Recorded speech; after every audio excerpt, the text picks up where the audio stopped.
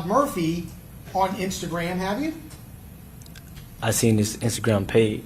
Okay. Yes, sir. And his page doesn't have a picture of him, does it? No, sir.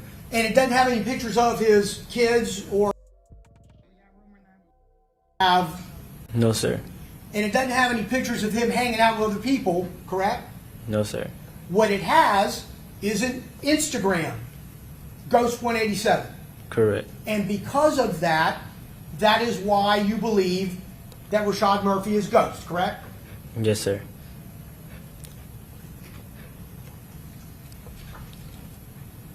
Along with other people that have said that, correct? Rephrase it, what you're saying. The other reason is because other people have told you that, correct? No, sir. But what you do know, right, is Rashad Murphy is from the East Side. That's where he was raised, correct? Correct.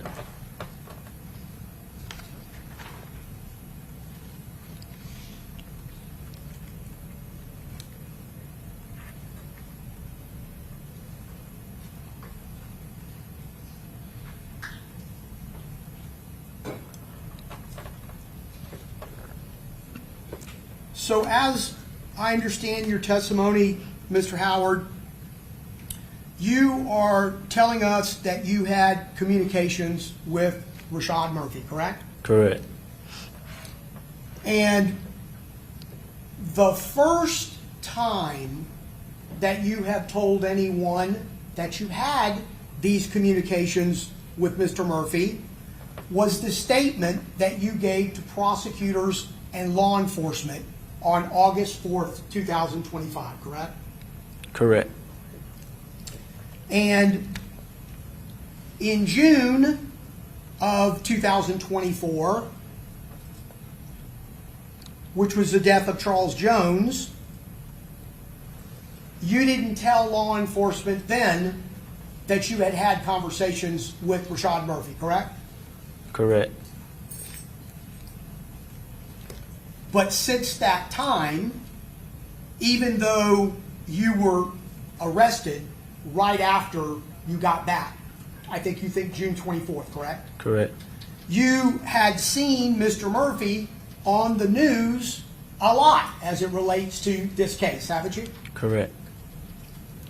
And it was all over social media as well, correct? Correct. And even though you are incarcerated, you can see those things on a regular basis, right? Correct. And people in the jail talk about it constantly, day and night, do they not? Correct. So, you picking out Rashad Murphy from a photo pack, a group of pictures, shouldn't surprise us because you already know what Rashad Murphy looks like as a result of all of that TV coverage, right? I talked to him. I knew how he looked before the TV coverage. Well, we'll get to that, but you said that was one time, right? 2 times. Okay. And, well, I thought did you not testify in direct examination you saw him one time? I said 1 or 2 times. One, you said 1 or 2 times. Yes, sir. You don't know exactly how many times, correct? He's taught. Yes, sir. What you did say, though, is that you had 3 or 4 FaceTime conversations with him, right? Correct. And those FaceTime conversations were either showing a black screen or the ceiling or the wall, correct? Correct. That's what you testified to, correct? Correct. You also said that the way that that happened is that you got his number and you reached out to him. Correct.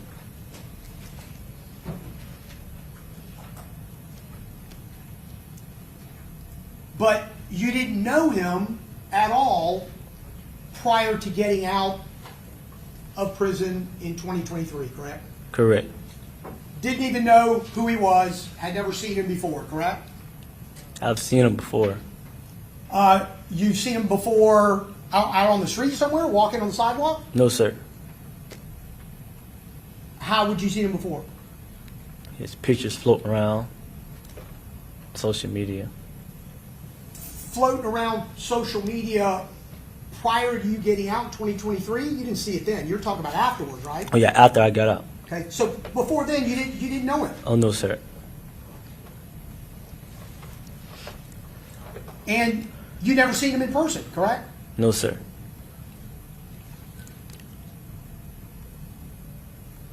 So this conversation that allegedly occurred after Foolio's murder Yes, sir.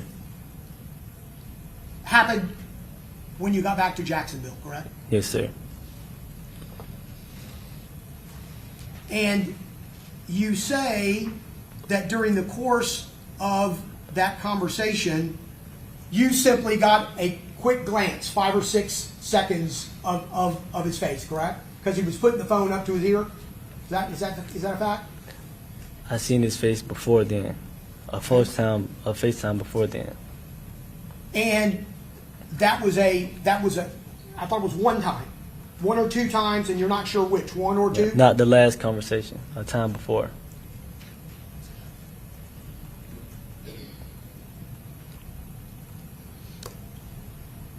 Get the lights Was back up. the phone call or the communication with a 904 number? I don't recall. Don't recall the number? Don't I recall the recall- area code? I don't recall the area code. Okay. Let me ask you, was there a 2 in the first 3 digits of the phone number? I seen the 2 in the number. Yes, sir. Was it in the first 3 digits? I think so. Like, you know how you say 813 Tampa or 904 It was in the Duval? first. It was in the first 3 digits. It was in the area code, or it was in the beginning of the first numbers. Okay. So before you have like the hyphen and then you get the last 4. Yes, yes, sir. You sure about that? I think I'm sure. I think I'm positive. Let's get the lights back up, guys. Get the lights Would it back up. surprise you if Mr. Murphy's phone doesn't have a 2 in the first 3 digits? Would that be surprising to you?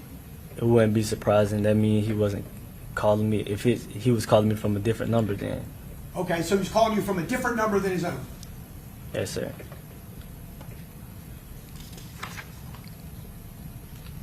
4 more lights to get us to 10, guys. Get the lights back up. When they talk, I'm quiet. You wouldn't have saved his number in your phone, correct?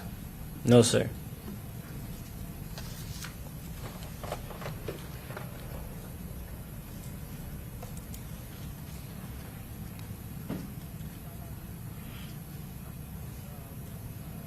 So actually, this whole thing started allegedly because you reached out to him first, correct? Correct.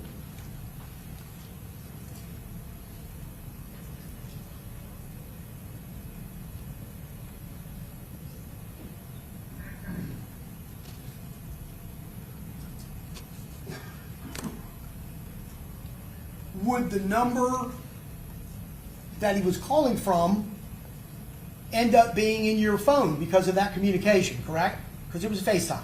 Correct.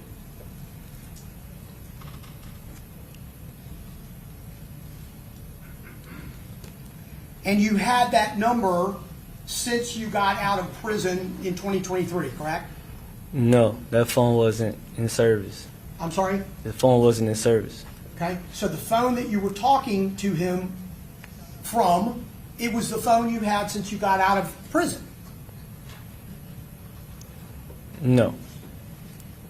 It was a different phone, Yes, sir. and that phone had a username, correct? Correct. Kenny Caps? No, sir. 8 p.m. Yes, sir. 8 p.m. Kenny Caps. Yes, sir. ABM Kenny Caps? Correct.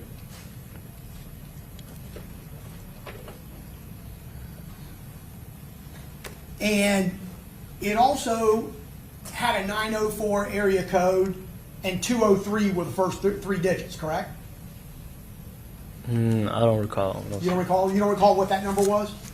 No.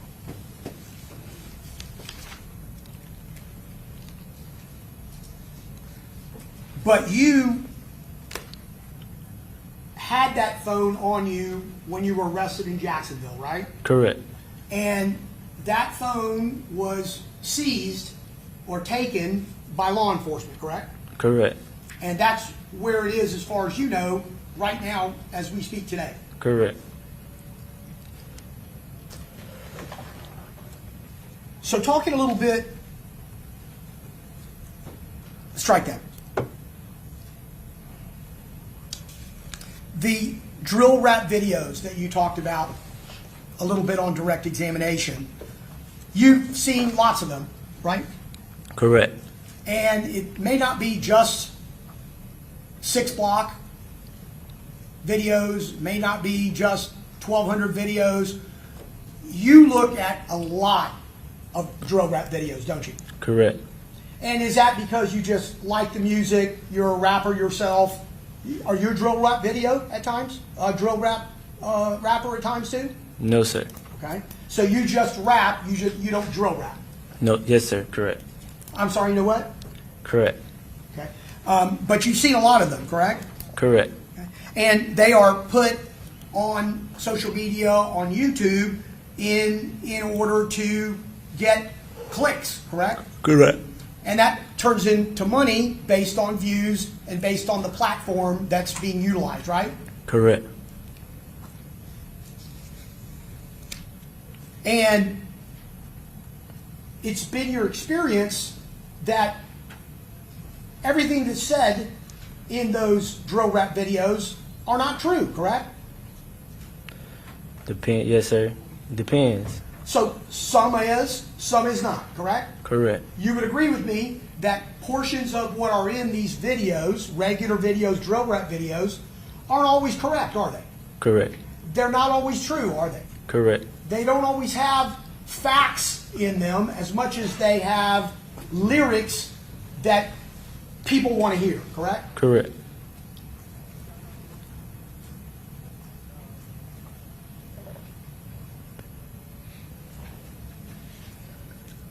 So, talking about your history a little bit, Mr. Howard, as you testified earlier. It's your testimony that Adrian Gaynor killed Joe Wright Adams, correct? Rephrase that. It is your testimony that Adrian Gaynor killed Joe Wright Adams in 2018 at Rains High School, correct? When is that testimony? Well, I'm asking you, isn't that a fact? Correct. And that was like anything else in Jacksonville that has to do with neighborhoods, not gangs, I know you said, but neighborhoods. Lots of people in Jacksonville knew that, didn't they? They knew it immediately. Correct. And people that were there knew it, correct? I can't speak on them. I can't speak. Well, I don't know. When it happened, you were around, right? You just didn't shoot anybody, right? Correct. And other people that were there knew and saw what happened, correct? If he knows, Yeah. if you know. I can't say who saw. I don't. You don't know who was there when it happened? I do, but I can't say that everyone, other people saw. I Okay. got more. Yeah. Would you agree with me that they were there, other people were there in the proximity of where it occurred, watching what was happening? You agree with that? I agree that other people was in the proximity. Correct. And I'm sorry, I didn't understand you. He Is said that- he agrees there are other people in the proximity. Okay. So you would also agree with me that there was lots of word out there. There was lots of people, the street knew that Robert Howard didn't kill Joe Wright Adams, right? Correct. So anyone who wanted to know what that story was, all they needed to do was ask a lot of different people that had information on it. Isn't that right? Correct. But yet you got charged with it, and Adrian Gaynor did not, correct? Correct. Is it your testimony that you actually didn't even see Joe Wright Adams get shot? Correct. And your testimony, or excuse me, is it a fact that you didn't even know Joe Wright Adams was at the football game, correct? Correct.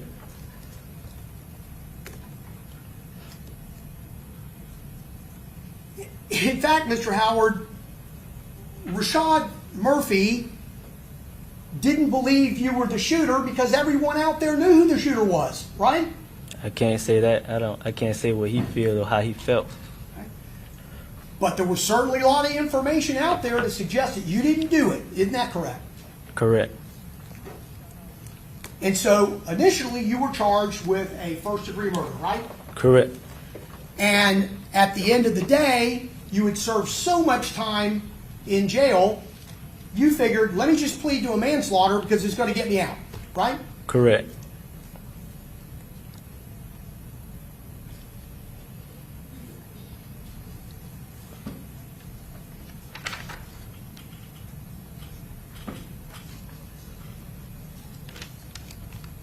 Two more likes to get us to 15, y'all. Let's go. Kenny Caps is on the stand. Truth is, Mr. Howard, that when you got back to Jacksonville and you were thinking about who might have done this, you were concerned about a bunch of fake pages that were on social media that might have been involved in this case from other neighborhoods, right? Restate your question. When you got back and you were trying to figure out in your own mind who might have done this, you were concerned because there were lots of fake social media pages that were providing information, correct? When you say this, what are you referring to? I'm sorry, Judge? When you say this, do you mean this homicide or another incident? This homicide. Well, What's a fake page? A fake page? No, a fake page. A fake account. So somebody who doesn't want somebody else to know that it's them, correct? Correct. And they were putting out information, and you were trying to figure out from those fake pages who might have done this, right? I wasn't. My concern was my family. You know, I wasn't focused on fake pages concerning. I had just lost a friend, so I don't think my mind was trying to figure out who was on the fake page. Okay, so you weren't looking at and thinking that there were fake pages out there that were providing information? I wasn't worried about no fake pages of people. Well, if you weren't worried about it, you were looking at them, correct? And they, Sustained.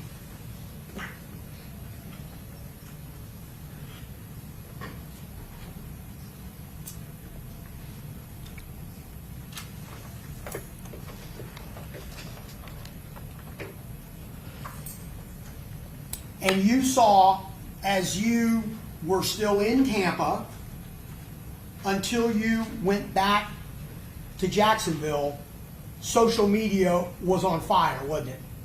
Correct. And you were looking at lots of accounts and lots of posts, and some people saying things that might have truth, and other people saying things that don't have any truth at all, correct? Correct. And you started reviewing these things in the morning or when you got back? Not really. I just checked I really was trying to stay off my phone. I was seeing just posts like, news feeds and stuff like that, but I really wasn't talking to no one. Friends, family, I was trying to keep, I just went through something very dramatic, so. Well, but you were looking at social media, right? Yeah, And you were seeing what people were posting, right? Yes, sir. And you're talking about notifications, meaning not a social media notification. You're talking about a notification from like a news Yeah, notification. I wasn't worried about really who was texting me or sending me stuff. I was just looking on my timeline. Were you looking for specific people posting, or were you just reading about anybody and everybody that was posting? Because there was lots of it, right? But yeah, whatever came on my timeline, I seen it.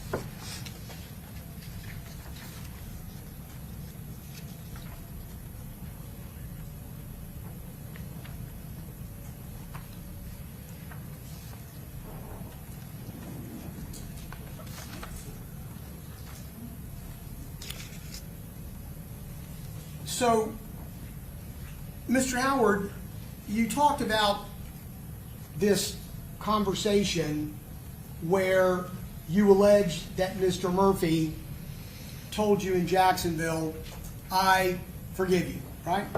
Correct. And you didn't really respond to that, correct? No, sir. And he allegedly told you that he saw you that night, right? Correct. And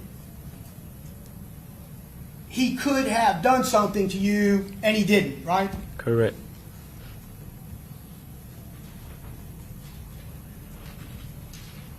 He was talking about allegedly you paying attention, right?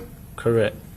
And you were paying attention at Truth because you kind of protect Charles Jones, right? I want to say protect.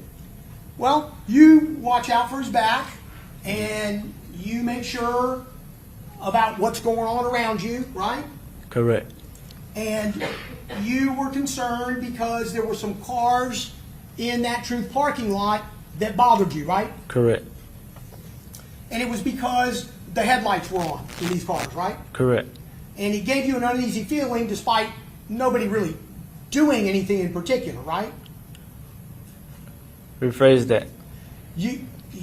Nobody had done anything, but they were there. They were in the Truth parking lot. Correct. And you being observant, like you are, were Correct. looking at them, right? Correct. And that's what you believe that Mr. Murphy was allegedly telling you, that he saw you there, right? Correct.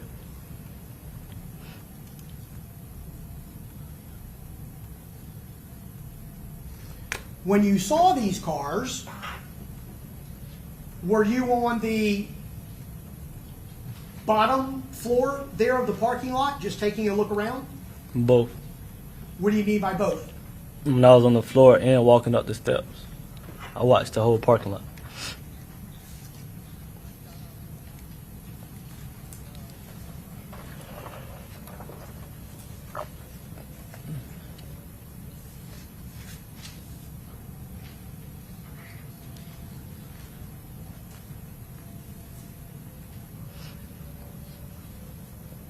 You don't mind, approach the clerk briefly. Yep.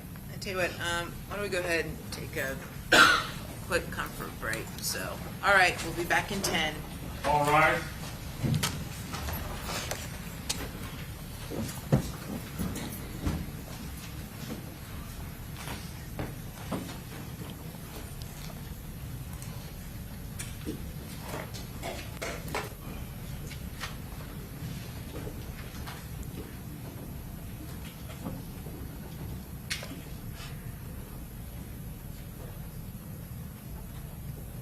All jurors are out, Judge.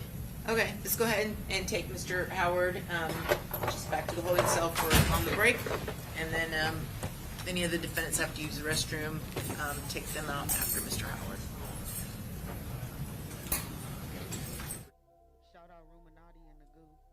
Shout out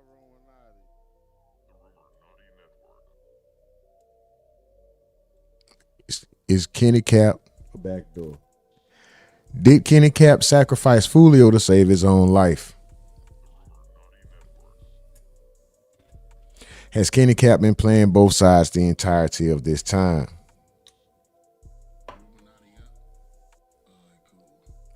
I need you guys to run the likes up, please. We back. No matter what technical difficulties, we back. As long as we got electricity and breath in our body, of course. You know, we can't do it without breath in our body and blood pumping. But other than that, yeah, we back. Thank y'all for tuning back in. I need y'all to hit the likes, please. What do y'all think so far? Who said Kenny Cap ain't the star witness? Kenny Cap is the star witness. Don't it seem like the defense is trying to build the case that he knows more than what he's saying? Am I the only one tripping? Does it seems like the defense is saying that he's more involved in what he says, what he's known to be? 3 more likes to get us to 30, y'all. The livest chat in the game, the most aggravating chat in the game, but the most appreciated chat in the world. Y'all so aggravating, dog. So aggravating as hell,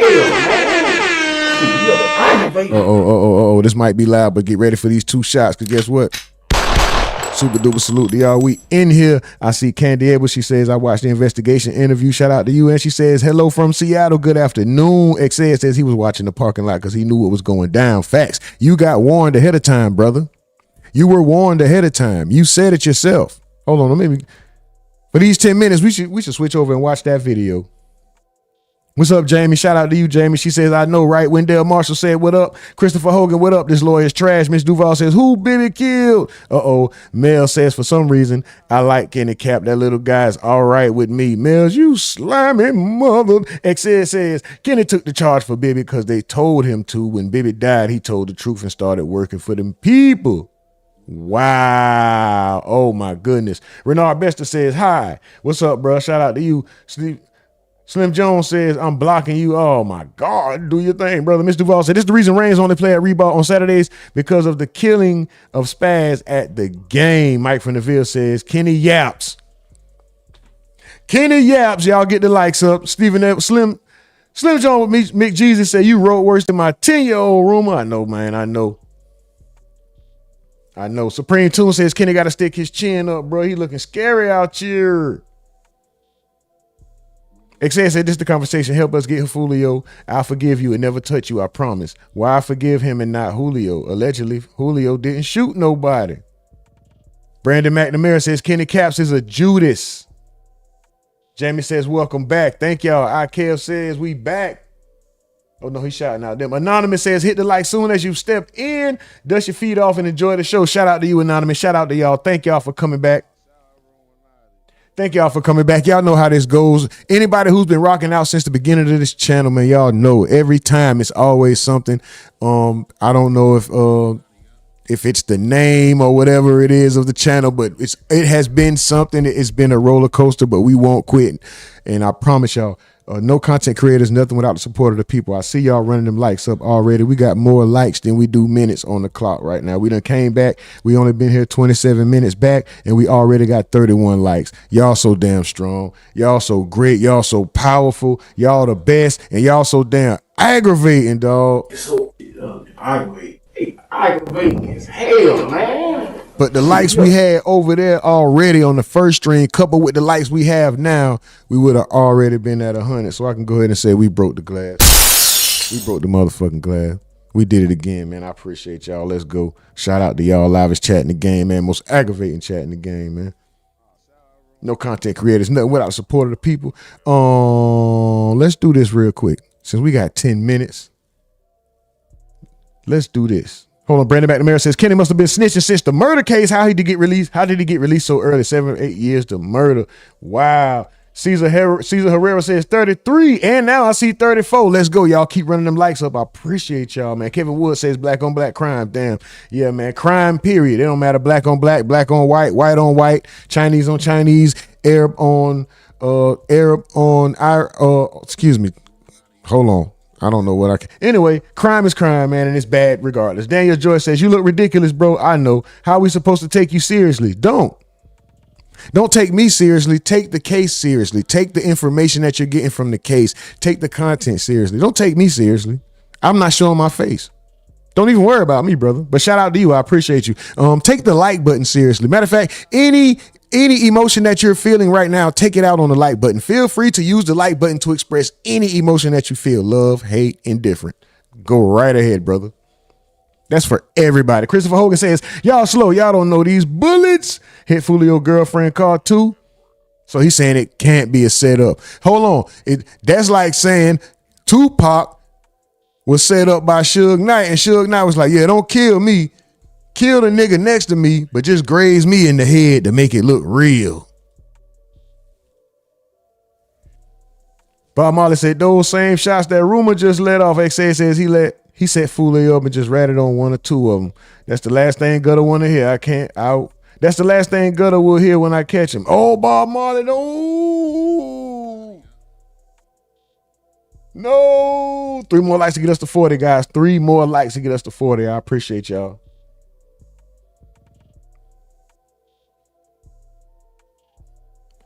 Cesar Herrera says, brown and black pride. Cardinal, peace. Supreme Tuma says, how you coming, broski? What up with it, Supreme? What's good, Rumor? What's the word, game, man? Shout out to you, Supreme. Shout out to y'all. Shout out to y'all, man. The livest chat in the game, most aggravating chat in the game, most appreciated chat in the world. Just remember, whether you're coming back, whether you're brand new, whether you plan on staying around, or you just here for the trial, or you just here for half a second, or just always remember this, no content creator is nothing without the support of the people, and make sure they show y'all some love in the midst of doing whatever it is they doing. Make sure they show y'all some love. From the prior stream, we did have some cash apps. I got to make sure I set them out real quick. September Timbre with the $10 cash app, Mills with the $2 cash app, Mike from the Ville with the $5 cash app, and Mills with another $1 cash app. Everybody was super stepping on that cash app today. I appreciate y'all making sure that I have some lunch or a sandwich or something to eat after we finish this stream, because we are locked in for the entirety. 2 more likes to get us to 40, guys. 2 more likes to get us to 40. We are streaming live from a tent in the woods in Wyoming. This is the RUMORNATI Network. This is day 7 of the Foolio murder trial. First and foremost, everything we are watching is under the Fair Use Act for education, entertainment, research, satirical, and commentary purposes only. The views and thoughts expressed in these videos that we watch do not necessarily represent the views and thoughts of the RUMORNATI Network, its chat, or its mask-wearing ass host. Now, shout out to y'all. Let's go. Mr. G Fetty says, I'm new here. That motherfucking line. Shout out G Fetty. What's up with it? Hey, man, where my dog Shadow at? Cardinal. That's my bro there. That's my bro, man. All y'all, man, I appreciate y'all. Mel says, Rumor. Mel, send Rumor $1 for me. That boy Slim said. Hey, hold on. Let's watch a little bit more of this video. Not that one. Oh, shit. Oh, shit. I wasn't even trying to play this one. Hold on, man. Yeah, nigga. Hold on. This ain't time for the diss record yet. It ain't even time for the we trying to watch this video we was playing earlier. Sorry, guys. I dissed Mano. I made a diss record against Mano. He was calling out the bloggers, and in the midst of it, he sent the subliminal shot. He made it clear for everybody else, but he sent the subliminal shot. If I'm reaching, let me touch the stars. I responded to him. Okay? But that's for later. Let's just go here right now. Posting on social media in live time. This is the video here from his Instagram. Surveillance video from outside that club shows how 2 suspect vehicles continued to follow Jones, just as they did at Teasers, and eventually to the Home 2 suites near USF. They're approaching the victim's position on foot. Video from the hotel and a parked Tesla show 3 shooters firing several shots at the vehicle Jones was riding in. Learn more about arrests made in the shooting of a Florida rap artist. Did this nigga Kenny Cap send that video out? Remember that video of Foolio in the car laying with his head down, and you could see him in the back deceased? Jones, also known as Foolio, was outside the Holiday Inn near East Fowler Avenue on June 23rd. The rapper's attorneys telling us Jones was ambushed. Picture? I said the video. The picture? We will be there for TPD's news conference. Look how calm he look. Real calm. And then Kenny Cap said, hold on, y'all. Let me pose a question to my compadres, my family members and teammates and all that shit who say that they are in the streets. Boy, if I get on the stand and I say the person that is being accused of taking the life of my friend called me and told me, yeah, that was me out there in front of the car. Am I not a rat? Is that not ratting? Starting at 1 o'clock. Howard also claims that while he was still incarcerated, Davion sent word that he would, quote unquote, catch up with him. Then on June 22nd, 2024, the day before the shooting, Howard says he received another message, this time from Isaiah Chance, warning him to be on beat or stay alert. But now you don't want to ride in the car with Foolio. You see what I'm saying? Then you on the phone with these people afterwards. You get on the phone with the dude afterwards and he tells you all is forgiven. What? All is forgiven? What you mean all is forgiven?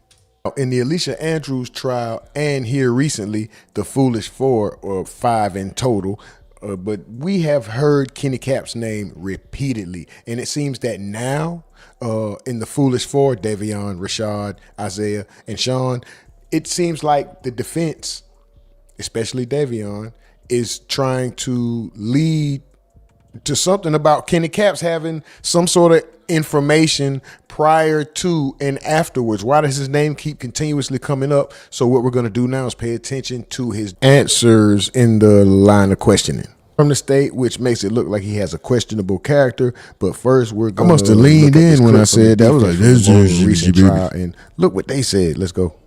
Do you know who Kenny Capps is? Yes, Robert.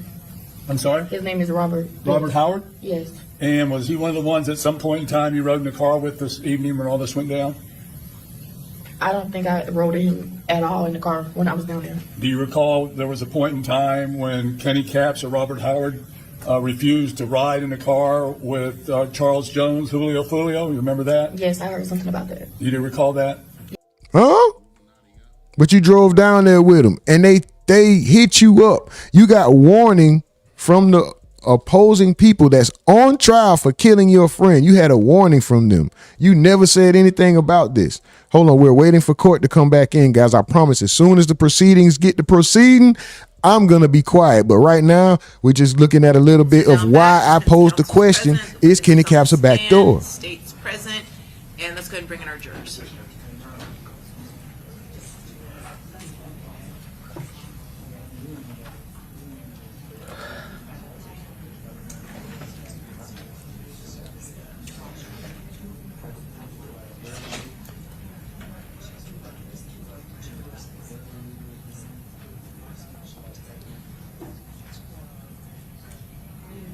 It don't cost you nothing to hit that like button, guys. Run the likes up, please. All right.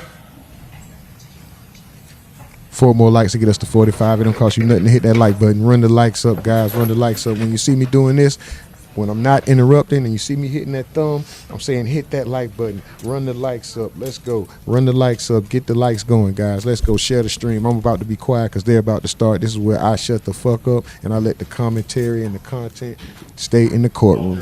Okay, very good. Everyone have a seat. And Mr. Gonzalez, you may continue with your cross-examination.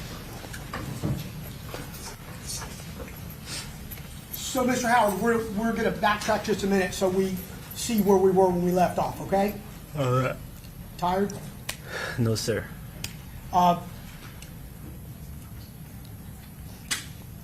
So you're alleging that Mr. Murphy told you that he's seen you on the corner, and you guys are referring to Truth Lounge, correct? Correct. And he said he could have hopped out, gotcha, but you was paying attention. Is that fair? That's what you said your conversation allegedly with him was, right? Correct. And there was a time when you looked out in the parking lot and you saw some cars in the parking lot that bothered you, right? Correct. And you never identified any of those cars by make or model or color or told the police about them at all, correct? Correct. And they were, in fact, in that parking lot, correct? Correct.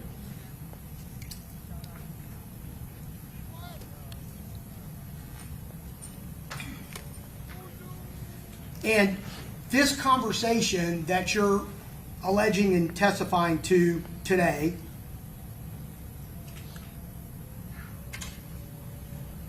is in relationship to what you were seeing when you were at the Truth Lounge looking through the parking lot and walking up or down the stairs, correct? Rephrase it. What we're talking about here is your concern and what you allege that he told you, Mr. Murphy. What he alleged he told you was that he's seen you in that parking lot, correct? Correct.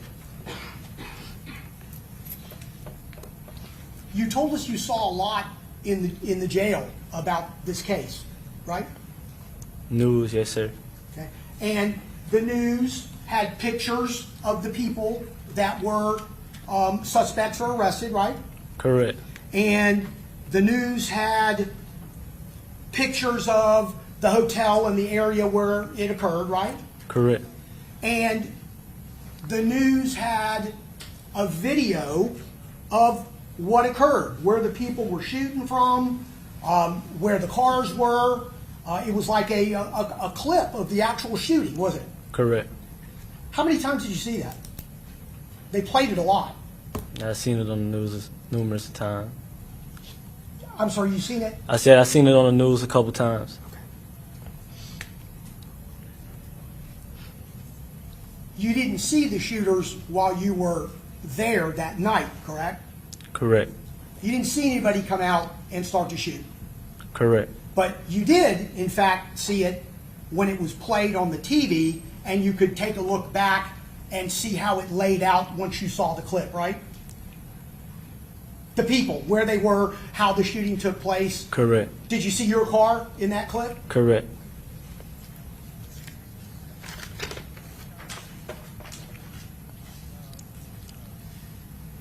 So, Mr. Howard, you have a pending federal criminal court case, correct? Correct. And you have a pending violation of probation in state court in Duval County, correct? Yes, sir. At one point in time, someone, you or your attorney, reached out to law enforcement or the prosecutors about some information that you knew you had, correct? Correct. And that ended up with you providing a statement, which you said was under oath, on August 4th of 2025. You remember that date? Correct. And the prosecutors from Hillsborough County were there, right? Correct. And the prosecutor from federal court was there, right? Correct. Law enforcement was there, correct? Correct. And your lawyer was there. You were represented, correct? Correct.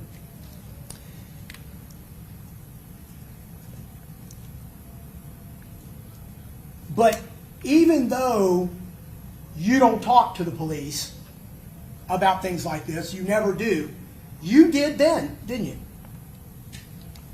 Correct. You talked a lot for a couple hours, didn't you? Correct. That would be a little bit different than what you normally would do with the police, isn't it? Correct.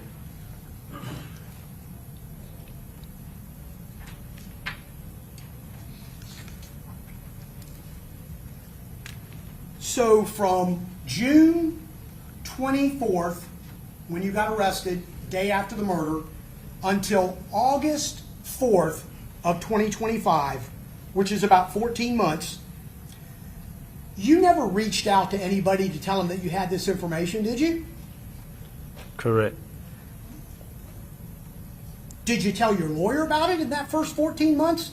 That you had this information that can potentially, be of great benefit? So, yeah, not conversations he had with his lawyer. Poorly phrased. Let me rephrase that. You didn't contact or have anybody contact law enforcement to tell them about this, did you? No, sir. You have tablets in the jail, correct? Correct. Okay. Didn't use your tablet to email anybody to say, look, I got information, right? Correct. Didn't do that in June when you were arrested in 2024, correct? Correct. In fact, you never said anything about this until August of 2025, 14 months later. Is that right? Correct.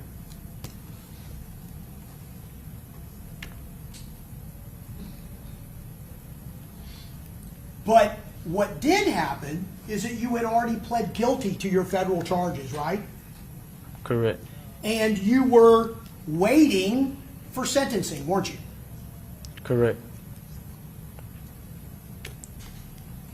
And you didn't provide this information to either law enforcement or prosecutors anywhere until you were getting ready to be sentenced in federal court. Isn't that correct? Correct. So in federal court, I think you've said you were charged with distribution of methamphetamine, correct? Correct. And you have in state court your violation of probation for the manslaughter that started out as a first-degree murder, correct? Correct. And also aggravated battery in that same case, correct? Correct. And I think you said battery on a law enforcement officer, correct? Correct.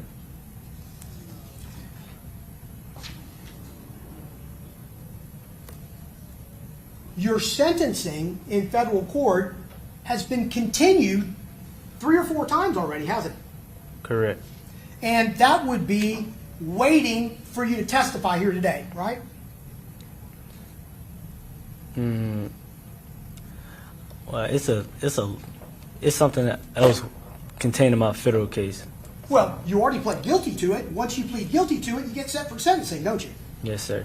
And then if you don't want to be sentenced on a certain day, you ask to move the sentencing, right? Yes, sir. And you guys have done that. You and your lawyer have done that at least 3 times, correct? Yes, sir.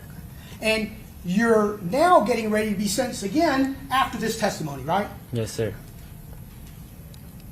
And so you sold a half a pound of methamphetamine to an Can we approach? Yeah, we're not going to get into the details, okay? Unless it's some special relevance. So do we need to approach? Can we approach you? Yep. Shout out RUMORNATI in the goo. Shout out RUMORNATI. The RUMORNATI Network.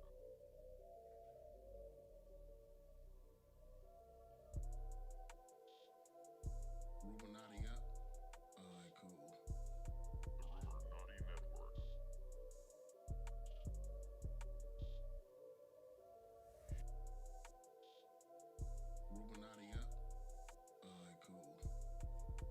RUMORNATI Network.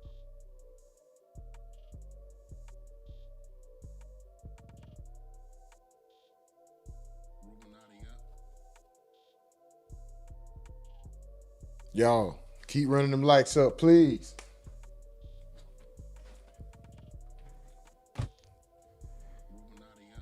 Keep running the lights up, please. Thank y'all, thank y'all, thank y'all. 2 more likes to get us to 55. Let's go. And I think you told us that during the course of these salad, offenses, motherfucker. you use your telephone. Damn, they correct? got this. My email, yes, sir.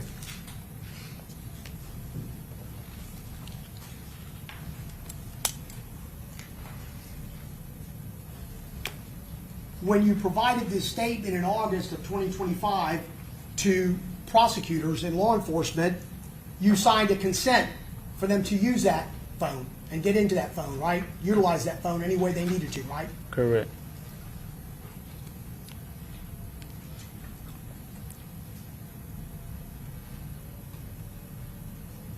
You have some enhancements to deal with in federal court because of your prior criminal history, don't you? Correct.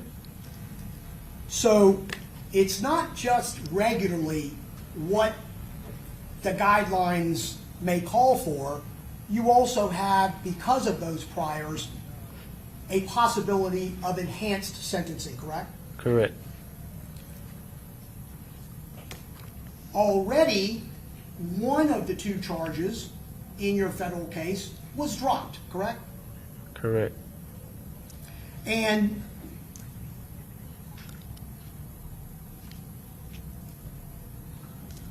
these offenses occurred directly between you and an undercover officer, correct? Correct. The federal case that you're awaiting sentence on has significant prison time, doesn't it?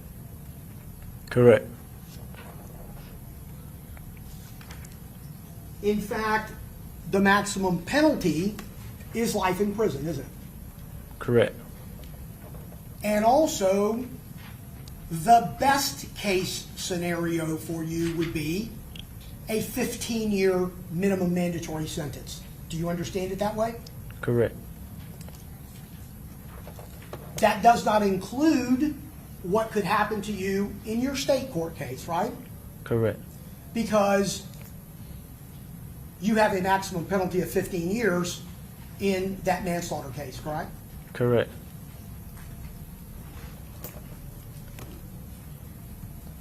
And you entered into a plea agreement with the federal government, right? Correct. But that plea agreement doesn't set out what your sentence is going to be, does it? Correct. It doesn't tell you, I plead guilty to this and I get this sentence, right? Correct.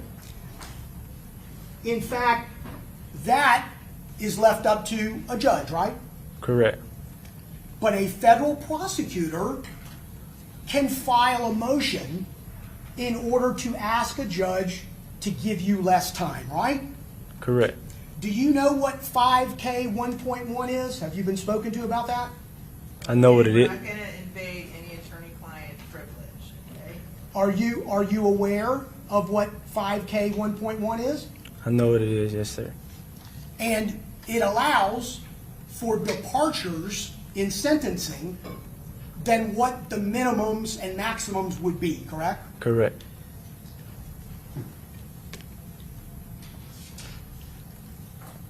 And one of the ways that can occur is cooperation, right? Correct.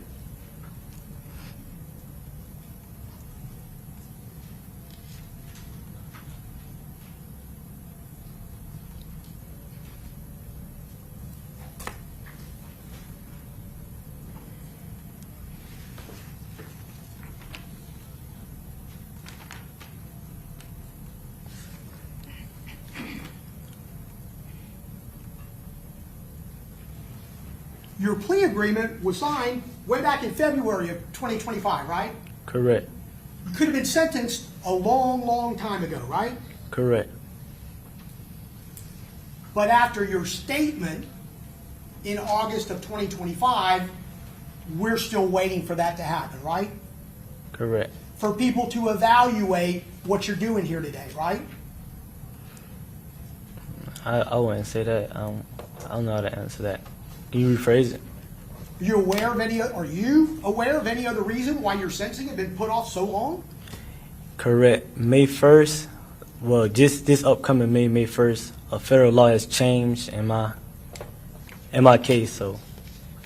Well, you don't want to serve a 15-year minimum mandatory in federal prison, do you? No, sir. And you don't want to serve any more time if you can help it in your manslaughter and aggravated battery case in state court, do you? No, sir. And you would do about anything for that not to happen, wouldn't you, Mr. Howard? I wouldn't say anything. But Right. Well, you wouldn't go out and commit another crime, right? No, sir. And, you wouldn't get in trouble in jail or in prison because that could harm what could happen to you, correct? Correct. But what might be of significant benefit to you is what you're saying here today, right? I'm here because Well- I was subpoenaed here. You've spoken to prosecutors about wanting to get benefit for what you're saying here today, right? If it helps, it helps, but I'm here because I got subpoenaed. Oh, I know you got a subpoena, but the bottom line is you would have never got a subpoena unless you told somebody that you had information to give. Now, would you? Because nobody would have known. Correct. Sustained, and we're getting into a lot of asked and answered territory too. Yes, Judge.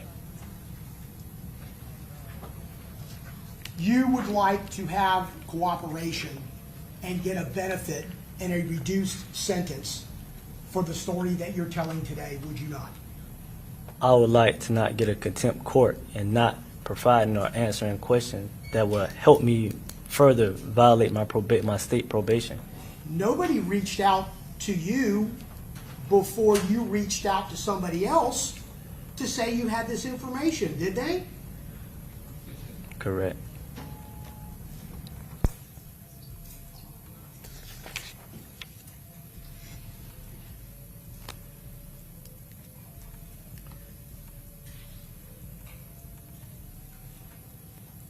Kenny cooked. This nigga is cooking Kenny Caps. Yeah. And I think you testified nobody's promised you anything. That's a fact, isn't it, Mr. Howard? Correct. Nobody's told you, hey, you come in and testify today, and you tell this story, and we're going to give you X. That's not happened, right? Correct.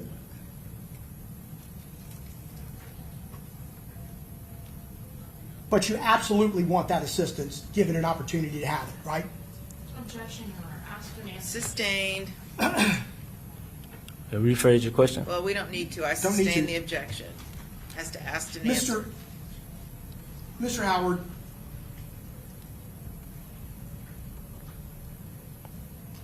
everybody out there in the street knows what happened in 2018 with Joe Rod Adams, don't they? And it's been asked and answered many times. Mr. Howard, Rashad Murphy would have no reason whatsoever to talk to you based on the facts of the Joe Rod Adams murder in 2018. Objection, asked and answered, and calls for spectator. I don't have any other questions, Your Honor. Okay, thank you. All right, Ms. Toomey?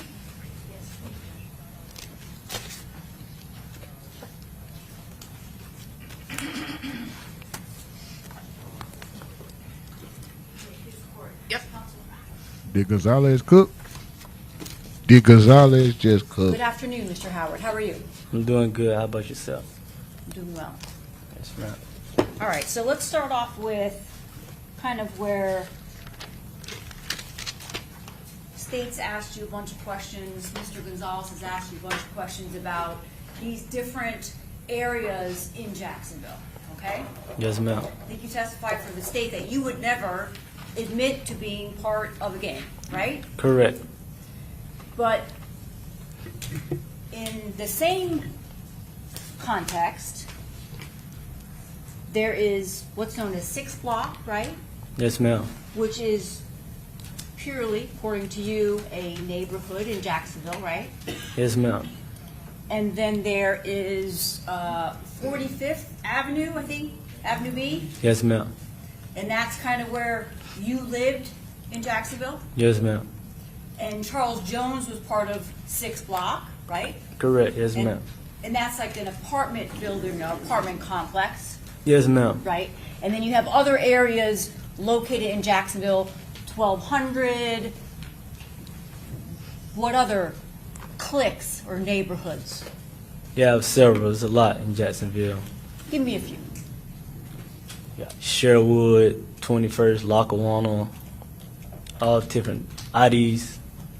Outies? Yes, ma'am. And would you agree with me that these different cliques, these different neighborhoods have no like leader, or they're just really groups of individuals that hang out because they are from the same neighborhood? Correct. Now, there's been a lot of talk about your conviction for the murder of Joe Rod Adams. Correct. And that homicide occurred in 2018, Correct. August of 2018. Yes, ma'am. And you would agree with me that you, along with another individual by the name of Adrian Gaynor, who also goes by Bibby, right? You both were a potential suspect in that homicide. Yes, ma'am.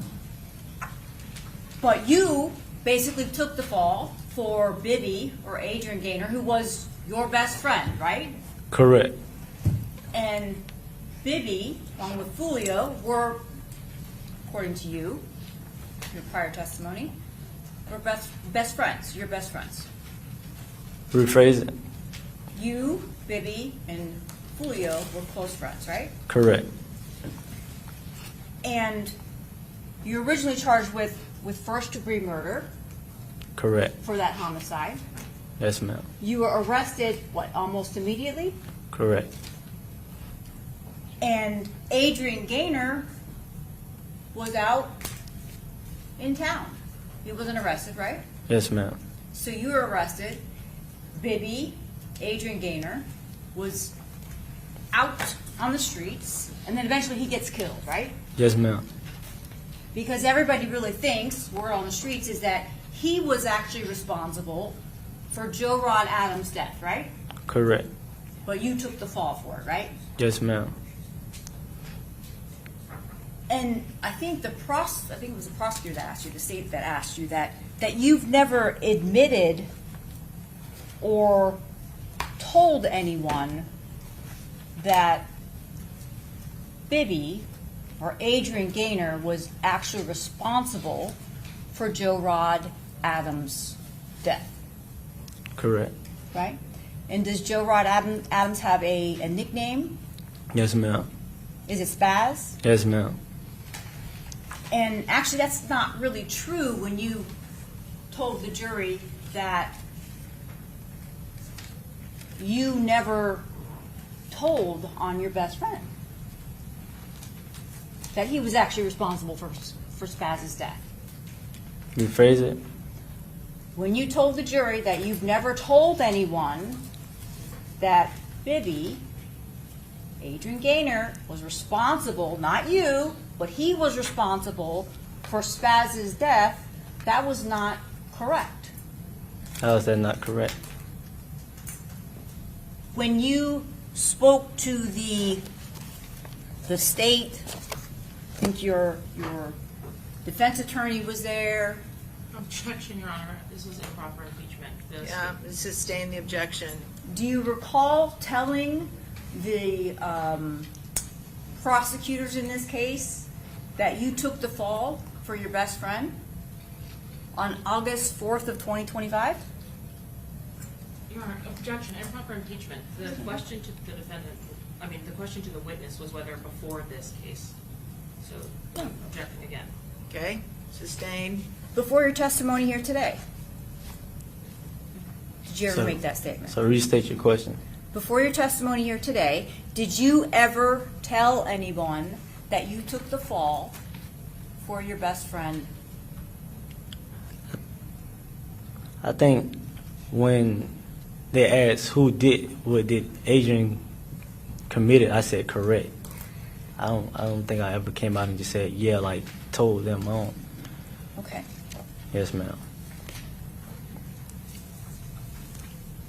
So I'm going to refer counsel in defense to page 52, August 4th, 2025, transcription of the recorded sworn statement. You recall giving a sworn statement on August 4th of 2025, right? Correct. Your federal or your defense attorney in your federal case was there. Correct. Members of the state attorney's office was there. Correct. I believe Detective Ramos of TPD was there. Correct. And you were placed under oath to tell the truth, like you were today. Correct. Right? And during that interview, you indicated that I basically took the rap for my best friend. But he ended up essentially getting killed shortly thereafter. Correct. Right? Correct. I'll move on.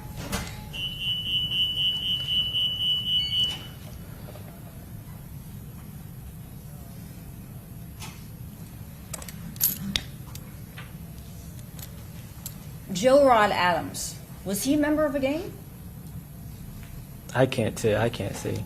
I didn't know him. Okay, in fact, you had previously testified that he was not in a gang. Yeah, I don't know him. I can't say. Okay, so you don't know either way whether he was involved in a No, gang ma'am. or what. But once again, according to you, according to the state, you would never say that you were in a gang. No, ma'am. Because all of these individuals that you associated with or didn't get along with, it's kind of like being in high school, right? You have the jocks, the nerds. They don't Is that really. a question or a comment? What's your question? It's a question. Exactly. They don't That really shit get don't have along, nothing to right? do with Just like nothing. these What is she talking cliques or about? These groups in Jacksonville don't get along, Correct. right? Yes, ma'am. Different sides of the streets or grow up in different parts of the neighborhood. Yes, ma'am. This bitch is not cooking. She is not cooking. Gonzalez was cooking. This bitch is trash. I'ma shut up. Run the lights up. One more get us to 65. 6 more get us to 70. Let's go. Talk to you, and I know I'm jumping around here. The state, if I can approach the clerk, 149B.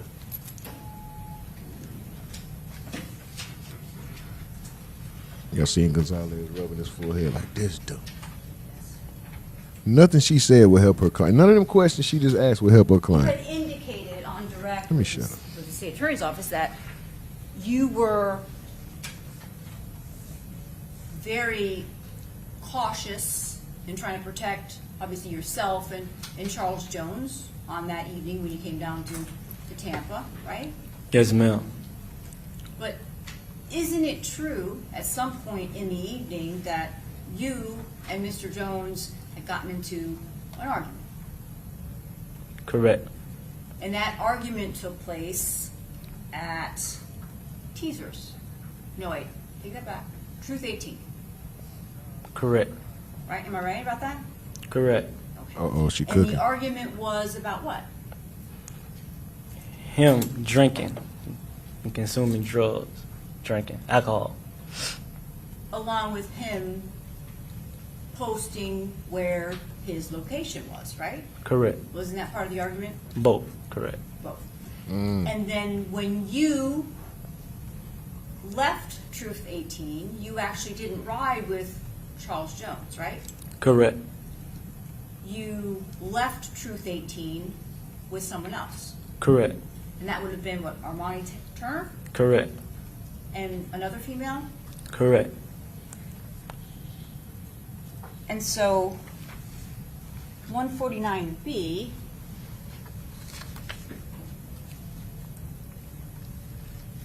This nigga dirty, man.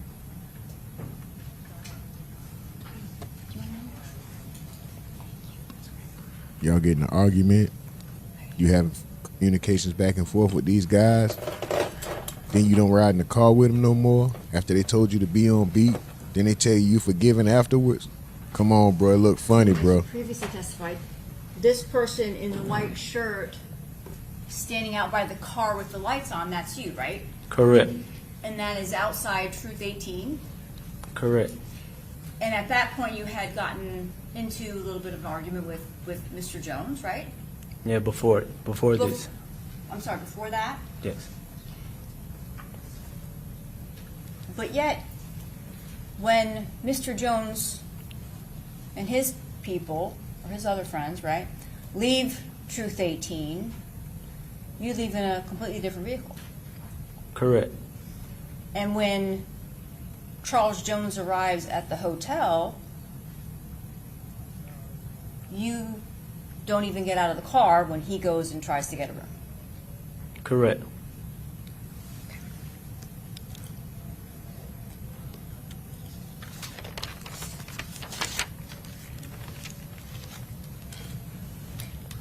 Now, you would agree with me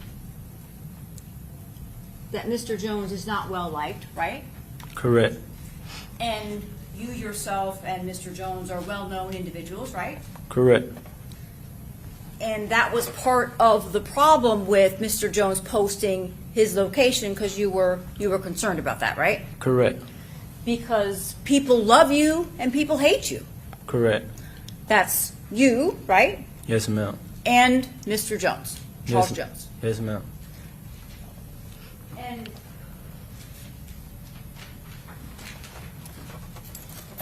when law enforcement, specifically Detective Ramos, spoke with you,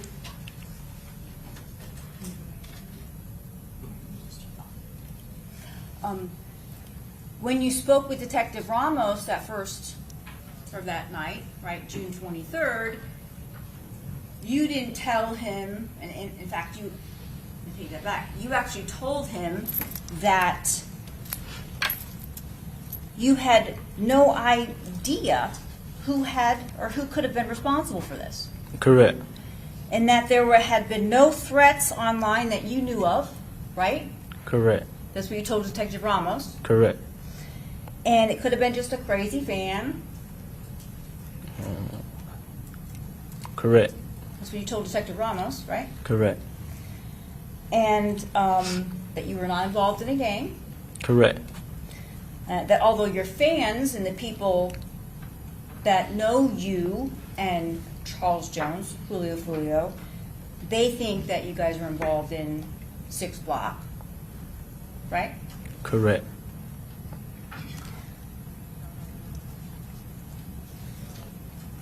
But that's different than what you've testified here today. Would you agree? No, ma'am. You left a lot of stuff out, didn't you? Well, at a scene where, it's your friend is killed and you're on probation, I don't think you want to be sitting talking for hours and going on. I really wanted to get away from the scene. I wasn't trying to be there that long. And did you leave on the 23rd of 2024? I left the next day. My friend was killed. You left, I got incarcerated the next day. My friend was killed. right, but you got incarcerated on June 24th of 2024 because that was like the last time you distributed Violation methamphetamines, of I think, probation. right? Correct. To undercover CI? Objection, Your Honor, same objection. Sustain the objection.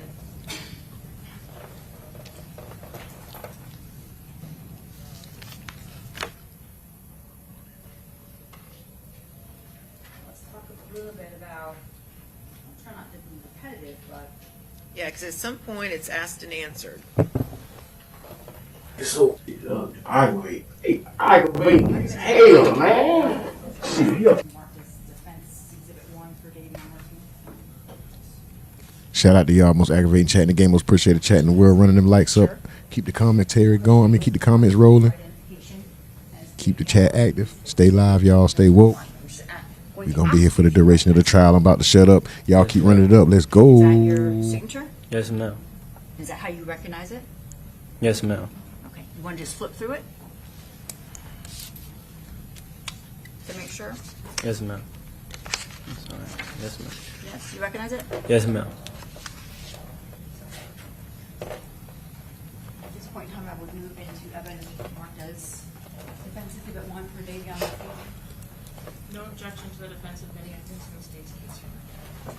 Okay, thank you. Submitted. Now, in this exhibit, I don't know if you can see that or not, but ultimately, this photo pack or this photo array was provided to you on August 12th of 2025, right? Yes, ma'am. And there were a bunch of photos that you were shown, right? Yes, ma'am. And you did not select, or were unable to select, anyone that you could identify as Mr. Davion Murphy, correct? Yes, ma'am.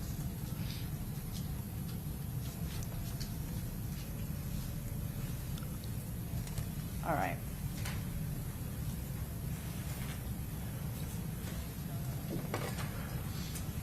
And just briefly about your pending federal charges.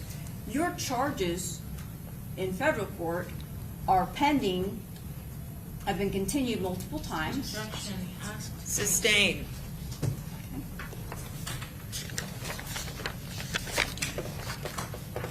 In those federal charges, you're facing 15 years to life in prison, right? Yes, It's been ma'am. answered, Your Honor. Sustain. You indicated on direct or on cross that the lowest amount of time you could receive on the federal charges was 15 years. That's not really correct, right? Correct. Based upon your cooperation, potentially here today, you could receive below that 15 years, right? If it's correct. Right. Okay.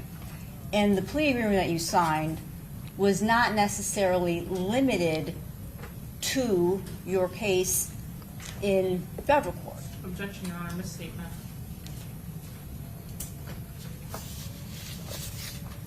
Sustain. Judge, can we approach? Yeah, come on up.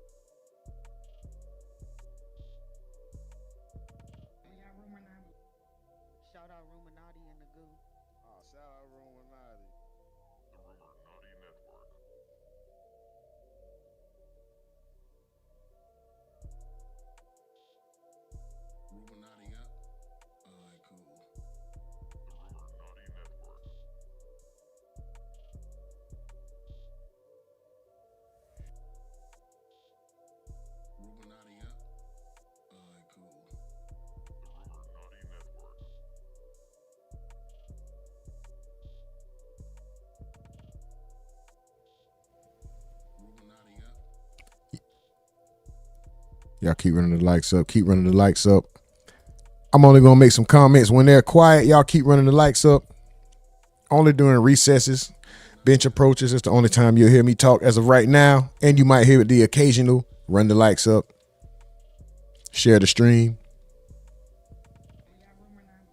So do that, guys. Let's go. Let's go. We're streaming live from a tent in the woods in Wyoming. This is Rumournati Network. What we are watching right now is Foolio trial day 5, the state versus the Foolish 4. Of course, it started off with 5. Day 7. Looks like they're coming back. We're going to be quiet. One more like. Get us to 75, guys. Run it up. Share the stream. Subscribe if you haven't already. Make yourself at home. That means take your shoes off. Get comfortable. But don't put them on my goddamn dining room table. I just have a moment, Judge. Sure.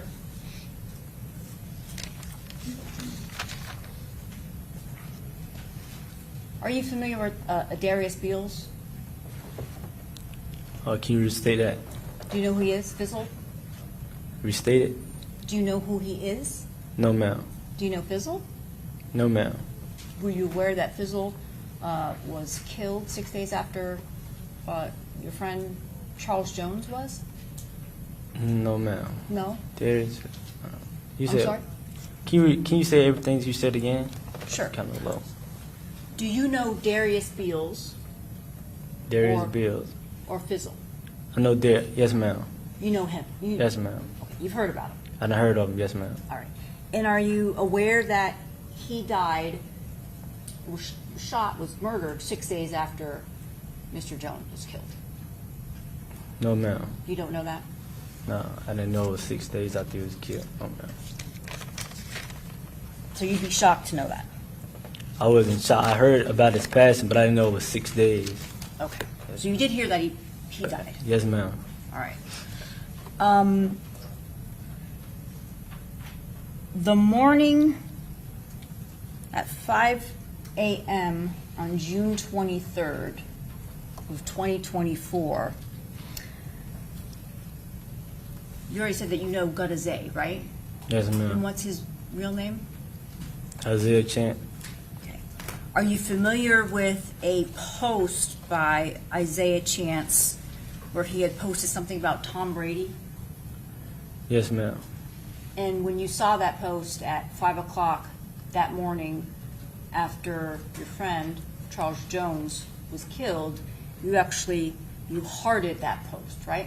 Correct. Judge, if I can have a moment. Sure.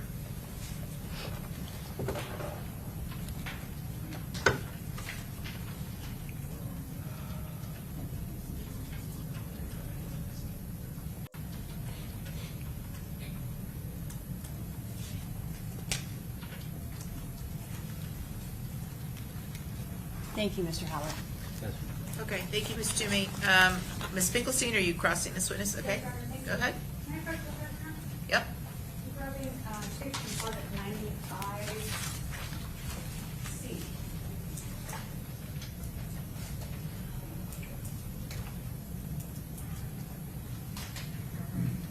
Good afternoon, sir.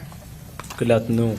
My name is Jenna Finkelstein. I don't think we've met. I represent Sean Gathright. Yes, ma'am. I just have a few questions for you, okay? Yes, ma'am. I believe that you said, and excuse me if I missed anything or I can't see you from where I'm sitting, so. Yes, ma'am. I believe that you said you don't know Mr. Gathright, is that correct? I don't. And until this case happened, you hadn't heard his name? Yes, ma'am. All right.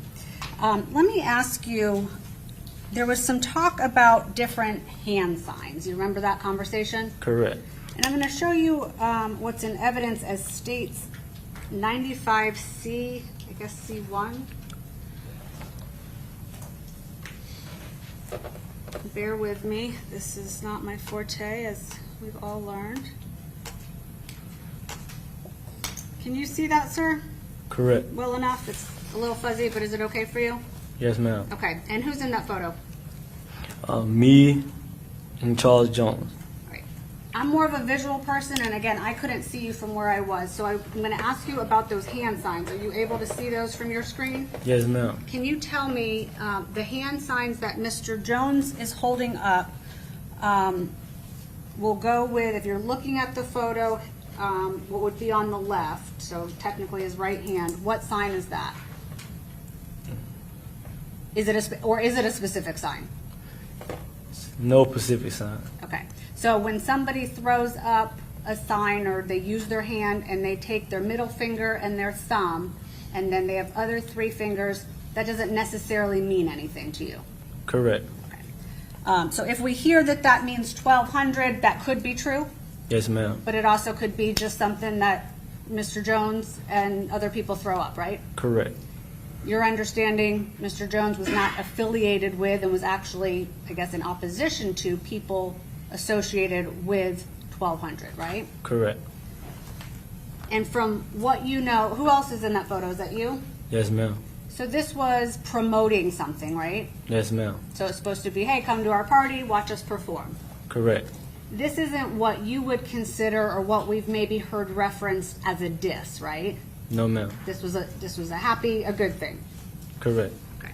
And this wasn't directed at anybody other than people in Tampa to come watch you perform. Correct. Okay, sir. I don't have any other questions. Thank you. Okay. Okay, Mr. Petridis?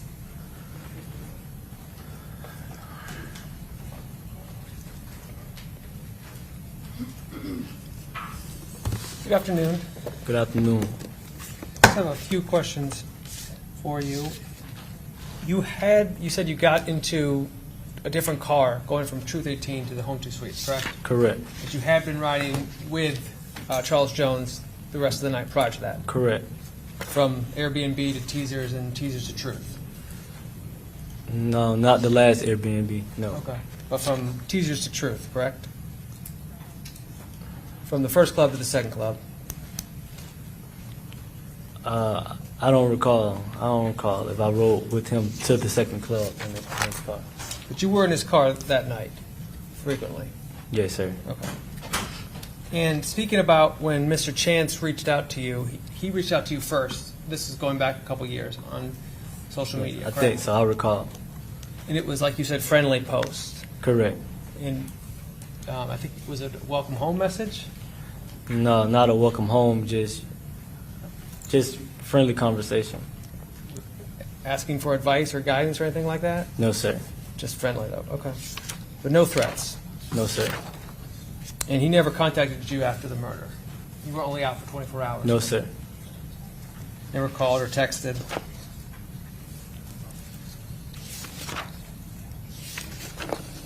And Mr. Chance, he's not a diss rapper. Doesn't do diss raps, correct? Not the songs I heard. No, sir. He's not known to diss people or stuff like that. Restate what you said. He's not known to do that, to diss people, to do stuff like that. No, sir. Not that I know of. I don't. Judge, can I have a moment? Yes.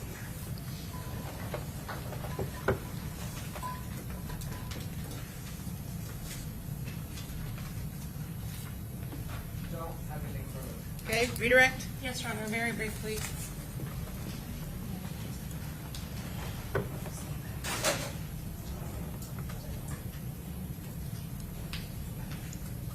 Sir, you were asked about hand signs just a few minutes ago. You gave us already a depiction of 6, is that right? Correct. And then you were shown also an image of the flyer that was posted to Mr. Jones' social media account. Do you remember seeing that when it was posted? 95C? Correct. All right. You were actually asked about a middle finger down, but Mr. Jones has 2-1 up and 2-1 up at the same time. Is 2 and 1 with a ring finger down like this, or 2 on this hand and a ring finger down? Does 21 mean the same thing as 1200 when you see it in Jacksonville? No, sir. No, ma'am. Okay. Well, when you see a 1 and a 2 with a middle finger down, now look at my hands with the fingers that are up. Is that indicative of 1200? Yes, ma'am. Okay, but 2-1 is something different. Have you thrown 2-1 before? Yes, ma'am. Is that something from another origin? Yes, ma'am. What is that from? Well, you got in Chicago, they throw up that sign a lot. Like Jacksonville, like Chicago, so. Is there a big rapper in is there a big rapper in Chicago that Jacksonville's friendly with that does that same thing? Yes, ma'am. Is that different than the sign that we've seen 1200? Yes, ma'am. You were asked on direct also about the 6. Are there signs that are also used to be disrespectful to the ops or to the other side? Yes, ma'am. What would that look like?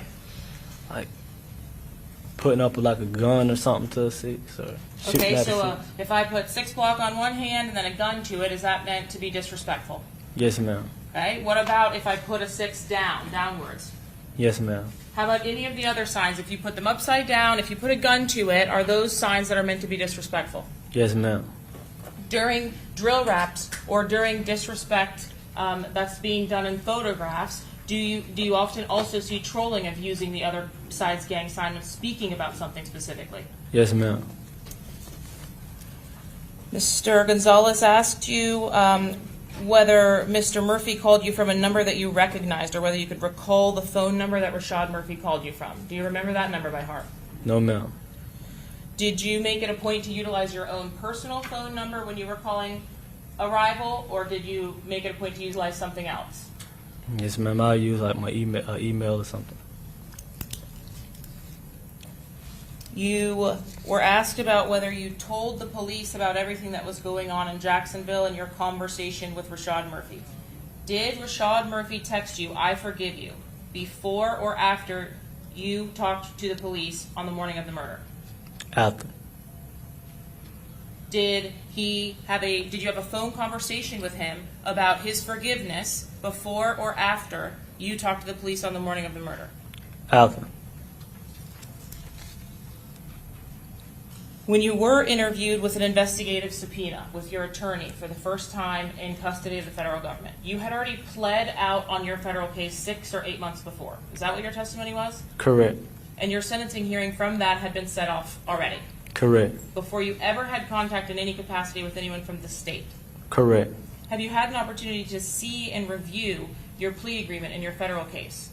Yes, ma'am. Do you understand that there's nothing that you would receive or assistance of some kind granted to or guaranteed to you or given to you pursuant to your agreement with the federal government? Yes, ma'am. And you're leading to, so sustain as to the question on the table. Have you been promised anything from anyone from the Hillsborough County State Attorney's Office in this case? No, ma'am. Do you understand the consequences of failing to comply with a subpoena? Yes, ma'am.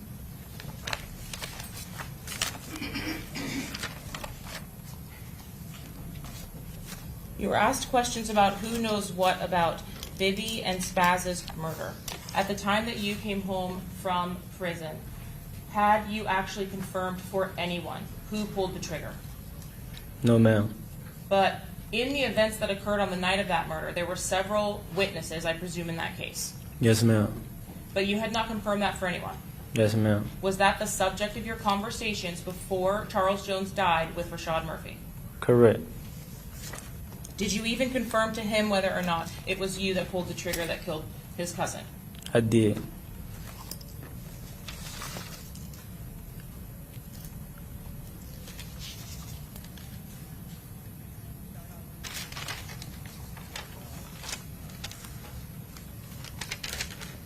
And sir, I believe that you were asked, oh, one moment, Your Honor, please.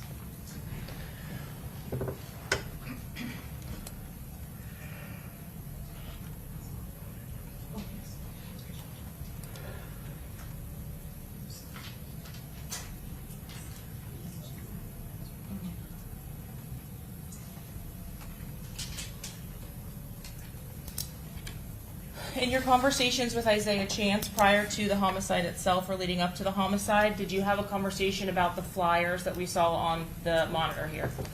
Yes, ma'am. What was that conversation? You just like that silly and to be careful. That was silly? Yeah. To And be careful. Yeah. Was it silly to put the address on the flyers? Yes, ma'am.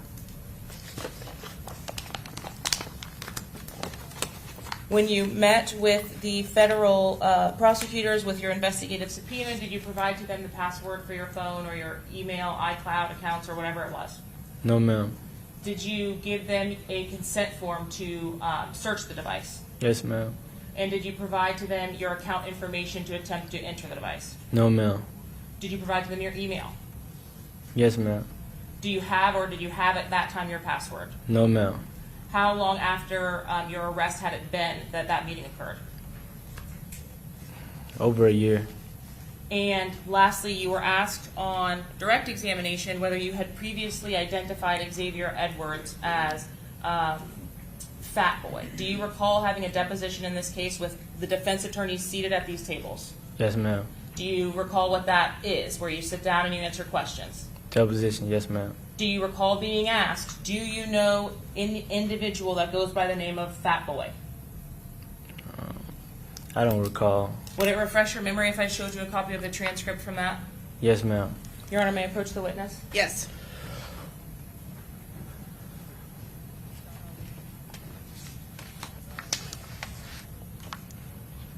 Just read to yourself if you would, and then let me know when you're finished. Yes, ma'am. Referring counsel to my page 63, lines 20. Sir, I asked you on direct examination what your nickname or what you called Xavier Edwards was. Do you recall that? Yes, ma'am. And what was your answer? Fat Boy. And do you recall on this date of your deposition on February 4th, having provided to the defense attorneys here, being asked, do you know an individual that goes by the name of Fat Boy? Yes, ma'am. And what was your answer to that question? Yes, I do. And were you asked, and who is that? Yes, ma'am. And what was your response to that? Xavier Edwards. I have no further questions, Your Honor. Okay, thank you. All right, members of the jury, I'm going to have you step out momentarily. We'll be right back. All rise.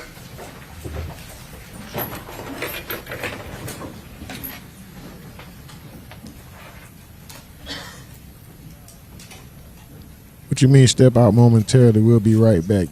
We'll be right back when? What's the time limit? What's going on?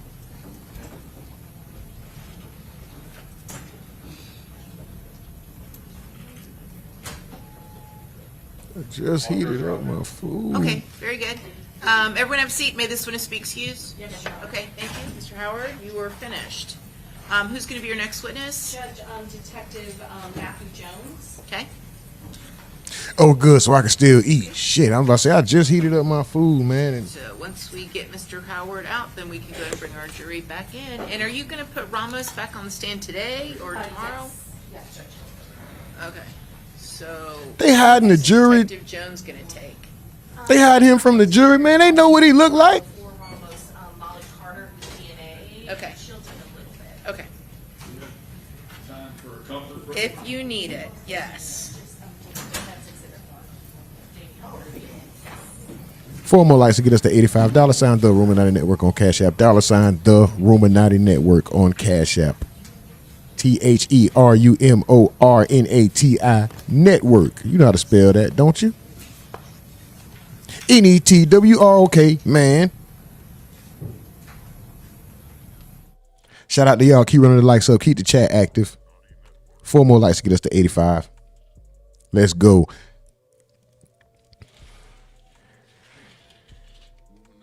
We're still left with no clarity. Is Kenny Caps involved? We're still left with no clarity. Do y'all think Kenny Caps... Man.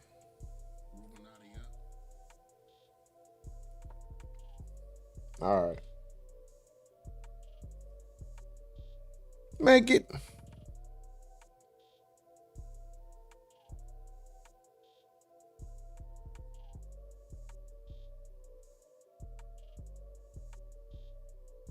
This isn't a recess. They're waiting for the next witness.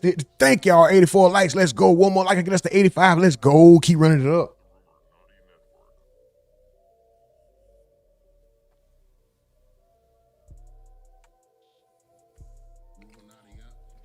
Come on, come on, come on. I'm ready to eat the food, man. I'm ready to eat the food. Just sitting here looking. Look at this broccoli and carrots and I want to eat.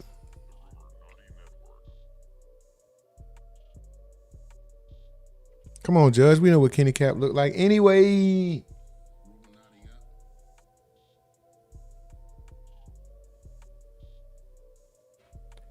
Shout out to y'all. I see y'all in the chat.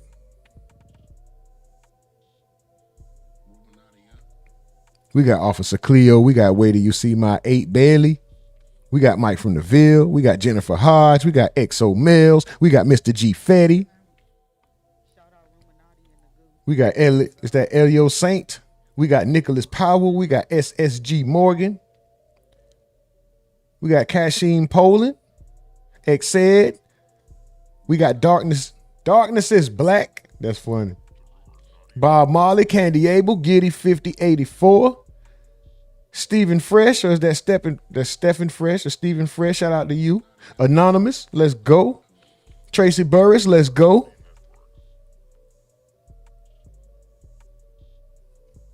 Clark Kent, I see you. Therian, not a Fury. We got Slim Jones McJeezy.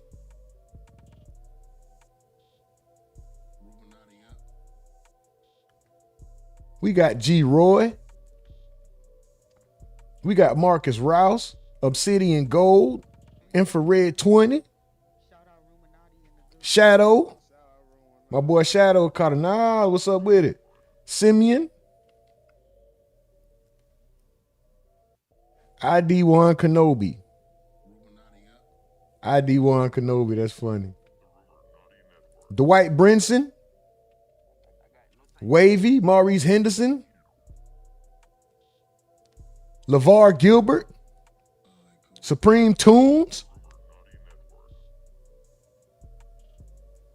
Marcus Brown. Cesar Herrera. Kevin Woods. Brandon McNamara and Danielle Joyce, or is that Daniel Joyce? That's as far as that'll let me go. And above that is Bob Marley. I already shouted out to bro. Shout out to y'all, man. Most aggravating chat in the game. Most appreciated chat in the world. They didn't tell us how long this break was, and that makes me aggravated, dog. So aggravating as hell, man. How she not? Hold on, Cisco. Hold on, Cisco. How you not gonna tell us how long the break is? I just got my food prepared. Shout out RUMORNATI in the goo. Shout out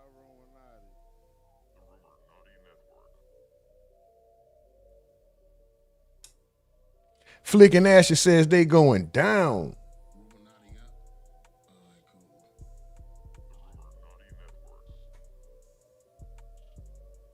G-Boy News said he just subscribed. Shout out to you. Let's go.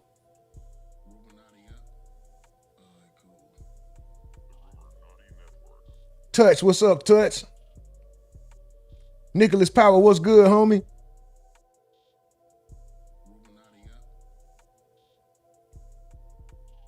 Mel said, I'm glad you said it. That speech to text be kissing my ass, kicking my. Wow, damn. I can't even speak with nigga. What? See how you got to stop yourself before nigga. Yeah, I Mr. G Fetty said, like I said from the start of this, or what Lil Durk said on this song, Back Door. Watch that back door. They're going to have to really watch that back door where they going. And Rashad Murphy was Davion Murphy was very inviting with his back door. He had it out for the world to see. He going to have to be really cautious and watch his back door at that point.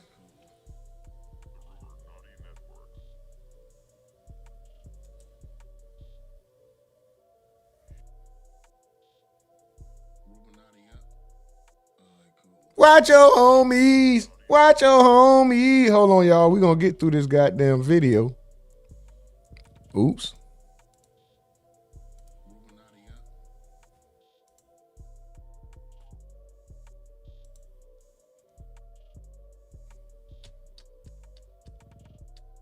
All this weird. He has a questionable character, but first we're going to information prior to and afterwards. Why does his name keep continuously coming up? So what we're going to do now is pay attention to his answers in the line of questioning from the state, which makes it look like he has a questionable character. But first we're going to look at this clip from the defense from the more recent trial and look what they said. Let's go.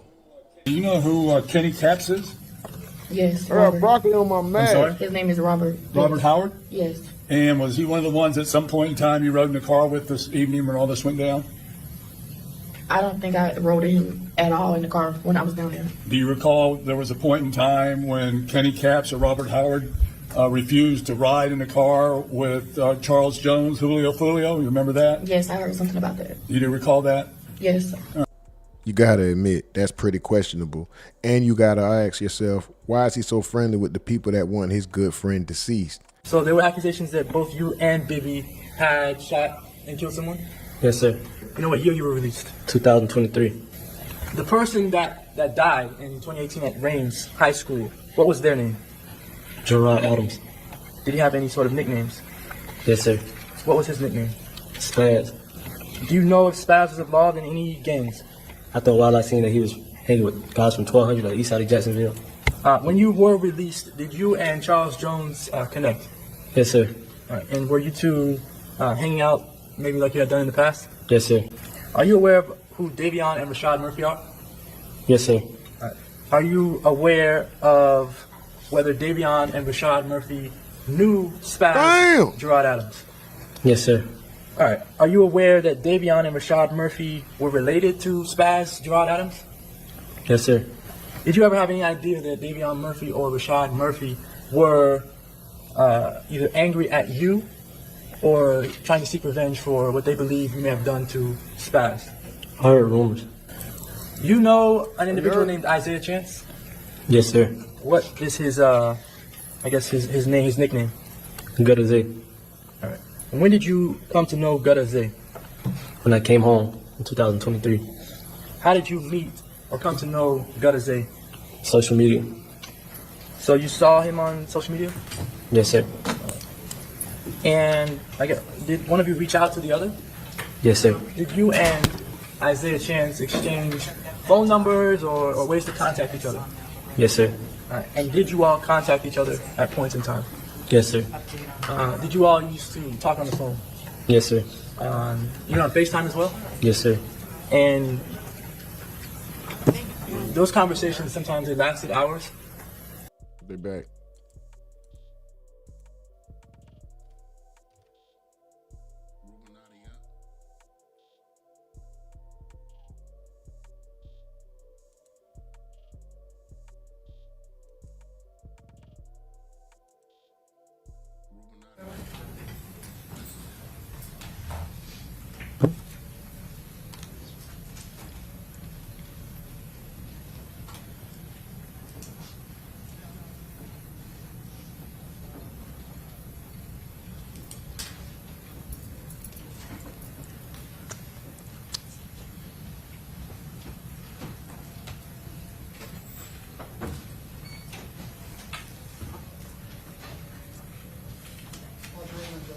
Okay, very good. Everyone have a seat and state, call your next witness. State calls Detective Matthew Jones.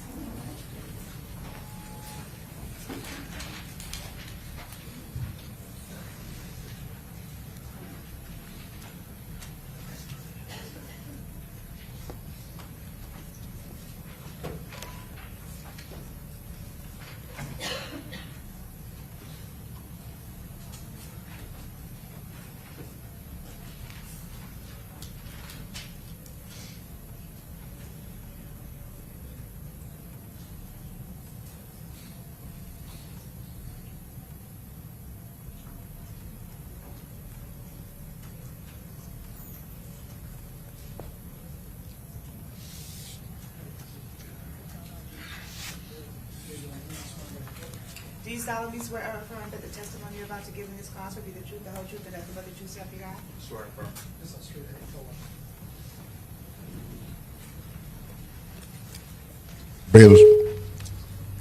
Bailiff said, right this way, little guy. Okay, very good. You may proceed.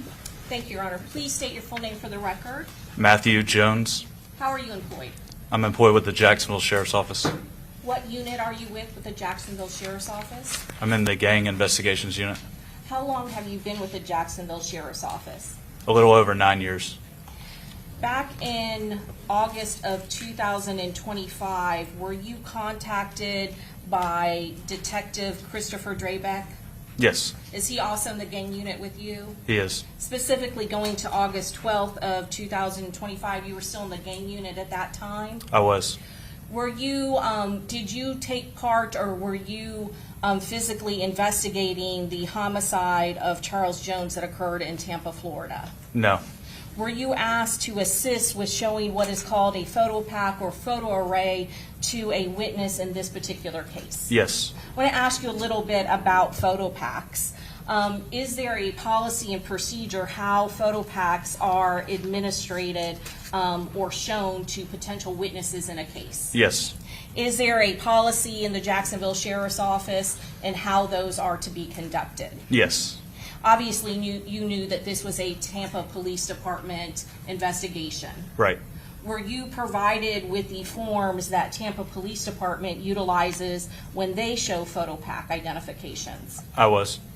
And are you familiar of what is contained in a photo pack array? Yeah, there's the instructions that are given to the witness. There's also 6 photos, 5 of those being filler photos. And so when you say filler photos, those are the potential people in the photo array that are not the suspect. Is that correct? Correct. There's always 5 filler photos and one's for the potential suspect or subject investigating. And that is to give the witness an opportunity to look at numerous subjects. Is that correct? Right. And the goal being to point out the actual suspect if they know it. Is that correct? That's correct. And when photo arrays are put together, are they put together so that the suspect and the filler photos are of the same ethnic background? Right. Typically, we try to pick out somebody with the same ethnicity, someone with the same complexion, same hairstyles and beard. Sometimes some people will have face tattoos, and we have to cover those up as well. And we'll do that with all 6 photos. Why is that done? Why is what done? That individuals of similar appearance, ethnic background, and hairstyle are put into the photo array. For the integrity of picking out the right person. For instance, if the suspect was an African American person, if you put 5 filler photos of white people, would that make the suspect stand out? Yeah, absolutely. And is that what would be known as a highly suggestive photo array? Absolutely. And there are procedures and policies in place that law enforcement is not allowed to do that. Is that correct? That's correct. You yourself did not put together the photo arrays that were used on August 12th of 2025 to be shown to Rashad Murphy. Is that correct? I did not make up the photo array. Were you considered what is called an independent administrator of the photo pack? Yes. Can you explain to the jury what an independent administrator is? It's someone that's not involved in the case. I had general knowledge of the case just working in the gang unit. I wasn't in the gang unit when this incident occurred. I had general knowledge, but I didn't have every detail of it, so I was considered an independent administrator. And you yourself did not put the photo packs together, is that correct? I did not. When you were administrating the person showing the witness, did you know who the suspect is in the photo pack that you were showing? I didn't know what the photo lineup looked like until I opened it up. I was told it was in reference to a homicide in Tampa, but I did not know who was in the photos. And you did not know which one was the target suspect in each photo pack, is that correct? No, not when I opened it. Were you showing 2 separate photo packs to Robert Howard? Yes, 2 separate at 2 different times. And were you called to show it by Detective Christopher Drabeck also with the Jacksonville Sheriff's Office? Yes. Where did the photo lineup take place? It took place in a neighboring county, Bradford County detention facility. Jacksonville doesn't have a federal housing facility, so the neighboring county was Bradford. It's about 45 minutes outside of Jacksonville is where we traveled to. That's a detention facility where Robert Howard was housed, is that correct? Right, that's correct. And so you went to the location where he was incarcerated? Yes. Who was present at the time when the photo array was shown to Robert Howard? Myself and Detective Drabeck, as well as Robert Howard.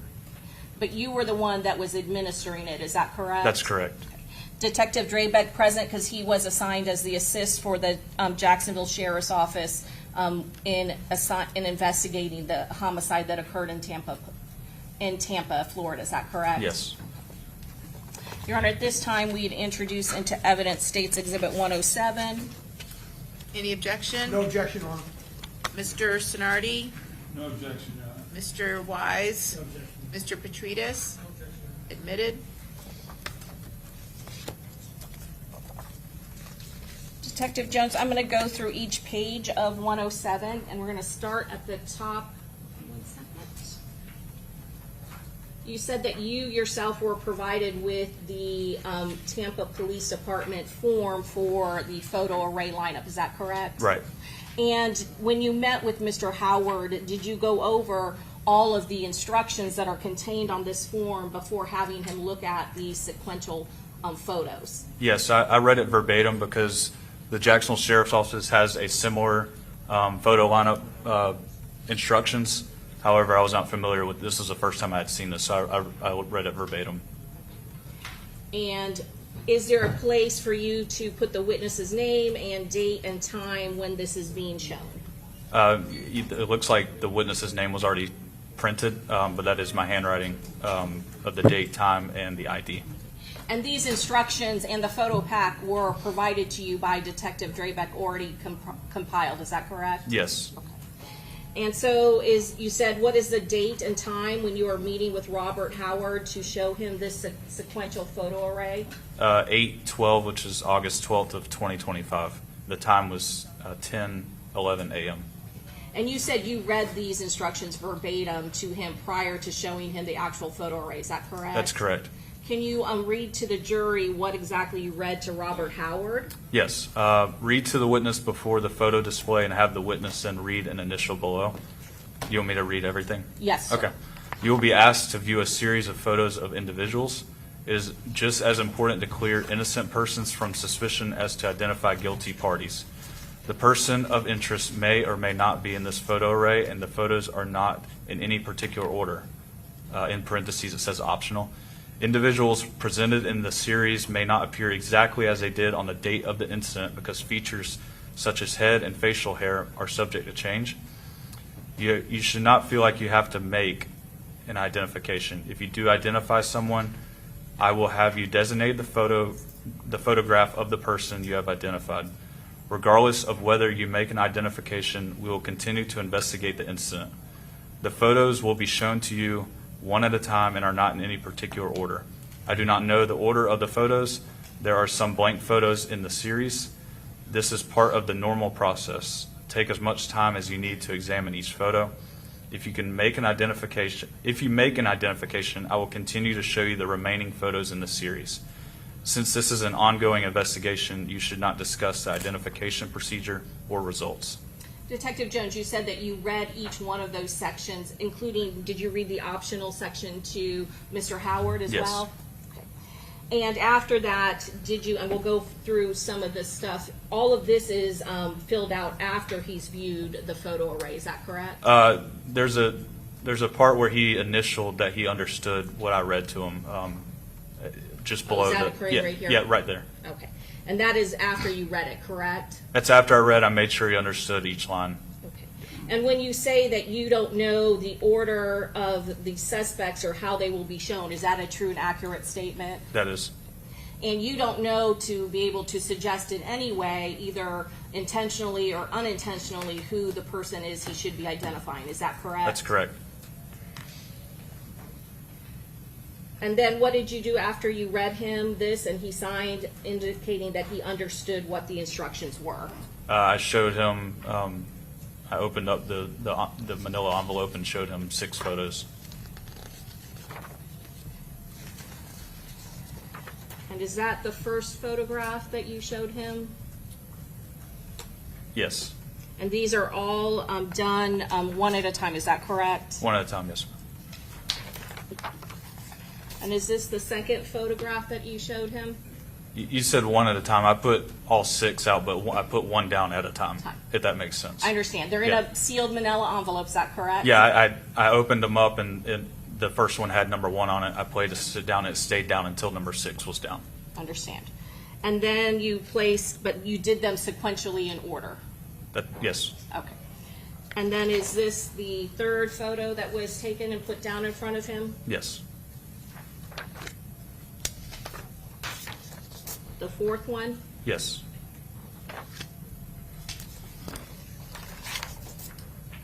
Number 5? Yes. And number 6? Yes. And after he reviewed and looked at all of those photos, was he able to make an identification in relation to Detective Drabeck's investigation? He was. I'm going to put back number 2. Is number 2 the photograph that he was able to identify? Yes. And what is this down here under the number 2? Under the number 2 is the date. So I'll start from left to right. Yes, sir. On the left, it's got RH, which was the initials that he used to sign that he understood. The date, which was 8/12 of 25, and then in parentheses, that's what he identified this person in the photo as. Whether that be a nickname or his government name. Okay. So that was what he designated as Ghost, is that correct? It appears, yes. And then after he did that, did you then fill out the rest of this first sheet of State's Exhibit 107? Yes. And again, there is Mr. Howard's signature. Yeah, and just above that, he checked the box that says he selected photo number 2, and that's his writing. Okay, and that's as a person who is Ghost, is that correct? That's who he identified as photo number 2. Mr. Howard did. And again, he dates it, is that correct? Yes. And you then sign and date as well. Correct. There was a second photo array that was provided to you by Detective Drabeck, is that correct? Yes. And again, it ends up being of Davian Murphy, but did you know that at the time when it was shown to Robert Howard on August 12th of 2025? I did not know. And I'm going to show you defense exhibit for Davian Murphy, exhibit number 1. Sir, do you recognize this document? Yes. Again, it is a Tampa Police Department issued form for showing a photo array lineup, is that correct? Yes, it is. The same procedure that you did for showing Robert Howard the photo pack containing Rashad Murphy, did you utilize the same exact procedures that you did when showing Robert Howard the photo array containing Davian Murphy? Yes, I did. So again, there is a date and time when this is shown to Mr. Howard, is that correct, that is filled in? Yes, it's showing 8/12/2025, which is August 12th, and the time was 10:18 a.m. And after you read the instructions, did he again sign an initial indicating that he acknowledged that he understood the instructions that you had read to him? Yes. Regarding this photo pack identification? Correct. And then did you do the same procedure and show and take out of the manila envelope photo after photo of the suspect and the 5 filler photographs? Yes, I did.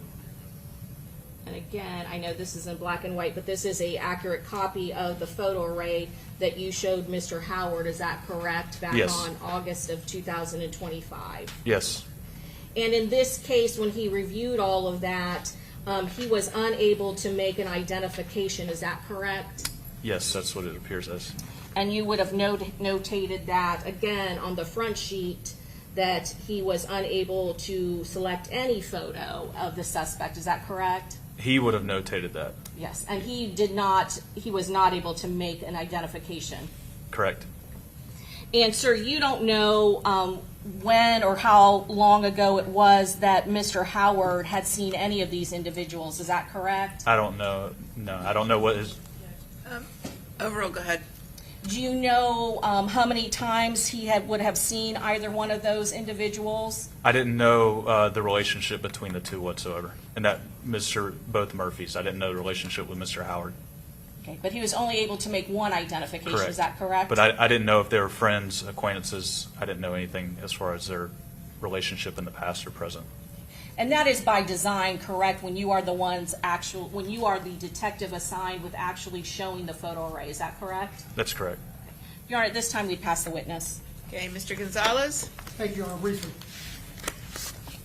Leave her.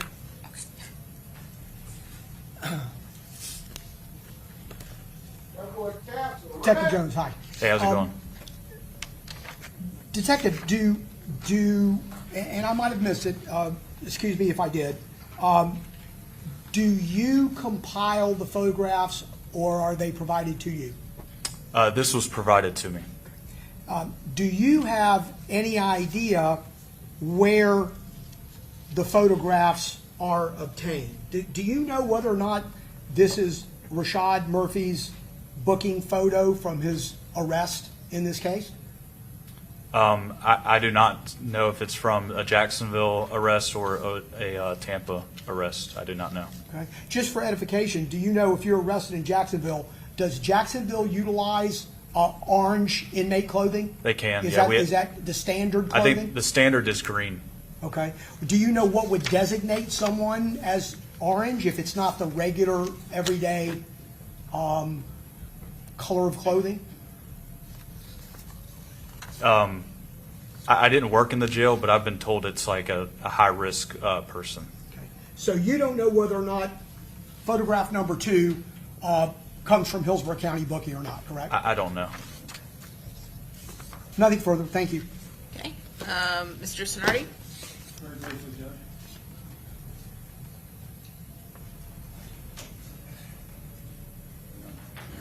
Good afternoon, Detective. Good afternoon. As I understand it, you presented 2 photo displays that were provided to you by Detective Drayback. Is that accurate? That's correct. And you've gone through the procedure and how you did that, is that correct? Yes, sir. And at that time, you'd had, 8 years in the Jacksonville Sheriff's Office? At the time of the photo spread? Correct. Yeah, around 8 Around 8 years. years. Yes, sir. So it wasn't the first time that you had done a photo display, correct? That's correct. All right. And so that I'm clear, and ladies and gentlemen of the jury are clear, the first photo display, the person that you provided that photo display to was Robert Howard, correct? Yes, both photo arrays were given to Mr. Howard. Howard, correct. And in the initial photo display, he was able to identify one of the photos, correct? The first one, yes, sir. Right. And I believe it was photo number 2, whomever photo number 2 is, that's who he identified. Yes, sir. And then you showed him another photo display. You went through the same process and read him the what you were asking, and et cetera, correct? That's correct. All right. And in that second photo display, was Mr. Howard able to identify anyone? He wasn't able to identify, and then he Did not identify. He had notated that on. It just says unable. Yes, sir. Unable to identify. Yes, sir. anyone. Correct. All right. Thank you. I have no further questions. Okay, any questions, Mr. Wise? No, thank you. Mr. Petridis? Okay, redirect? No redirect, Your Honor. This one is to be excused? Yes. Okay, thank you. You're Thank free you. to go. All right, next witness? State calls Molly Carter.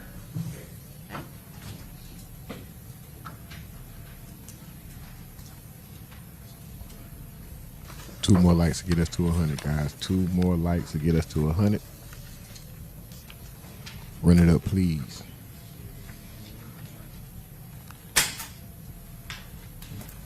So Robert Howard was identifying people. According to him, he would never do that. That's snitching. Any type of cooperating, any type of information, any piece by piece, any piece you give him that you're putting 1 and 2 together, he snitched. This is according to his own words.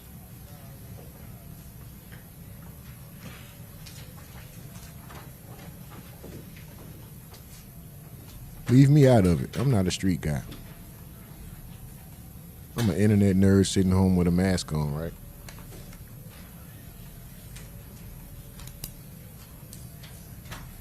But by his definition, he's a rat.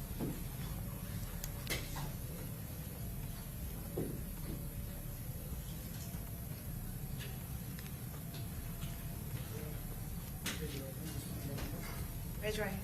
Do you solemnly swear or affirm that the testimony you're about to give in this cause will be the truth, the whole truth, and nothing but the truth, so help you God? Yes, I do.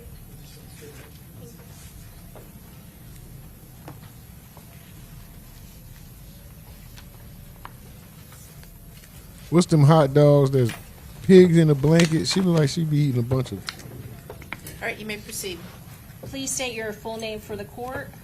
Molly Carter, MOLLYCARTER. What is your occupation? I am a senior crime laboratory analyst with the Florida Department of Law Enforcement in the Jacksonville Regional Operations Center in the biology and DNA section. How long have you been with the Florida Department of Law Enforcement? 16 years. What are your duties and responsibilities as a senior crime laboratory analyst in the biology section? I examine items of evidence for the presence of body fluids such as blood, semen, or saliva. And I also can swab items or cut swabs for DNA testing. And then I analyze the results of those DNA testing and issue my findings in a report. What is your educational background? I have a Bachelor's of Science in Biology from the University of West Florida. Have you received specialized training in the area of DNA testing and comparison and analysis? Yes. Can you tell us a little bit about this training? Yes. At FDLE, I underwent a two-phase training process. The first phase was primarily academic. I read a lot of literature, including journal articles and textbooks.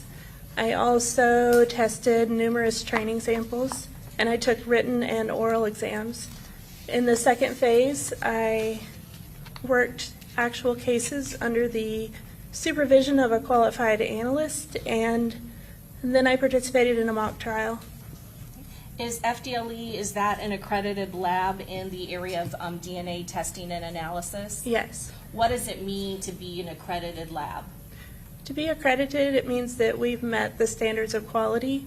And to do this, we have an audit where our policies are reviewed, our files are reviewed, our training program and educational requirements are reviewed, as well as proficiencies, and our logbooks and the files. Have you ever been qualified as an expert in the area of DNA testing and analysis and testified as an expert in the state of Florida? Yes. Approximately how many times have you testified as an expert in this area? I've testified 58 times. Each time that you do a test and report a result regarding DNA analysis, is that subject to peer review? Yes. Can you explain to the jury what it means that your testing and analysis and conclusions are peer reviewed? Yes, so each file or case undergoes a technical review, and that is usually done by another qualified analyst. And it's a complete review of the entire case file, and it's to ensure that all of the policies were followed during testing and that my conclusions match the results. And then an administrative review is usually done by a supervisor, and it's also to check for adherence to policy. Is that a method of quality control for the testing that is done by your lab? Yes. Is it a generally accepted fact that everyone other than identical twins have different DNA? Yes. What is DNA? DNA is a very large molecule found in all cells of the body except for mature red blood cells. And it's our genetic blueprint. It makes us who we are. So like it guides processes like digestion and also determines characteristics like eye color and hair color. And again, no two people have the same DNA except for identical twins. And you receive half of your DNA from your mother and half from your father. So DNA varies from person to person, and when you are doing your analysis, you identify the difference in the DNA. Is that correct? Yes. And that would be the part that is unique to each person other than twins? Yes. Where is DNA found on the human body? It's found in skin cells, blood, semen, saliva, bone, and hair. Does it ever change in our lifetime? No. How does DNA get left on an item of evidence? So DNA can be left on an item from handling that item, and the more you handle an item, the more likely you are to leave your DNA behind. And it also depends on the surface of the item. A rough surface, you're more likely to leave DNA behind, and a smooth surface, maybe not as much. So there are many factors and variables that may affect whether or not DNA is left behind on a scene. Is that correct? Yes. And you said, I think you already testified, that DNA is in blood. Is that correct? Yes. Also semen? Yes. If a person did not bleed at a scene but still handles an item, what type of DNA is being left behind, possibly on an item? That would be your skin cells or epithelial cells. Is there also variables in a person's ability to shed and leave skin cells or epithelial cells behind at a scene? Yes, and there could also be sweating as a factor, which acts as a vector to transfer skin cells as well. If somebody is wearing gloves, can that affect whether or not they leave DNA behind at a particular crime scene? Yes, it acts as a barrier between the skin and the item. And if somebody never touches an item or bleeds, then there is the unlikelihood that DNA will be left behind at a scene. Is that correct? Yes. What is known as a DNA standard or a known DNA swab? This is a standard taken directly from a person. Usually it's a swab that looks much like a Q-tip, and it's used to swab the inside of the mouth to obtain epithelial cells from inside your cheek. And that is used to develop a DNA profile from a person that we can use as a known standard that we can then compare to question items or crime scene profiles. What is STR DNA analysis? STR stands for short tandem repeat. These are small segments of DNA, small repeating segments of DNA, and they're found throughout the body. And those repeats vary per individual, and that's how we can determine one person's DNA from another. How is that process done? So the first process is when we get an item in, we cut it and place it into a small tube about this big, and then it undergoes an extraction process. That's to get any of the cells off of the item and also to break open those cells and expose the DNA into the solution. And then the next step is quantitation. That's to determine how much DNA is in the sample, and that helps us with the next step, which is amplification, where we copy these areas millions of times, and that helps us read it better when we put it on a genetic analyzer, and then that genetic analyzer will give us the profile. It looks like peaks on a graph, and there's 21 areas plus 3 gender markers, and all of those 21 areas make up your DNA profile. And when you take a known sample, you will see those 21 areas and the different peaks for each of the areas. Is that correct? Yes, with 2 peaks at each area, representing your mother's contribution and your father's contribution. And then an item of evidence, do you do the same thing with that, extract the DNA, and then get those results to compare to the known standard? Yes. You mentioned that there are variables in whether or not DNA can be left behind on an item. Is that correct? Yes. Is DNA biodegradable? Yes. So whether it's blood or skin cells, that has the ability to degrade over time. Yes, and there are factors that can affect that degradation, including sunlight, chemicals, humidity, and heat. And what about items that have been washed or wiped away? That's going to wash away DNA. There may be some left behind, but it can definitely wash it away. So if somebody were to take a white rag or a white cloth and wipe an area down, that potentially could take any DNA away from that item. Yes. Each case that you work on at FDLE, do you assign a unique case number that corresponds to each investigation?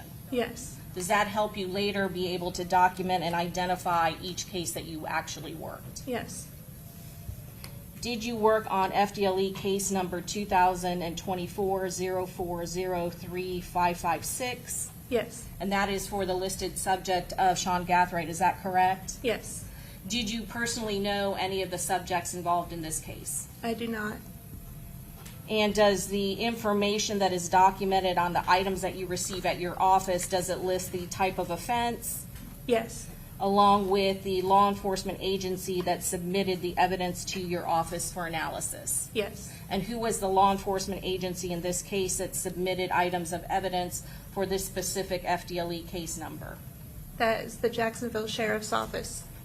What items of evidence did your office receive in this particular case to review and conduct analysis on? Our laboratory received wrapping tape from the handle of a rifle, buccal swabs from Sean Gathright, and buccal swabs from Isaiah Chance. And those were the only two buccal swabs that you were submitted by the Jacksonville Sheriff's Office, is that correct, to do this analysis? Yes. I'm going to start with State's Exhibit number 140. It's already in evidence. Do you recognize State's Exhibit number 140? And you can look on your screen in front of you. Do you recognize this item? I do. And how is it that you recognize State's Exhibit 140? The yellow label is the FDLE label, and this tag here with the case number, item number, and the analyst initials is from FDLE. And was there another lab technician at the Florida Department of Law Enforcement in the Jacksonville area that actually opened the items and processed the items? Yes. And would they be responsible for documenting on this particular package the unique FDLE number, as well as initialing to indicate that they are the ones that received this package and opened and processed it? Yes. And do you recognize the initials of that person? I do. And who is that? That's Leanne Grissom. And is she another analyst assigned at FDLE to the biology section? Yes. And is that normal? What is the normal policy and procedure when a item of evidence such as State's Exhibit 140 comes into the Florida Department of Law Enforcement, your office, for processing? We use a Teams approach, so there may be someone that actually processes the item of evidence and obtains the samples for it to go through the DNA testing process. And then another analyst may extract that item, and then another analyst will analyze the data and issue the report. And then again, other analysts will tech review that file. And is that what occurred in this particular case, that one of the analysts actually processed the items, but you received the data from the test and interpreted the results? Yes. And that is standard procedure at the Florida Department of Law Enforcement? Yes. And does each analyst properly document the unique case number to ensure that you are working on a specific item with regards to a specific investigation? Yes. And what process did the analyst in this case do to this particular item of evidence, 140, the wrapping tape from the lower rifle? So the analyst observed an adhesive side and a non-adhesive side on this evidence, and she swabbed each side with separate swabs, and they went through the DNA testing process separately. And so there are two samples, is that correct? Yes. And prior to that, had there also been received by your office State's Exhibit 141, I apologize, the buccal swab of Sean Gathright? Yes. And again, taking a look at Exhibit 141, both sides, do you recognize this particular package? I do. And again, is there the unique FDLE case number? Yes. And is there the same documentation by the same analyst who processed the wrapping from the rifle? Yes. And you recognize the case number as well as the initials of the analyst who did the processing? Yes, that's also Leanne Grissom. And did Ms. Grissom do the same type of test on this particular buccal swab in order to obtain SeanGathright's DNA profile? Yes. Did you then look at the results and the raw data of that test to interpret the DNA profile? I did. Was there, from States 141, Sean Gathright, was there a full DNA profile for all 21 areas that was obtained from States Exhibit 141? Yes. And that is a unique profile to the known person that was obtained to, Sean Gathright, is that correct? Yes. Did you also receive a buccal swab from a known buccal swab from Isaiah Chance? Yes. Did the same process happen with that buccal swab where it was put in and extracted and then a full DNA profile was obtained for Isaiah Chance? Yes. And then going back to States 140, you said that there were two samples. One was from the adhesive side and one was from the non-adhesive side. Is that correct? Yes. Let's first talk about the swabbing from the non-adhesive top side of the tape, the wrapping tape from the rifle. Were there DNA that was extracted from the non-adhesive side? Yes. And what was the results of the DNA sample that was extracted from the non-adhesive side? This demonstrated the presence of a mixture consistent with 4 contributors, including at least 1 male contributor. What does it mean to have a mixture of DNA? A mixture just means that more than one person left their DNA behind on an object. And if you have a mixture, is it more difficult sometimes to pull out each individual contributor to the mixture? Yes, it can be. And in this particular case, you said that you had at least 4 people contributing to the DNA that was found on the non-adhesive side. Is that correct? Yes. Did you then compare the results of the mixture to the full profile of Sean Gathright? Yes. What was the results of that analysis? So Sean Gathright was included as a possible contributor to that mixture. And then after you are able to include him as a possible contributor, do you then do a statistical comparison? I do. What is that called? That's called a likelihood ratio. What is a likelihood ratio? So a likelihood ratio is a ratio of 2 probabilities that gives a numerical value that shows strength of support for one scenario over another. Namely, did the person of interest leave their DNA on this item, or was it an unrelated individual that left their DNA behind? So a likelihood ratio of 1 would mean that both of those scenarios are equally likely. And then the higher the number, the more support for the person of interest leaving their DNA behind. And then conversely, the smaller the number, the more support for an unrelated individual leaving their DNA behind. And what was the likelihood ratio in this case when you compared SeanGathright's full profile to that mixture obtained from the non-adhesive side of the tape from the rifle? The observed mixed DNA profile is greater than 700 billion times more likely to occur if the sample originated from Sean Gathright and 3 unrelated individuals than if it originated from 4 unrelated individuals. So the strength of the likelihood is 700 billion times, is that correct? It's greater than 700 billion times. This is a cutoff that we use for reporting purposes. Once you get over 700 billion, you don't go further, is that correct? Correct. So you just report that it's greater than that. It's actually bigger than more than 700 billion times, that it is his DNA that is in that mixture. Well, not that it's his DNA that's in the mixture, but that the profile is greater than 700 billion times more likely if the sample originated from Sean Gathright and 3 unrelated individuals than if it originated from 4 unrelated individuals. I understand. You're comparing the DNA profile, correct? Yes. Okay. And based on that, you said that it's a mixture of 4 or more individuals? It's consistent with 4 individuals, yes. Can you do a breakdown of the percentage of each individual that may be contributing to that mixture? Yes. And what was the breakdown for each individual? What percentage of their DNA profile is consistent in that mixture that was taken from the non-adhesive side of the tape?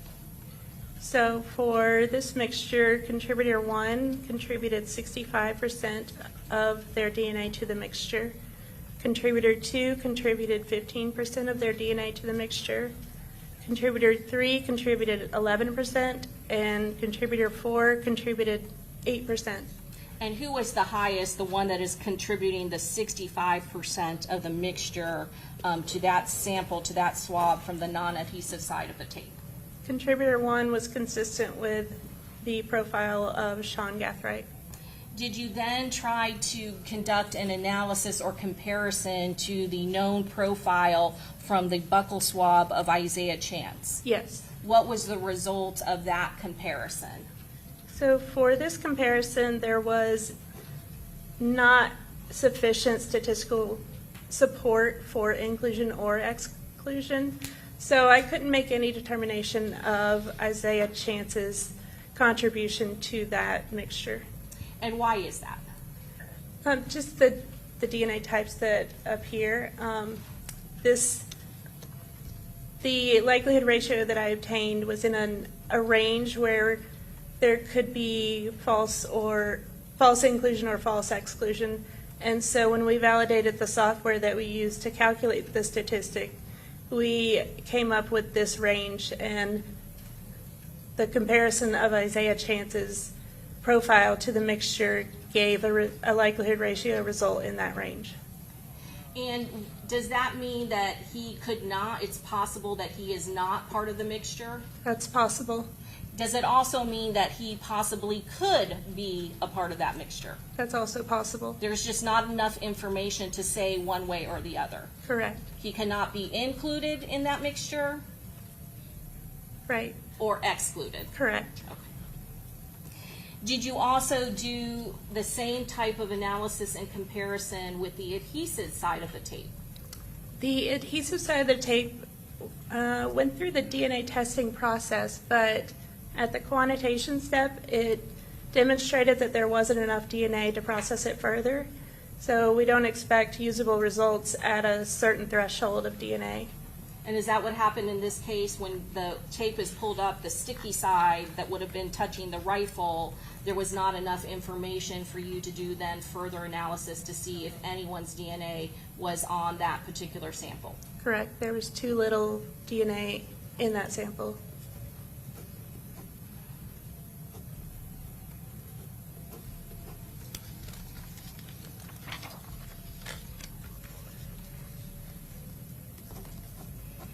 Does FDLE have policies and procedures when conducting DNA testing to see for law enforcement to follow when submitting items of evidence? Yes, we have an evidence submission manual. And is that to give guidance to law enforcement to know which items they could submit to your office for testing? Yes.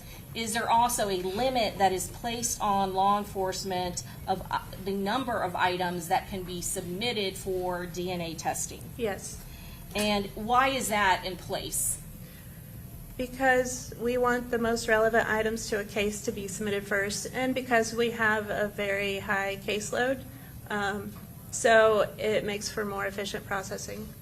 So for instance, if there were DNA swabs that were taken from a vehicle in which the assailant or attackers never entered, would you then test those items in order to determine identity of assailant? No. Why not? Because there's no relevance of that vehicle to this particular crime, and so we would not process samples from it. For DNA purposes, is that correct? Yes. And so does law enforcement have to have a justification or a reason when submitting items to you to identify and analyze for DNA purposes? Yes. Your Honor, may I have one moment? Yes. Your Honor, at this time we pass the witness. Okay, Mr. Gonzalez, any questions? No questions, Your Honor. Okay, Mr. Sonardi, any questions? Do you want any of these items up here, Mr. Sonardi? Do you want these items up here? Good afternoon, Good Ms. afternoon. Carter. Hi. How many years you been with FDLE? 16. Always in the biology section or different department? Always in biology. Okay. And as I understand it, you were provided by the Hillsborough County Sheriff's Office with some items to be examined for DNA, correct? No, I received items from the Jacksonville Sheriff's Office. They came from the Jacksonville Sheriff's Office. Yes. All right. And those items were basically a wrapping from the handle of a rifle Yes. and a buccal swab from an individual, correct? Yes. All right. And as I understand it, you examined that wrapping on the adhesive side and the non-adhesive side, correct? Leanne Grissom did. She swabbed both sides separately, yes. All right, so you examined both sides. Yes. And as I understood your testimony, you indicated there are a number of ways that individuals can leave DNA, correct? Yes. Including me touching this podium right now. Is that one of the ways that I could transfer DNA that could be recovered later and examined by you? It's possible. And saliva, Yes. perspiration, Yes. any of the bodily fluids, correct? I wouldn't say any of them. Maybe not urine, but Okay. saliva and sweat are good sources of DNA. And also, when I'm saying touch the podium, that would be a transfer because of my skin cells being transferred, or would it be my bodily fluids, the bodily oils in my hand transferring the DNA? Well, if we're talking about oils or sweat, then it's just a vector for the skin cells to transfer. So I'm actually transferring skin cells, not necessarily my bodily oils, correct? Yes. And those are very easy to transfer and very easy to be later identified and or recovered, correct? Not always. Sometimes we don't obtain results, and sometimes we do. There are a lot of scenarios that affect that. All right, but they can be recovered, correct? Not always. Well, I understand that, but you did examine the adhesive and non-adhesive tape. Yes. All right, and you did locate what you identified as DNA on the non-adhesive portion of the tape, correct? Correct. So DNA was located there. Yes. All right, so DNA can be located on a number of different substances by a different number of different means, correct? Yes. All right. Now, I also noted in your report on page 2, in examining the wrapping tape, which you identified as item number 7, there were possible hairs that you located on that tape. Well, yes, Leanne Grissom did observe possible hairs on that item. Were there hairs or were there not hairs?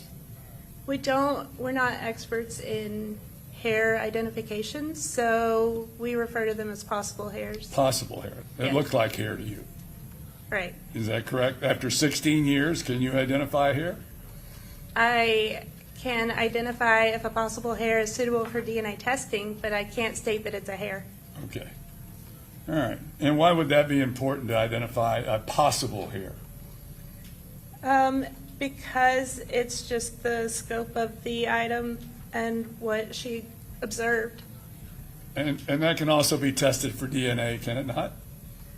If it's suitable for DNA testing, then yes, but there are definitely possible hairs that are not suitable. Well, we don't know in this particular case whether or not that possible hair was suitable for testing or not, or do we? Correct. They were not examined microscopically. They were just noted on the item. All right. Thank you. I don't have any further questions. Okay, Mr. Wise?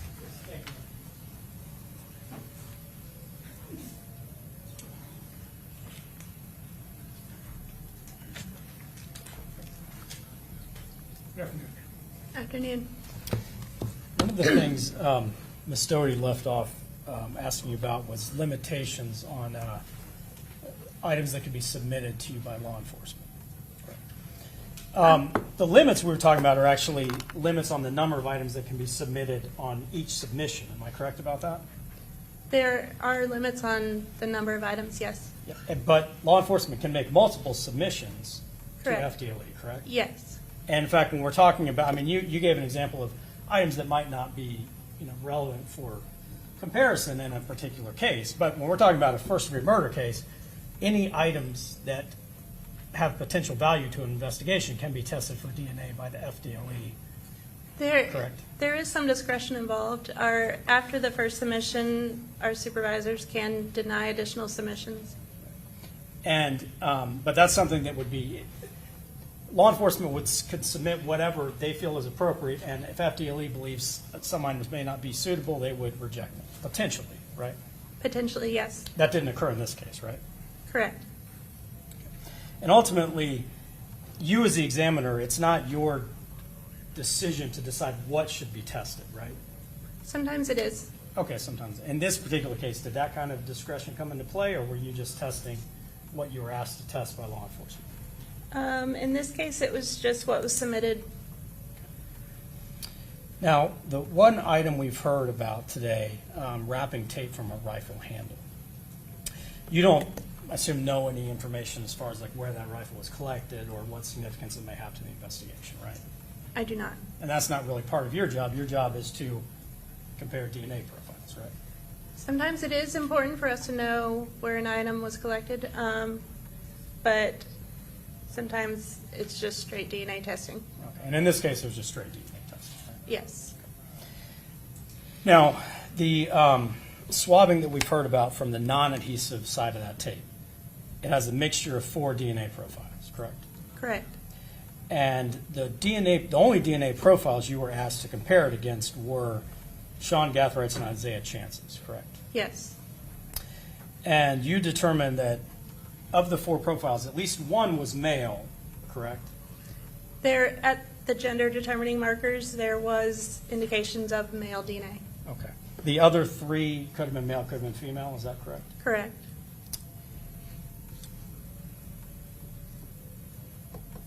The DNA, any of the DNA profiles, but just take the DNA profile that was consistent with Sean Gathrights' DNA, you can't say when that profile would have been deposited on the tape, correct?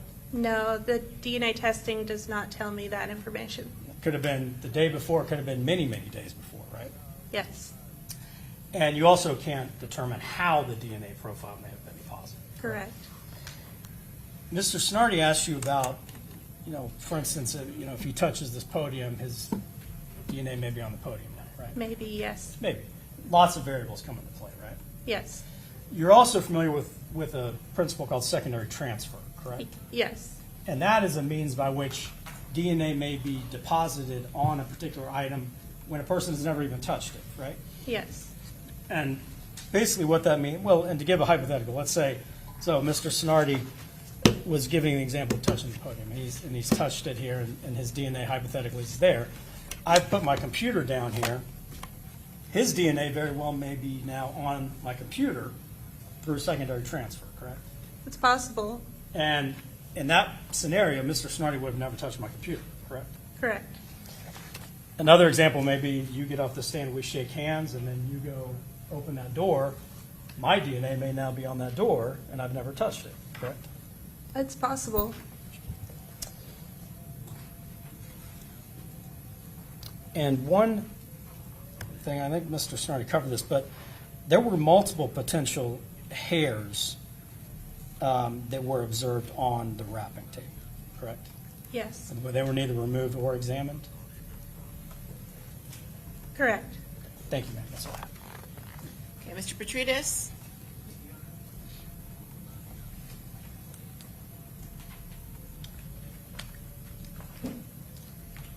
Good afternoon. Good afternoon. Now, we talked about the mixture, and you said 4 contributors. Is this a number that you found there, or you had to just put a number into the system? I analyzed the mixture, and based on my training and experience, I determined that there were 4 individuals in that mixture. Could there have been more individuals in the mixture? I have to go by the information I have, and it looked like 4 individuals. And when you put in the different numbers of contributors, that changes, I assume, the statistics you get out from the STR, correct? Yes, that would change it. So if you put in 5 or 6, the numbers you gave earlier would be slightly different. It could be slightly different, yes. Or significantly different, possibly? Well, we don't analyze anything at 5. Okay. So maybe 3 or 4, it could be somewhat different. I don't know that it would be significantly different. You don't analyze anything 5 or more contributors?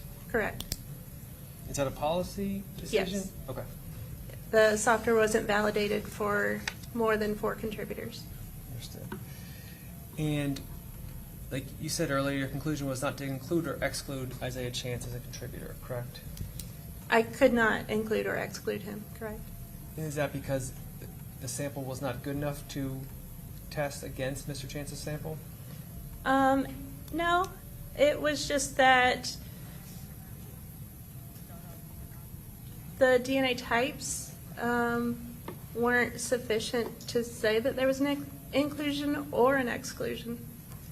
And you mentioned a 700 billion number earlier for Mr. Gathright, but that's obviously not the only number you use. It could be a lot lower, correct? Yes. And so in some cases, if there's a chance that multiple people could have left the DNA, the number could be in the millions or thousands or even hundreds, correct? Correct. And you didn't use any of those. You couldn't feel comfortable using any of those for Mr. Chance, correct? Well, the likelihood ratio I got was not in the thousands or millions. Okay, so it was lower then. It was in the range, it was low. It was in the range that we use for not included nor excluded. Okay, so you can't say with any degree of certainty that he left DNA on that. No, I can't. Okay, thank you. Okay, redirect. Just briefly, Your Honor. Ms. Carter, when you receive hears at Florida law enforcement, why are they not tested? We can possibly test possible hairs. And it's always an option to go back to it and test it later if needed. But in this case, it was not determined to be needed. Is that because you were able to get results from the item that was submitted by law enforcement? Is that correct? Yes. And when you're looking at hairs, are all hairs suitable for testing? No. And what makes a hair suitable for testing? So when I'm looking at a possible hair under the microscope, I'm looking at the root end, and if there's cells attached to that root, or if it's in a certain growth phase, that means it would be suitable for DNA testing. And when you are examining an item, or whether another analyst is examining items, are you examining and testing what you believe or that analyst at the time will give you the best source of DNA to compare to a suspect? Yes. And in this particular case, was it the swab that was taken directly from the tape that was surrounding the rifle? Yes. And you were asked specifically about whether or not you would look at mixtures involving more than 5 individuals. Is that correct? 5 or more. And you do not do that because the software is not designed for that. Is that correct? It has since been validated for 5, but we did not validate it at our lab for 5. So we stick to single source, 1 contributor, up to 4 contributors to a mixture. And is that what the policy and procedures for what is part of your accreditation for the DNA analysis that you do? Yes.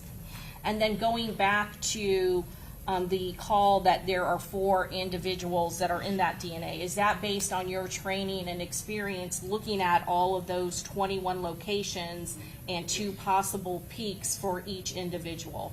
Yes, I'm looking at how many peaks there are, and knowing that there's half from your mother, half from your father, and also considering that some people could have the same DNA types at areas, but overall they're not going to have all the same DNA types. And then the amounts that each DNA type contributed, those all factor into my interpretation of the mixture as 4 contributors. And you were of that opinion that there were 4 contributors at least to this particular mixture obtained from the non-adhesive side of the tape? Yes. And when you're looking at, I believe Mr. Petridis asked you about that likelihood ratio and the percentage or the numbers increasing. When the individual that you said was at, was it 64%, who made up 64% of that mixture, Sean Gathright? 65%, yes. 65, thank you for correcting me. That is the person who you were able to do the likelihood ratio of the presence of his DNA profile is there was support for 700 billion times more likely. Is that correct? Yes. And that is based in somewhat part of the contribution of his percentage into that mixture. Is that correct? Yes. The less of the DNA that is in the mixture, then those numbers go significantly down. Correct. And when there is not enough of a person's DNA, you are in the position where you cannot say whether or not that DNA is truly included or excluded in a mixture. Is that correct? Yes. I have nothing further, Your Honor. Okay, may this witness be excused? Yes. Okay, thank you. You're free to go. Thank you. Okay, come on up real quick.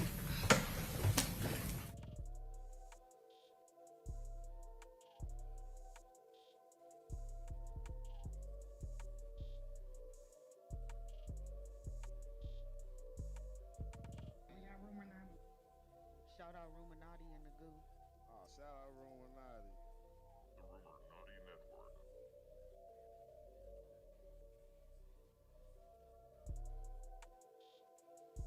RUMORNATI up? Alright, cool.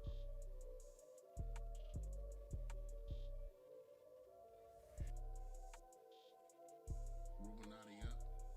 RUMORNATI up? Alright, cool. The RUMORNATI Network.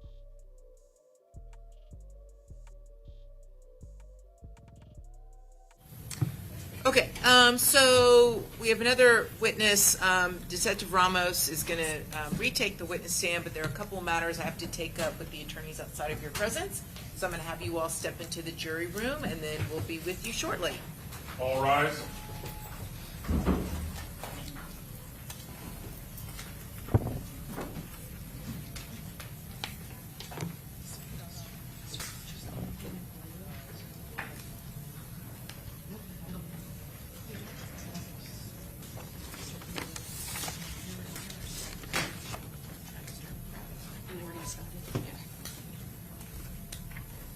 All jurors are out, Judge. Okay, very good. Okay, so we'll take a 5-minute break and give Ms. Ismer a chance to get organized. Ms. Stewart is going to pull the exhibits. If Your Honor wants to do the motions, I'm prepared to Okay. start whenever the court is. Okay, sure. Okay, so I guess for the record, it would be helpful if you have the proposed exhibit numbers, and if you could just put the exhibit on the Elmo so I can make sure I'm talking about the same thing as you all.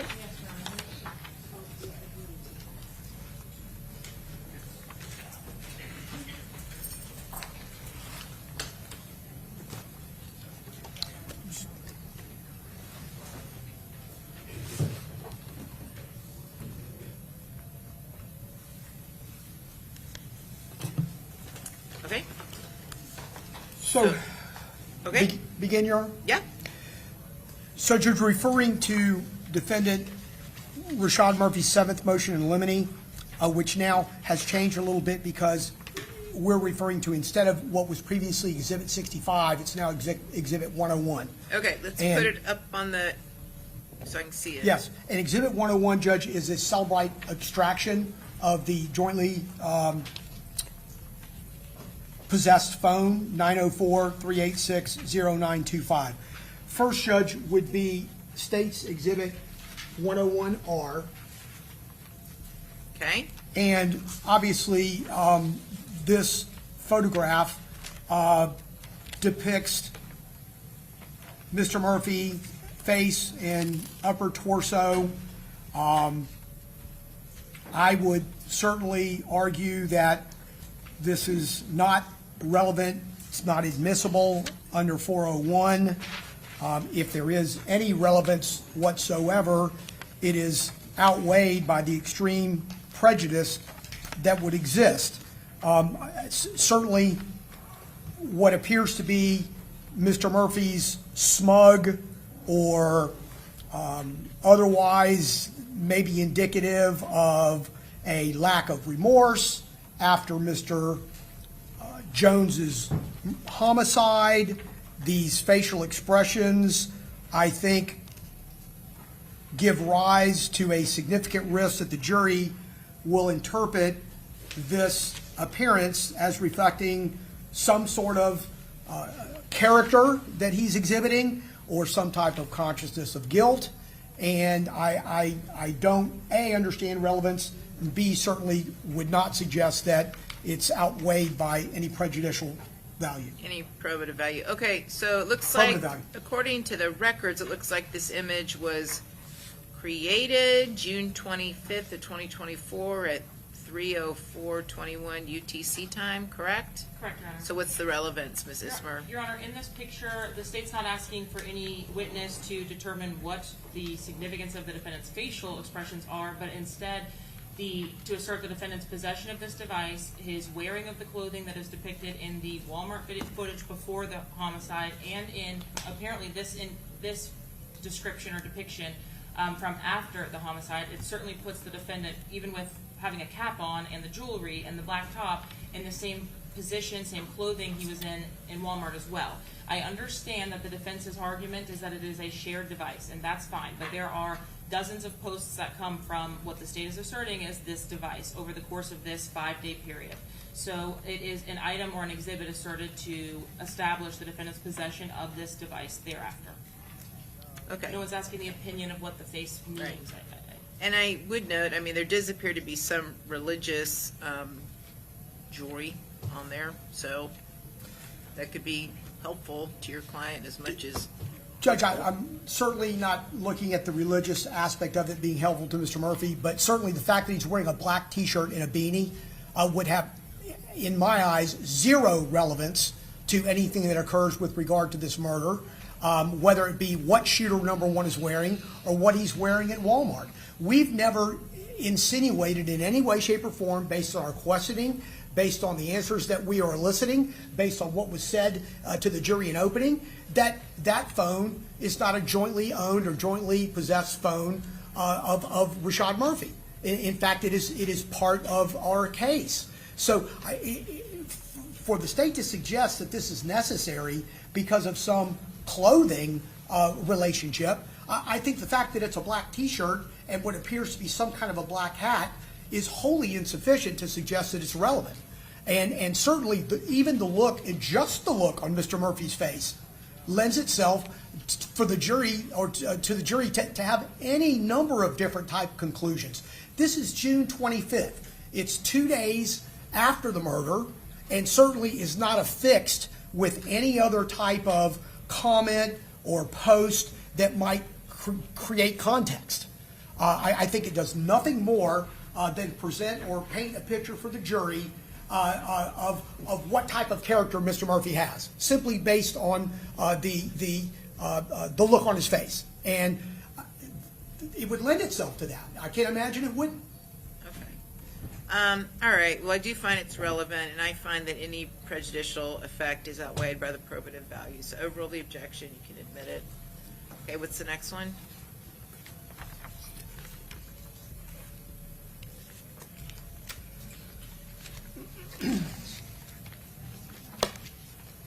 Next would be states 101J. Okay. What is that? Your Honor, 101J. Yep. And I can't get it all. Well, I can. I know what I'm doing. Well, that's fine. I just make sure I'm looking at the same copy. It appears to be someone's right arm and a car in a driveway. Yes, Judge. It looks like the associated date is the 20th of June. Right. At 7:16 p.m. UTC. I believe the state's going to intend to argue that this photograph is Charles Jones' vehicle. I don't know that there's going to be any evidence that this is in fact Charles Jones' vehicle, right, or any identification of the person who happens to be in the partial picture, or what address that is and where it's at and what relevance it may play to Mr. Jones. Again, I think the state would assert, well, it's a couple of days before the murder, and well, let me hear from the state then. So I'm sorry, let me Judge? hear from the state then what the relevance is. Okay. Judge, the exhibit posted in 101J was a photograph that was sent with another photograph at the same exact time and same exact second, which depicted the victim. There are also identifiers on the vehicle which are specific to the victim, or at least similar in nature to the victim's vehicle, including the hood, the bumper itself, the lights, the grille, but most importantly, it is sent in essentially a text message, 2 pictures, really 6 pictures with other context that Mr. Gonzalez is aware of, but the pictures do include photographs or a photograph of the defendant, the victim in this case, on the defendant's device. So certainly relevant to each other. Okay, and they were sent either to or from the joint phone, the jointly owned phone with Ms. Steiger? Yes. Okay. Judge, the additional argument here is that there's no, in addition to there being no foundational evidence to establish the vehicle ownership, I think simply saying that generally it's a black car that may or may not be a Charger that has similar features doesn't get us any closer to determining whether or not it's Mr. Jones' car and it's relevant. I think in addition to that, Judge, it's the same argument that it's recovered in a part of the phone which is a system generating cache. It's an area where I don't believe the state can testify that Mr. Murphy even ever saw this. The fact that it's in the phone, it's in the extraction, it's in an area, it's in a place that it could have been generated, it could have been in that cache, and I don't believe there's any means to determine whether or not it was ever viewed by him or whether or not he knew it was there. Well, it sounds like your cross of Detective Ramos and your argument for the jury. What's your response, Ms. Ismer? Your Honor, there's a source file path associated with these images that has been attached to the exhibit itself, and these images were located in the mobile SMS or text messaging data of the device. So the state can authenticate these images as well as have the officer the detective, testify about their authenticity. All right. Again, I do think it's relevant evidence, and really this goes to weight, not admissibility. So, all right, overrule the objection. He admitted. Next. Judge, next would be 101C.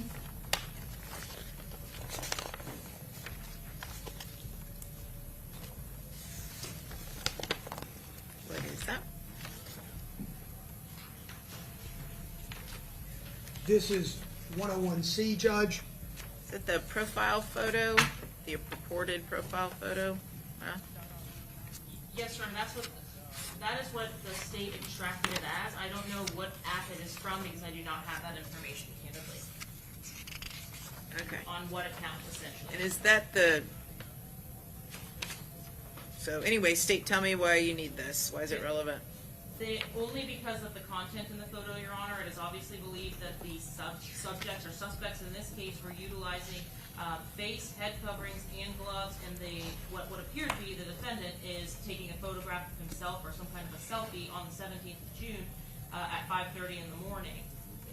In advance of our homicide, charged conspiracy dates beginning of June before this date. Judge, first of all, I don't think the state can identify that that's Mr. Murphy taking a selfie of himself. Okay, that's the first thing. The second thing is the fact that this person's wearing gloves and a hood doesn't in any way, shape, or form comport, even if you look at the picture, with what was being worn by shooters that were 6 or 7 days later. Again, whatever limited relevance it may have is certainly outweighed by its probative value. It's on the phone, and that's the end of it. If they could see a face and it's Mr. Murphy, or it's Mr. Murphy's profile picture on Mr. Murphy's account, one of his accounts, that would be another story. Do you have any evidence, or can you link it up to any account that's... I do not have any kind of source or file data that says what account it came from, just that it is in the mobile library images of the device. All right. Okay, as to this one, at this time, I'm going to sustain the objection. Now, if something, Ms. Ismer, you think the door gets open somehow or it becomes relevant, we can readdress, but at this point, I'm going to sustain the objection.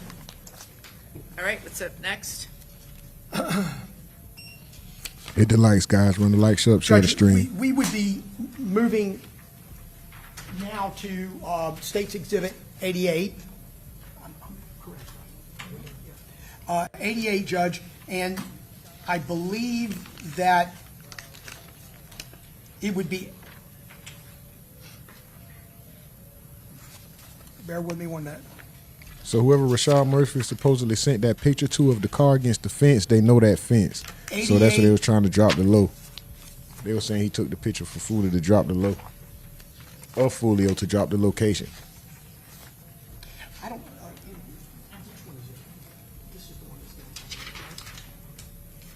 Shout out to y'all. Keep running the likes up, guys. Stay active in the chat. We got like hour and 15 minutes left in court. I think she said they're wrapping up at 6. Judge, in 88B, this appears to be an Instagram communication between an unknown individual named John Wall and an account Ghost187 _ 12:38 a.m. on the 23rd of June, with the body stating, "Get the B&B for me, gang."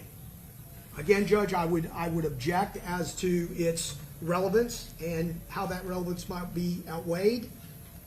We do not know who John Wall is. We do not know if there are subsequent or prior conversations that would provide context to this particular singular post and response, and therefore I would suggest to the court it's not admissible. Okay, what's it relevant to? Your Honor, the account's been identified by multiple witnesses at this point as belonging to Rashad Murphy, messaging another individual 3 hours in advance of the homicide having occurred for the Airbnb information. And this message is sent minutes after the victim is posting to his Instagram, actually just a minute after the victim has posted to his Instagram account that they are at an Airbnb. Also, several hours throughout the day after the victim has been posting, and other individuals from the Airbnb have been posting about a party at the Airbnb in Tampa. Just short follow-up, Judge. First of all, I would suggest that although there has been testimony with regard to Ghost187 being an account that's associated with Mr. Murphy, no witness, every witness that has been inquired of has suggested they've never seen a picture of him on that post. They've never seen anything related to him on that post.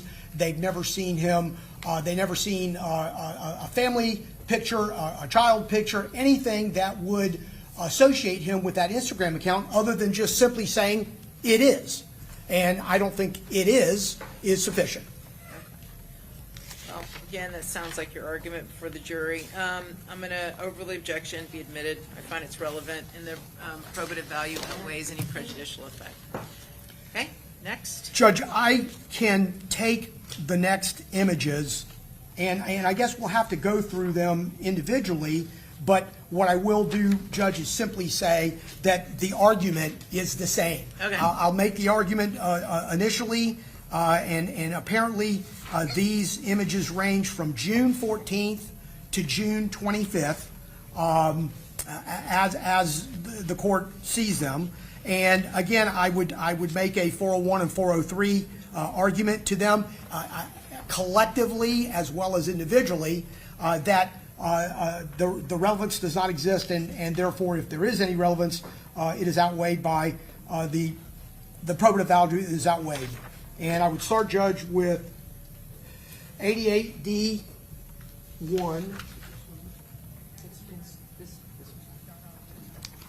Oh, she there.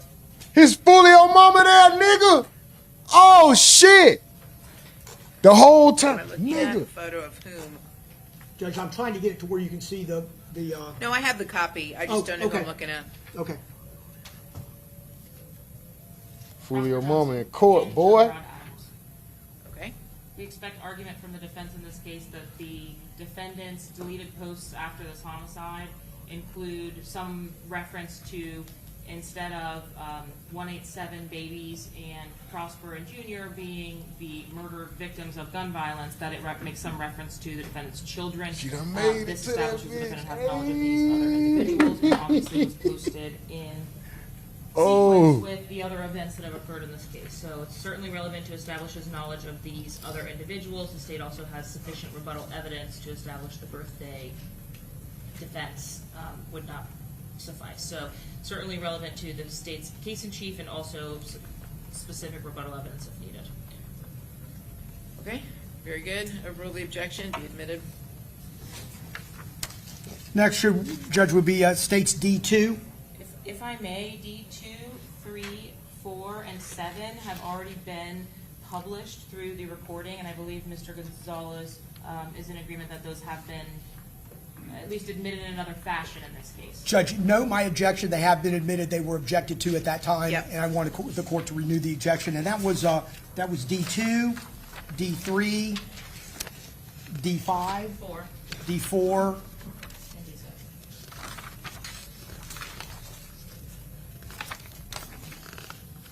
Judge, next would be Okay, so those will D5. be, those have already come into evidence, and I overruled the objection, so they will remain admissible. D5, Judge. Okay? That's the quote from Sun Tzu? I'm not sure who that, I can't read here.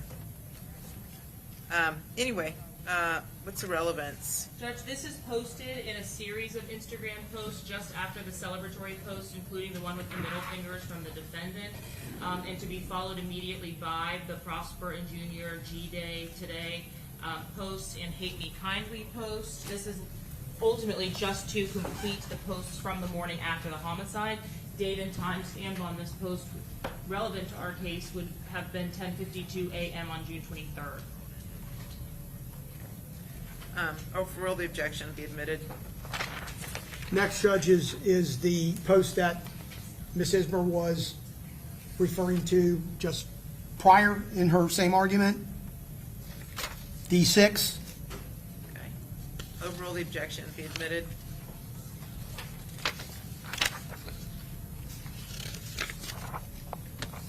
D8.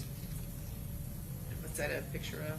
A still image of Joe Rod Adams, the individual referenced in the earlier photo by the defendant, also the individual that was killed in the homicide. Okay. Robert Howard pled guilty to. And that was posted June 24th, correct? Correct, Your Honor. Okay. Overrule the objection, be admitted. D9. Same argument from the state, Your Honor. All right. And that was posted. I'm sorry, same argument being the relationship in time? Relationship in time to the other post and relationship to specifically the content of the other posts. Overrule the objection, be admitted. D10. And 11 are both images posted, in relatively close time to each other. Both posted relating to individuals related to the case. Individual in D10 is the individual whose account is linked to paying for the Airbnb. Individual in D11 is the individual who is the author of the Foolio Dead music video. Both of those music videos posted to YouTube on the 24th and 25th, and the defendant immediately reposting those to his account. Both make references to, or at least the J. Breezy video makes reference to this particular murder. I could not tell you about the lyrics on Gravedigger. I have not memorized those.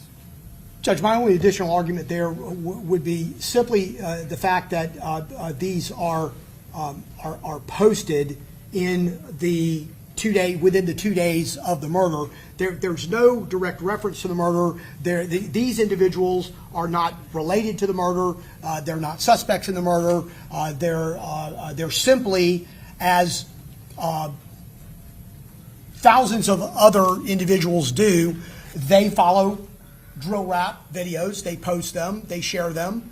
And I don't think there's any relationship to the crime and the offense at hand. All right. Well, again, that sounds like your argument that you would make to the jury or cross-examination of Detective Ramos. Overrule the objection and come in. Okay.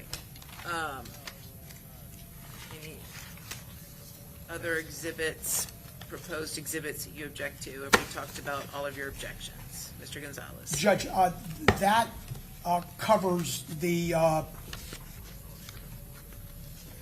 motion in limine number 7. Everything would be ruled on. We do have one more issue, Judge, and that is I had previously sought admission or told the court that I was going to be seeking admission, to Right. the text message that was screenshotted, text message communication that was screenshotted and on the extraction of the jointly owned phone.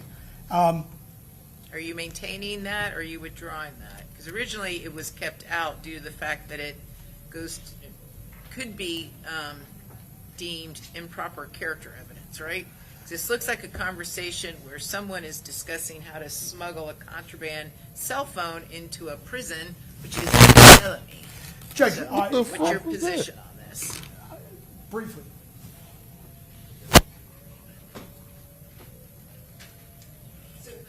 Oh, that's them. Hold on. Let me speak a little bit directly to your client. What they got okay? going on? And I don't know exactly what the relevance would be, so maybe you should tell me first what your position is. Judge, we have already elicited testimony, and there is testimony in the record that the jury has heard that items that were purchased at Walmart, Yes. items that were purchased at Walmart that night, inclusive of a cell phone and other items that would in fact be contraband, cigarettes, a telephone cable, things of that nature, were meant in fact to go that weekend, the weekend of the murder, to the prison where Mr. Murphy's brother was incarcerated. Well, I don't think that's come before the jury. I'm sorry, Judge? That hasn't come before the jury. No, Just the Judge. fact that he was at Walmart and was purchasing items, and I don't even remember getting in any detail into what he actually purchased. I think It showed him, and like the technology area or the phone area, but I don't remember any specifics yet coming before this jury. I think, if I'm not mistaken, that Detective Ramos stated that he originally thought that that cell phone could be a burner phone for this particular offense. Come to find out during the course of his investigation, and he's meaning this text, that that's not the case. That it wasn't. That it wasn't for that Okay. purpose. So that's why you saw it originally, and that's why the state originally cropped out the photo, right? There was a photo showing just the photo that the jury has seen was just the shoes, the purported shoes. Correct, Judge. Of your client. Correct. And then there were other items that were on the floorboard that the state did not include in the photo that went before the jury. Yes, Right? Judge, and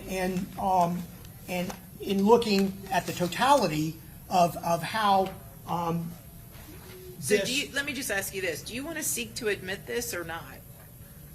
do I want to do you- seek to admit Yeah. the text message? In conversation with my client, he wants to admit it. Okay, so here's the thing, Mr. Murphy, Rashad Murphy. This is what we would refer to as a double-edged sword, okay? I could see how your attorney could potentially argue that this might be helpful to you, but it also could be harmful to you. And the reason why originally I'm assuming your attorney wanted to keep it out is because the state would never be able to introduce this text message in its case in chief against you, because it would be depicting improper bad character evidence on your part potentially. Because attempting to smuggle contraband items into a prison, again, it's a felony. So this would be an admission that you were attempting to commit a felony. So that's why the state could never introduce this as part of its case in chief. Now, if you really think this is important for your defense, after speaking with your attorney, this is your trial, okay? If that's what you really think and that's really what you want to do, then I'll let your attorney admit it. But you need to understand there is downside risks to this. And there may be upside, and the upside may be worth it to you versus the downside, but at the end of the day, it may be only downside, and you just need to understand that going into it.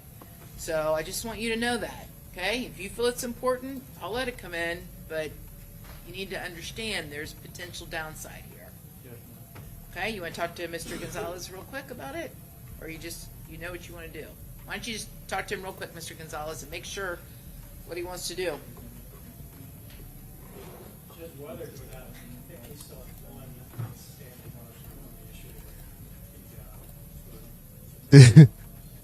This is crazy. Let me deal with Mr. Murphy first, and then I'll wrap up with you. One more like will get us to 125, guys. One more like will get us to 125. Please share the stream. Please hit the like, subscribe if you haven't already. If you're new, welcome. If you're returning, welcome back. This is the RUMORNATI Network. We are streaming live from a tent in the woods in Wyoming. Go ahead and make yourself at home. Take your shoes off. Just don't put them on my living room table or my dining room table. I'm going to give them time to continue talking. So what's your remaining issue, Mr. Wise? I think the only remaining issue, I think everything else has been ruled on or worked out, but in the, if you recall, there was a folder that was found in the iCloud somewhere buried deep that was found right before jury selection. That had videos from a club that Mr. Gathright is allegedly at the next night, the one in Orlando. Right. I believe Your Honor ruled that the Don Julio bottles can come in, but there's one where he's allegedly doing, it's actually not the correct gang sign, but he's doing the 1200 with the wrong finger, and I think the state would like to admit that. I believe. Let's identify it for the record. What exhibit, what proffer exhibit is it? Checking, Your Honor. Y'all about to hear some sound effects, and they're going to be pretty loud, all right? I'm just letting y'all know because we done did it. We done broke the glass. Yes, sir. Let's go. 128 likes. 2 more get us to 130. Let's go. Let's go. Super duper salute to y'all, man. Super duper salute to y'all. We done broke the glass. I'm going to shut up. That's just something thrown during the video itself. Okay, so your argument, he's making a sign. Well, it is the wrong one, but in any event, he's not alleged to be a gang member. He's not charged with that one. Everyone has said he's not a gang member.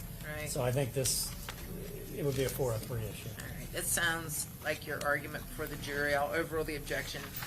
Okay. And then the only other issue I think that's left, and this wouldn't really be Ramos, but just keep on court's radar, is that video from Mr. Gathwright's interrogation room where he pushes up a ceiling tile. I see y'all. I want to read the chat so bad. I just don't want to step on the content. I'm going to shut up, guys. Most appreciated chat, most aggravating chat in the game. Let's go. Witness, does that? Detective Griffin. Detective Griffin. Aggravating as hell, man. Okay, so Mr. Gonzalez, has your client made a decision?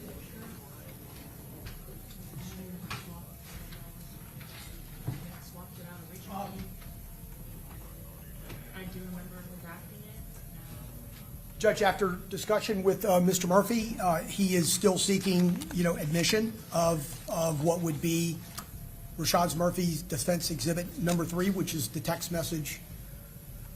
Okay. Okay. I just need one moment to speak to Detective Ramos about that. He's been told to stay away from it essentially, Sure. and to fix the. Well, I tell you what, just let him know, because who knows? Maybe hold off. Maybe during the direct of Detective Ramos, Mr. Rashad Murphy may have a change of heart. So let him know that if Mr. Gonzalez seeks to admit that exhibit, then it's fair game. Yes, Your Honor. Okay. Judge, and there is one more issue, connected issue. And Yeah, they told me Ramos was coming back. Guess you guys are right. That was originally redacted.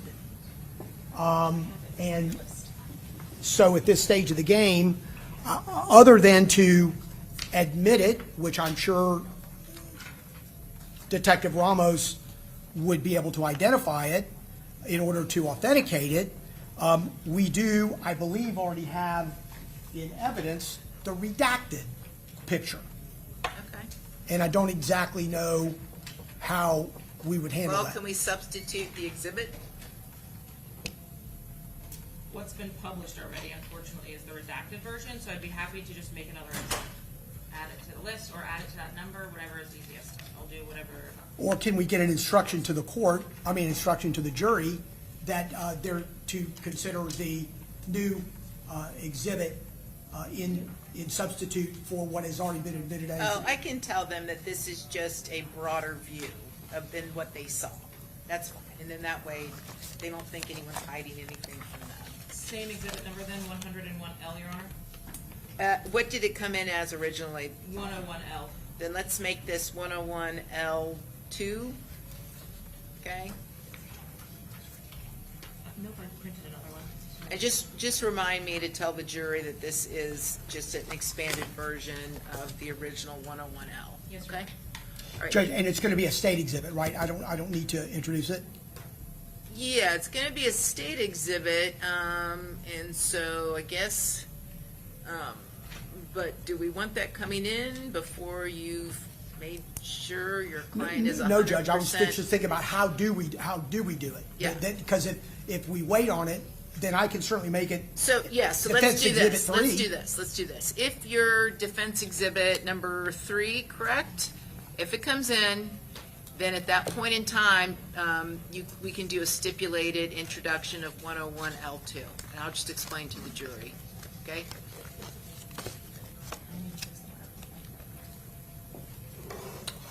Okay, that's what we'll do. Okay, anything else before we put Ramos back on the stand? And you need to talk to Ramos real quick? Very quickly, Your Honor, yes. Sure. And I need to make an edit to the PowerPoint, which has those exhibits, to take out this updated photo. Okay, so let the jury know we're almost ready. So 5-minute warning, we'll get going.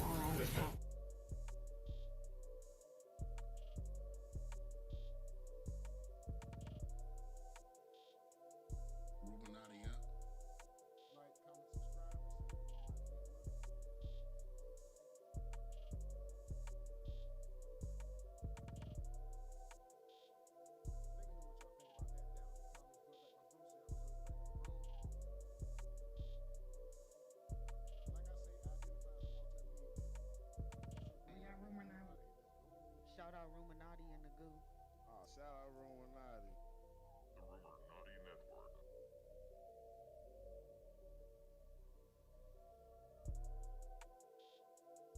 RUMORNATI up? Alright, cool. The RUMORNATI Network. Now, after all that, she got the nerve to take a 5 minute. How you gonna go on a 5 minute after all that?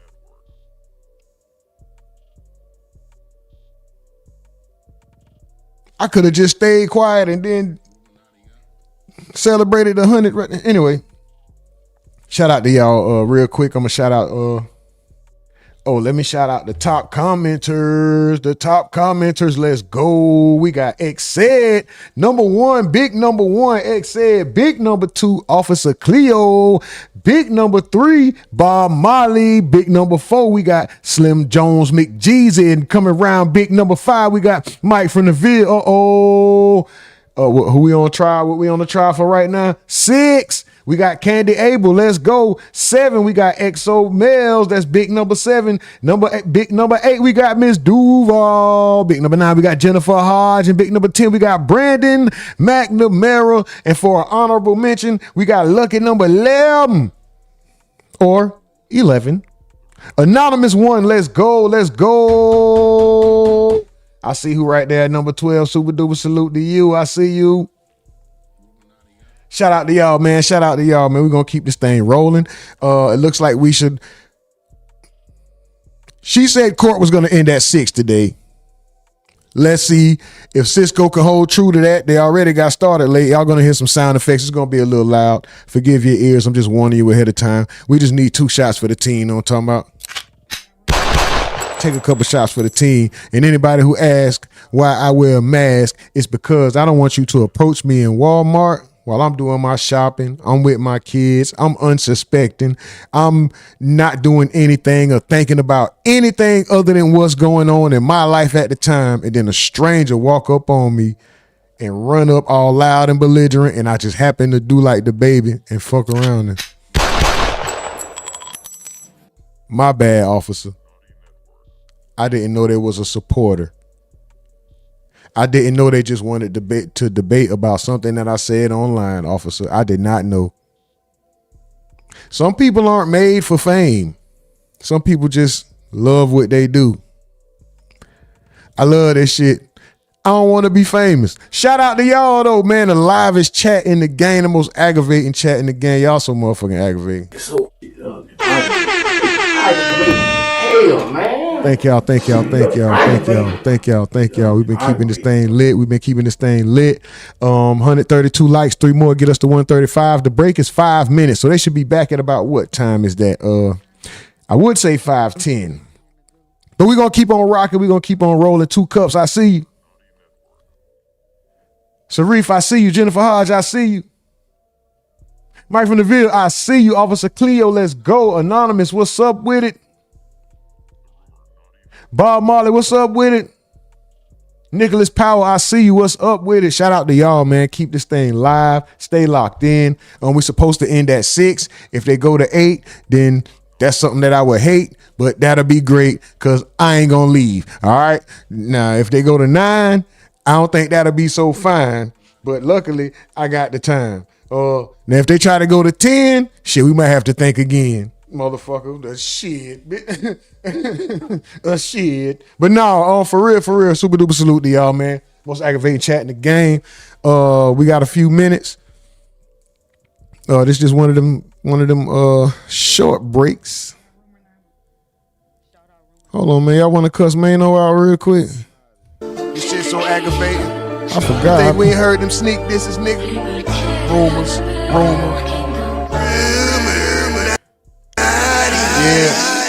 Yeah. Fuck Mano. Yeah. Hold on, man. It ain't time yet, man. It ain't even time for that. I'm tripping. Stay focused, brother. Stay focused, brother. Keep it relevant to the case. Oh, Kenny Cap. Brother. So you're even. Guess so. I think so. Yes, ma'am. Guess that's what he was indicating. Not I think so. Didn't you see a social media post at like 5 a.m. or something, right after the murder happens, from Isaiah Chance or Rashad Murphy? Yes, ma'am. Didn't you believe at that time that was 1,200 taking credit for killing Charles Jones? Yes, ma'am.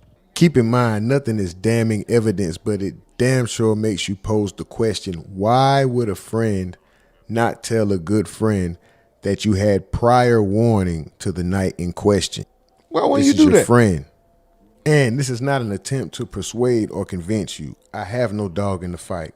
This is just to pose a question when someone's character and actions don't line up. Kenny Caps, Robert Howard, is set to take the stand again Monday afternoon in the Foolio trial. We will be watching live with reactions and commentary. Shout out to the most aggravating chat in the game. Shout out to y'all. I'm going to leave y'all with just a few more clips as to why I just asked the question about Kenny Cap being a... Someone asked a question. Back door. Is Kenny Caps a snake? But like my bro said, I don't know, but I reserve the right to be wrong. And like I say, I identify as a multimillionaire.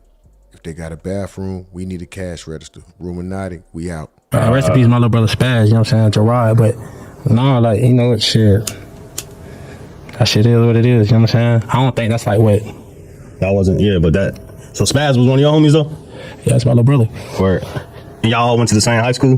No, I'm older than them. Right. I'm older than Spaz, though. I was in jail when that happened. Yeah. But how you know Kenny? Jail. Oh, so you and Kenny was locked up together and shit? Yeah, I actually, I was a trustee. Like, I had got sentenced to county time. Yeah. And I had to, like, feed the, like, you know what I'm saying, pass out trays and shit. And he was in, like, this shit called I Block, and I had to get a nigga food every day. Oh, so you was giving Kenny food and shit?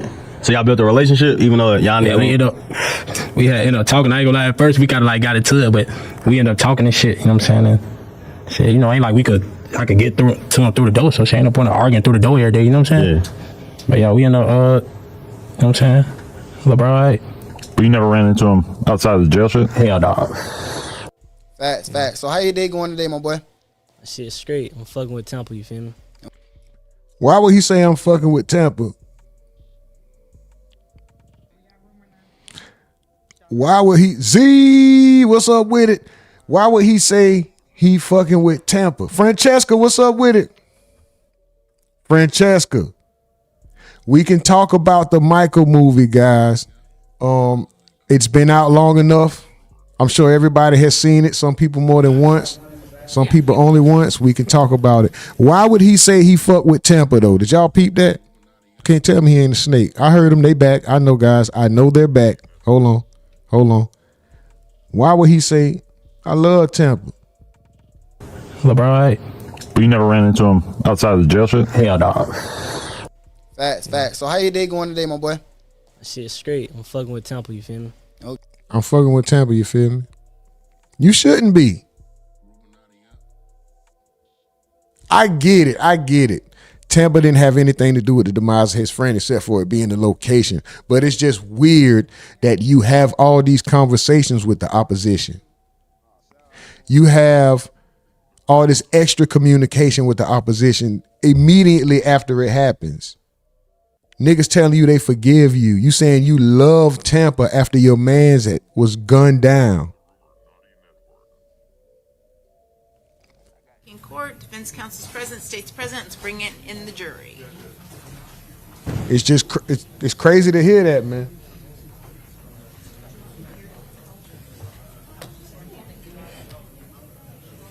All rise.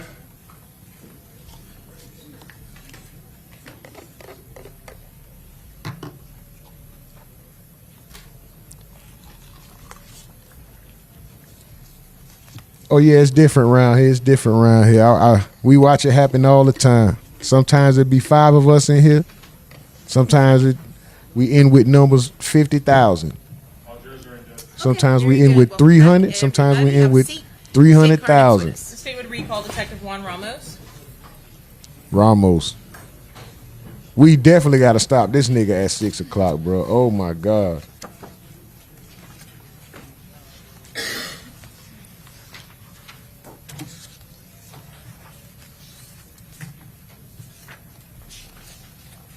Hey man, keep the guys t-shirts.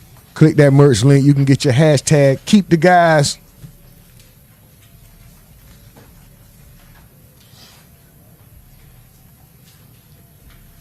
All right, we'll go ahead and swear you in one more time, Detective. Please raise your right hand. Do you solemnly swear or affirm that the testimony you're about to give in this class will be the truth, the whole truth, and nothing but the truth, so help you God? I do.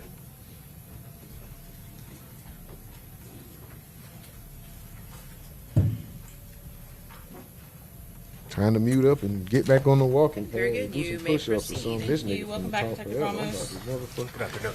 I want I to mean, start talking with you a little bit about the cell phone extraction from the device of an individual by the name of Darius Beals. How is it that you came to know there was relevant evidence related to that individual?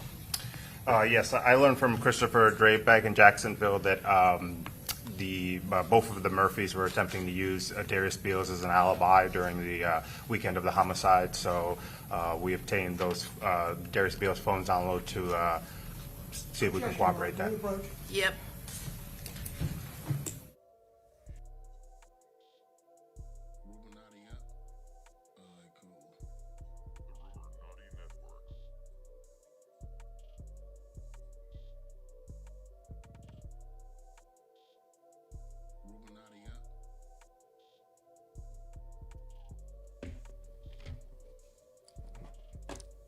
Real quick.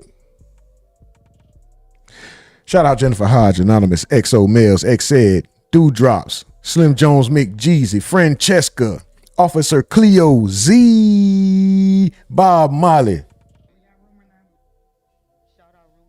Corey Evans, X said, Mike from the Ville, 2 Cups, 2 of them, Nicholas Powell, Candy Abel,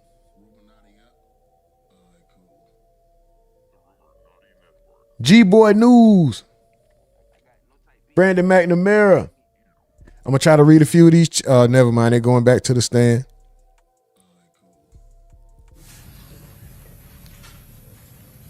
Shout out to y'all, man. Y'all so aggravating. Top 3, Bob Marley, X-Ed, Stephen Edwards. From Detective Drape Slim Jones, let's go. Yes. Did you take it upon yourself to also review the content of that extraction? Yes, I did. And what did you do with the information contained in that extraction to prove or disprove any of the information that you had received? I researched through the data and obtained some information from within the phone that contradicted Mr. Beals being in Tampa. Were you able to select specific dates in order to do that? Yes. What were the dates that you utilized of importance? June 22nd, 2024 and June 23rd, 2024. The date of the homicide in this case being the 23rd, early morning hours? Yes.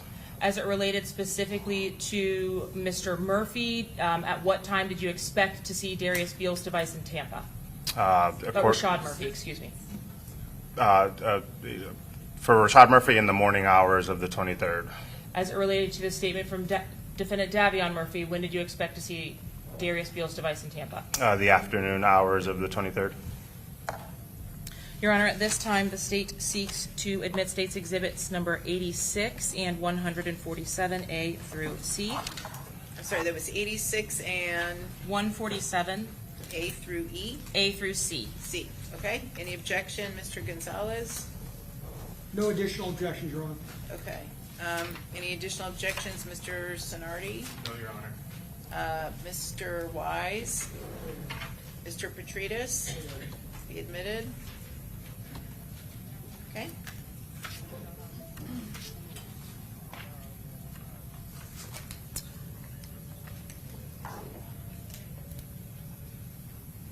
Publishing States Exhibit number 86, Your Honor. Sir, could you please tell us what exactly we're looking at here? So in this exhibit, what I did was from Mr. Beal's cell phone, I extracted all of the GPS locations. So the store is storing GPS data in it for a variety of reasons. And I input those GPS locations into a program called CellHawk, which allows us to visualize where the device was for the specific time period. And we're looking at that visualization. Did you also have an opportunity to review the latitude, longitude points for each one of the responses that came back from that cell phone? Yes. And include that in your mapping? Yes. What is it that we're looking for in States Exhibit number 86 before we press play? So what we're looking for here is to see if the device traveled to Tampa, and as outlined before we press play in the green box, it's indicative that all of the data analyzed never left outside of that green box. Would you mind to stand just briefly for this Sure. to explain to us where the green box is that you're referring to? So whenever you put the GPS location data into the program, it's going to create a box around where those GPS data are contained. And as you can see here in the display, the green box is limited to Jacksonville and north of Jacksonville, and there's no GPS locations in his phone that showed that it went anywhere near Tampa during that time period. For the time and date stamps at the bottom right of the green box on the screen that we're seeing, is that something that will move around the video as we see the recording? Yes, so on the right you can see the starting time, 6:21, going up to the bottom at 6:24. So what you see is all of the data points tracking within that time period, and you'll see some movement of the device throughout that time period. Did you have an opportunity to place specific markers on the areas of location of importance for your investigation in Tampa? Yes, so at the bottom left here by the red and blue pins, those are all our relevant locations in Tampa, to include the Airbnb that the defendant stayed at and all of the scenes where the victim was tracked at. Publishing 86.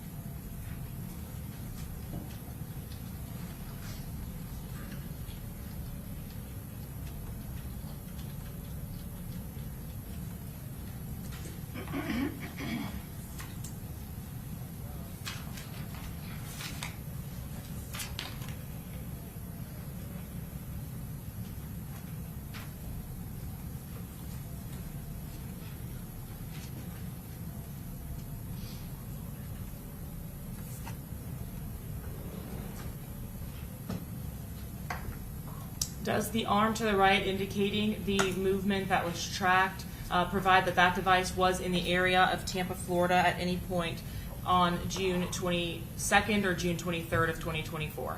No, it wasn't. Did you have an opportunity specifically to look at a close-up of the device location from the relevant dates that you previously indicated? Yes. Is that what we're looking at here in slide 2 of 86? It's correct. So this is just a visualization of what we just watched, however, zoomed in to Jacksonville to where the device was at.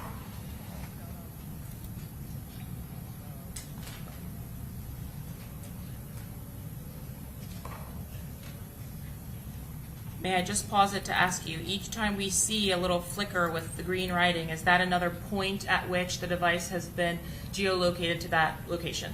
Correct. So every time you see a flicker, that's the device through some form of activity registering the GPS location, latitude and longitude of where the device is at that second. Have you since become aware of what type of structure is at the location that the device was located? Yes. What is that? That is Mr. Darius Beal's homes in Jacksonville.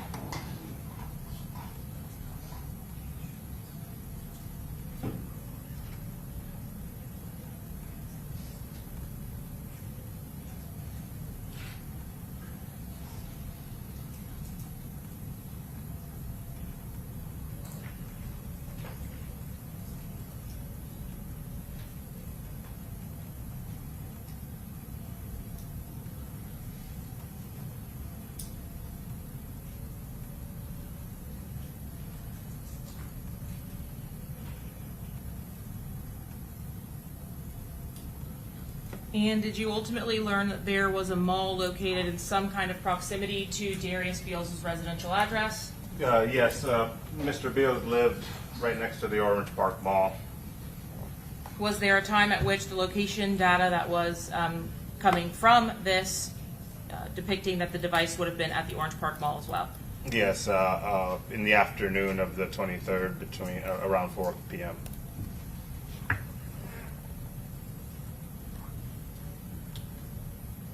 Did you have an opportunity also to prepare what's depicted here, State's Exhibit 86-3? Yes. What are you looking at? Go ahead. Sorry. So this is, instead of the video visualization where you can see the movements, this is just a still photograph of all the GPS points that were plotted for Mr. Beal's phone during the weekend of the 22nd and the 23rd. So every one of those is a hit GPS location of where his phone was at in that specific weekend. And that includes outside of the time frame that we've seen in the GPS data that we just looked at? Yes, this is 6/21 to 6/24. So is there a broader time frame that's included for this particular dot map? Yes. And lastly, at 86, is this an example of what the native information that you utilize in creating these maps for us actually looks like? Yes. Do you download or input these files in some way? Yes, so from the cell phone extraction, I would export this data onto an Excel sheet and then load it into CellHawk, and it would register specifically the latitude and longitude to plot those points on a map. Now for State's Exhibit 147, in addition to the extraction of the location information that we've just seen, you can have a seat. Yep. Did you have an opportunity to analyze the actual content on the device itself? I did. And in analyzing that information, what types of evidence were you looking for?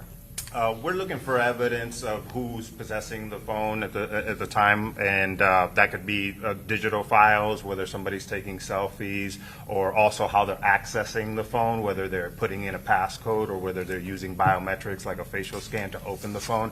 All that data would be in the extraction for me to look at. Looking first to 147B, over the course of June 22nd, June 23rd, and June 24th of 2024, did you have an opportunity to determine whether there were photographs on Darius Beals' device that we just saw tracking for? Yes, approximately 8 photos that appeared to be selfies found within that weekend. And Mr. Darius Beals is depicted in those photos, and all of those photos had a reference time of throughout that weekend. On the second page of 147B, are these additional photos from the time frame June 22nd through June 24th? Yes. Did some include, for example, if we look at the top of the image that's on the screen now, the second page of 147B, some also included movies or videos, action images? Correct. Okay. And is this something that you would have done to further establish the actual possessor of the device, not Correct. just the location? Yes. Lastly, the third page of 147B, are these the last two photos that were also collected from that specific device? Yes. Within that time frame? Yes. Specifically at the image on top, 6/23 of 2024 at 12:22 a.m. Has that been adjusted to Eastern Standard Time? Yes. At 12:22 a.m. was this photograph documented on this particular device? Yes. In 147A, is this an example if you put just one of those latitude or longitude points into the software we've discussed? Correct. And what are we looking at here? What did you put in or plug in? So specifically, I put in just one hit on the phone from the 23rd, and it was at 2:04 p.m. Eastern Standard Time, and it showed that the phone was at the position latitude and longitude, and that specific latitude and longitude is Mr. Darius Beal's home. When you provide the exhibit or the extraction, such as what we're seeing on the screen, do you have the ability to actually zoom into that pen and look at different locations as well? Yes. Lastly, in addition to the photographs, did you search for biometric information on Mr. Beal's device? Yes. Can you explain to the jury what that is? So this is specifically a log for the June 23rd, so the day of the homicide, starting in the morning and going into the afternoon. And what I found was at least 34 times a biometric feature was used to unlock the phone. This specific phone was an iPhone 11, so the only biometric feature that the iPhone can utilize to unlock it is a facial recognition scan. Did you go through that process in the entirety of June 23rd of 2024 for Mr. Beals? Yes. And is that what we're seeing here, pages 1 through 4 of the biometric information? Yes, starting at 9:41 a.m. and going down in chronological order. Prior to that, had you seen any entries of unlocking the device? No. Prior to 9:41 a.m.? Not by biometrics, no.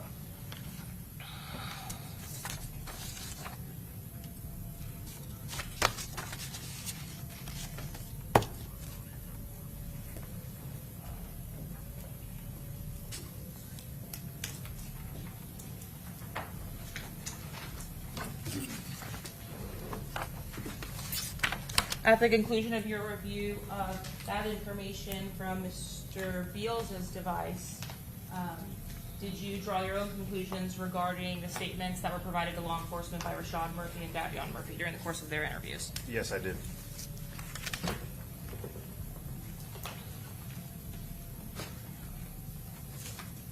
Was the device of Darius Beals or any information to support the person of Darius Beals was in Tampa on June 23rd of 2024?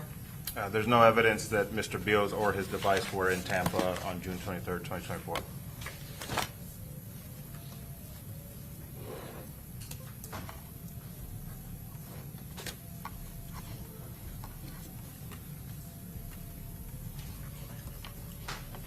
I want to move now back to your investigation, if I may. Can you see the screen in front of you? Not yet. Can you see that? Yes. All right. Did you, as throughout the course of your investigation, having collected the relevant evidence in this case, document essentially a timeline of events between the defendants in this case? Yes, I did.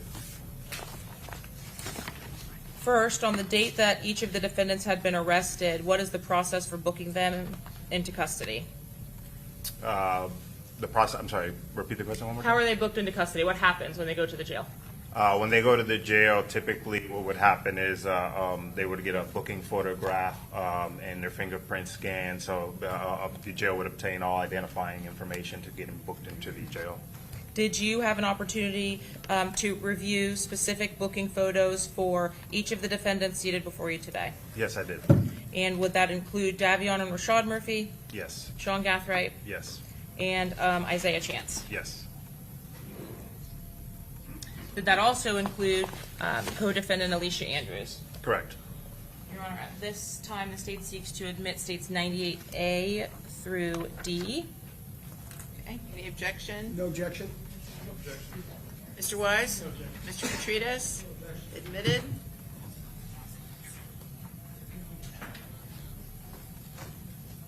Are these, or do these photos fairly and accurately represent the booking photos for each of the defendants that were captured when they were booked into the Hillsborough County Jail? Yes, they do. This would have been after transport from the county from which they were arrested in, correct? Yes, these photos are all from the Hillsborough County Jail. In speaking about the portions of your investigation where you collected certain types of evidence, were there social media accounts that you wrote search warrants for and subpoenas to? Yes. How does that process work? So typically when we identify a social media account belonging to a suspect that we're investigating, we start off by writing a subpoena to the whoever holds the data for that account. So if it's Instagram, it could be Meta or Google. So we write a subpoena. The company then returns identifying information for that account. And from there, if we develop probable cause, we can write a search warrant in order to get more information or more data, specifically content, messaging, things like that. Did you have an opportunity to do that for the victim, in this case, Charles Jones? Yes. When you wrote a subpoena, were you provided with sufficient responses to be able to obtain a search warrant as well? Yes. Was that search warrant approved? Yes. Did you run that same process for defendants Rashad Murphy, Isaiah Chance, and Sean Gathright? Yes. Why did you not run that process for defendant Davian Murphy? I was unable to locate an Instagram account or social media profile for Mr. Davion Murphy. And at the time, had you done the same thing for Alicia Andrews? Yes. Looking first to the social media account for Julio, Foolio, or Charles Jones, you already previously testified about having screen recorded the account from the day of the incident. Is that correct? Yes. Would obtaining a search warrant allow you to get more information? Yes. What kind of information do you get that's more than just your screen recording? So what we're going to see with a search warrant is all the metadata from the company, which will include things like the location or time and date. Sometimes you get location, sometimes you get content. Specifically, we like to see when, if we're referencing a post, the exact date and time down to the second when that post was made, so we can fit it into the timeline, understanding it better. Were you able to capture posts from both before and after the time of Charles Jones's death? Yes. At this time, Your Honor, the state seeks to admit states 95F, I believe 95A through D have previously been admitted. Okay, any objection to 95F? Mr. Gonzalez? 95F? Yes. Is that going to be just a new exhibit? Yes, sir. It is not, it is from the incident today. That's right, it's just the first post.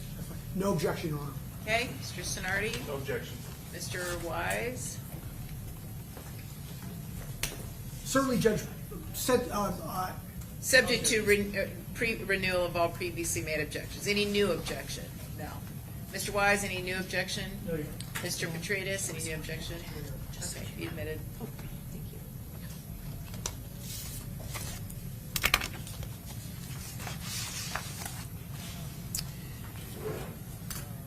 And sir, you previously indicated that you had an opportunity to screen record the victim's Instagram posts from the early morning hours of the homicide. Correct.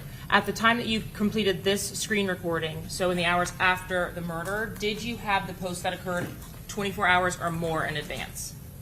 I had the posts that occurred within 24 hours of me viewing it, and not the ones made before that. Not the ones made before that. Yeah. Did you know anything or have any information at the time that you viewed this account about what Charles Jones was doing before the posts that were on his social media account? The only information I had was starting with Friday night, the 21st. Before that, no.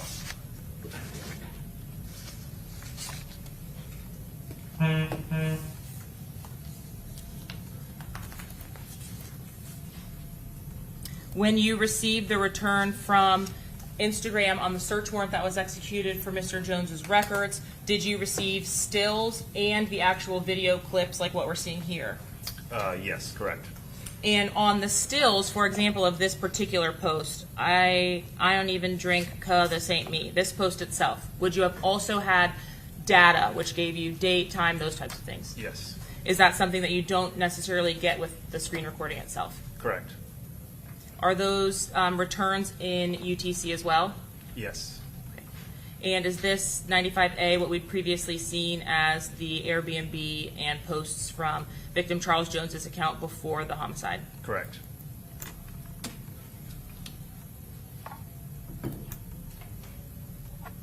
Did you have an opportunity? Sorry about that. Did you have an opportunity to write search warrants and obtain returns for Instagram accounts for Rashad Murphy, Sean Gathright, and Isaiah Chance? Yes. Under the names of what? Specifically for Rashad Murphy? Ghost 187 with 7 underscores after it. And for Sean Gathright? This one's at with the number 5, Andre Chandre. And lastly, Isaiah Chance? Yes, double G Gutazay. Your Honor, the state seeks at this time to admit states 87A through E. Okay, other than previously made objections, any new objections, Mr. Gonzalez? No, Your Honor. Mr. Sonardi? No, Your Honor. Mr. Wise? No, Your Mr. Petridis? No, Your Honor. Okay, they'll be admitted. Your Honor, my apologies, 88A through F and 97. Okay, one more time. 88, A through F, and 97? Yes, 87, 88, 97. I'm sorry, wait, 87, 88? 3 total exhibits, Your Honor. 87A through E. Okay. 88A through F. Okay. And 97. 97, okay. Any objection to these, Mr. Gonzalez, Just other the than one photo. previously made objections? No, Your Honor. I mean, the account info, but just the one photo. Mr. Sonardi? No objection. Okay, Mr. Wise? No objection. Mr. Petridis? These exhibits will be admitted.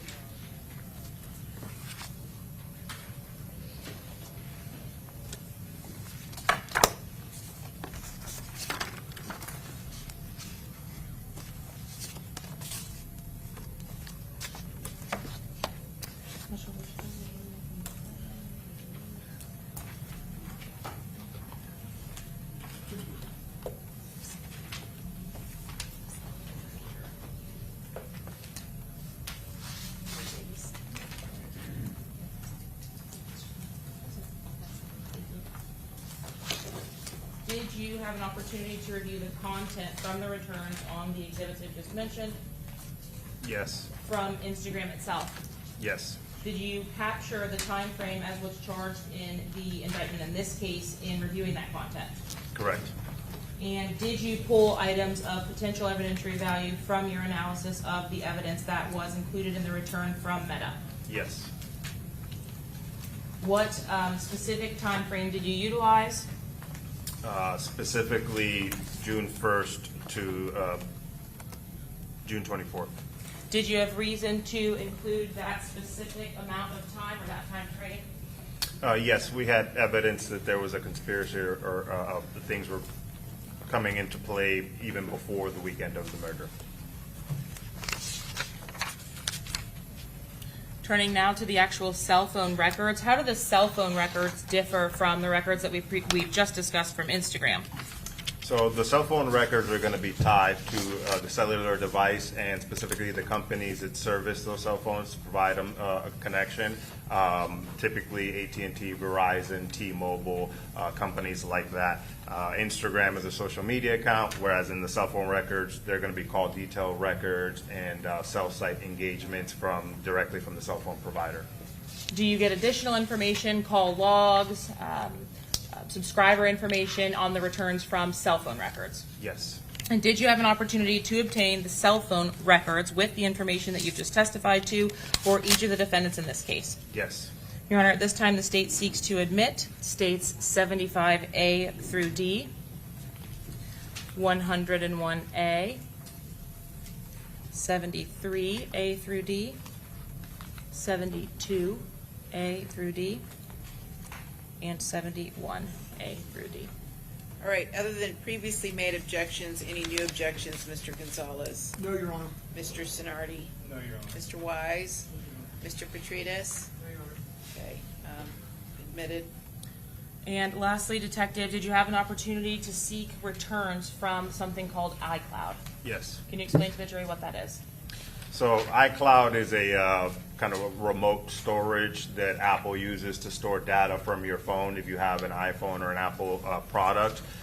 If we don't have a physical device to do an extraction from, the next best thing would be to try to get a iCloud backup in case you've backed up your data from that device onto the iCloud. Are those backups relevant only in relation to the last time the device was backed up? Correct. And what types of information are included on those backups?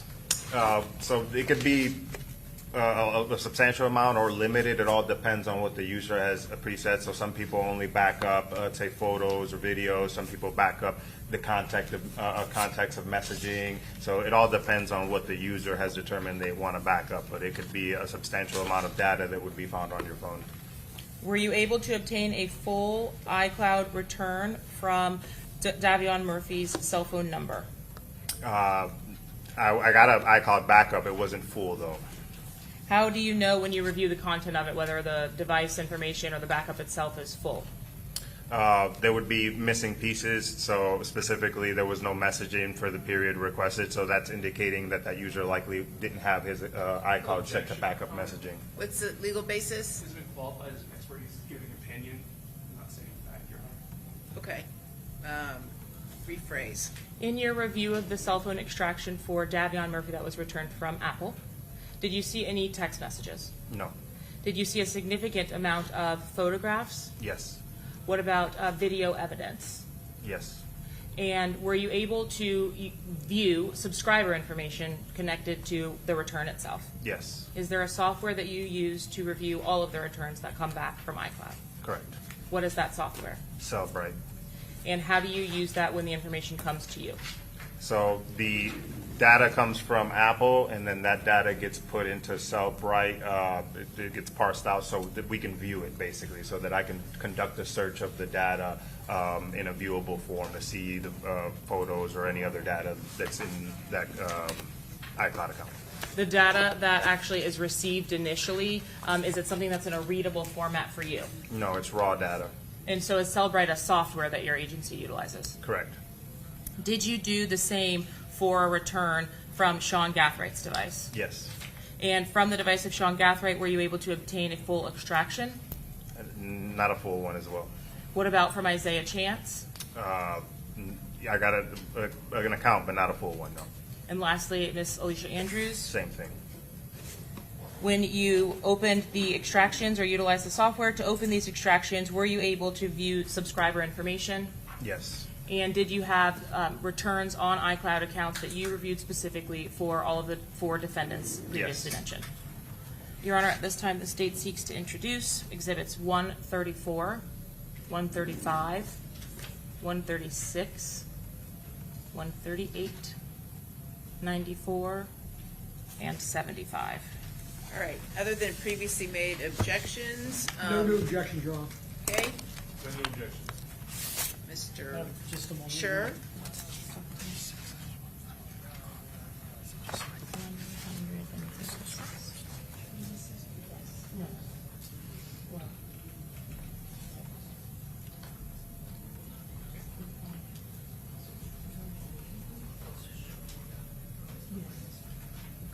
No further objection. Okay, Mr. Petrides? Okay, all previously made objections are renewed and they will be admitted.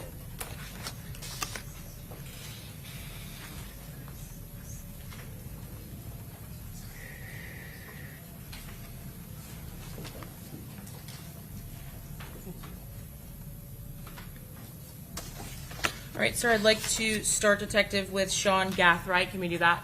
Yes. His account returns, you indicated you had an iCloud account for Mr. Gathwright. Is that correct? Correct. Did you have a phone number that through the course of your investigation you were able to confirm belonging to Mr. Gathwright? Yes. And did you link that phone number to a cell phone provider? Yes. Did you also link Mr. Gathwright to a social media account? Yes. In reviewing Sean Gathrights returns from each of those account holders? Were you able to confirm an email address or multiple email addresses associated to Mr. Gathright? Yes. And was there any timing specifically related to the returns that you had for Mr. Gathright having multiple email accounts? Yes. What was that significance? One of those emails accounts was created post-murder.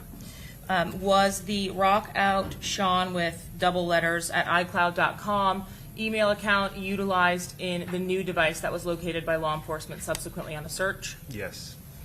The rock out Sean account was? I'm sorry. One was before, one was after. Okay, I'm sorry. So the Redman 5 was the after? Correct. Okay, thank you for clarifying. I apologize if I was confusing. Did you have an opportunity to review the returns from the Instagram? Yes. Were there a significant number of items from the Instagram return, starting first with State's Exhibit number 97, that were actually relevant to your investigation? Yes. What, if anything, was relevant to your investigation from the Instagram return? I'm sorry, for Mr. Gaithright specifically. Yes. Just gonna start with yeah, no, there wasn't much in his Instagram that was relevant. Were you able to preserve or confirm the email address that was utilized to create that account? Yes. And was that same email address utilized in the iCloud records that you reviewed? Correct. So we can see under account identifier, rockoutsean at iCloud.com was an email address that we had in common between his Instagram and his iCloud account. And still states number 97. Were there any other photographs other than the profile picture depicted or information that were obtained from this particular extraction? No.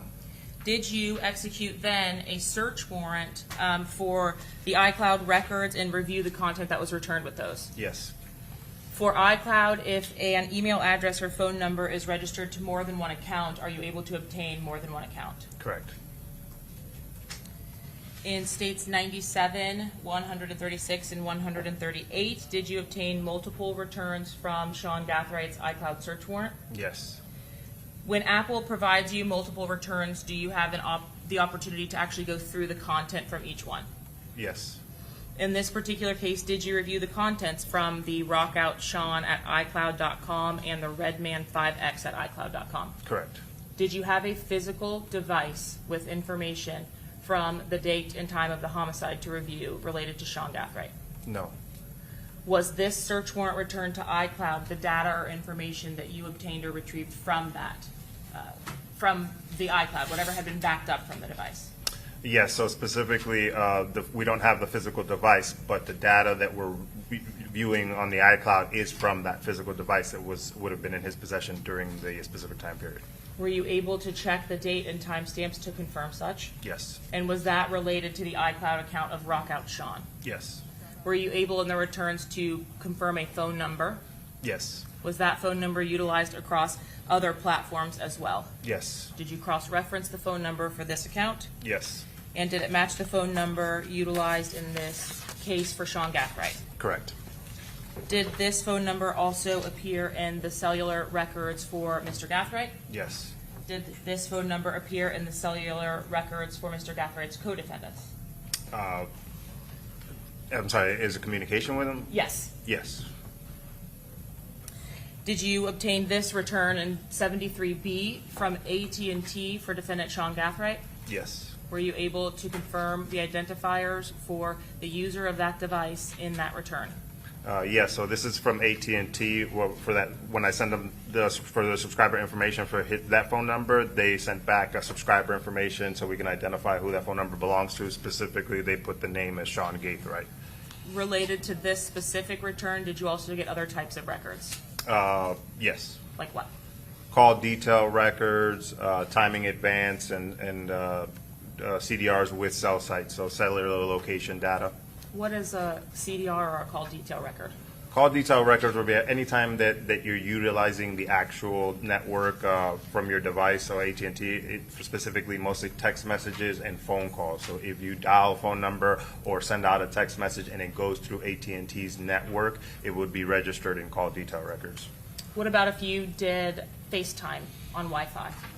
No, so because like if you did iPhone to iPhone, on that would utilize Apple's networks or the internet through Wi-Fi, so that wouldn't be registered on call detail records at all. Is that the same for iMessaging and text messages? Correct. What's the difference in those two? So again, iMessaging is utilizing Apple's network, so it would not be registered on AT&T's call detail records. Is there another way within the device that you are able to retrieve or recover iMessages? Yes, so if we get the iCloud dump or backup and the messages have been backed up to the cloud, then we would be able to see the messages that way from Apple directly. Did you have an opportunity to obtain records related to specifically Isaiah Chance? Yes. Our Mastermind one-on-one at iCloud, was that related to an Apple return that you received from Apple for Mr. Chance? Yes. Did you also receive gutazay42 at Gmail as a return from Apple? Yes. Are you able to use email addresses other than iCloud.com when utilizing Apple's iCloud service? Yes.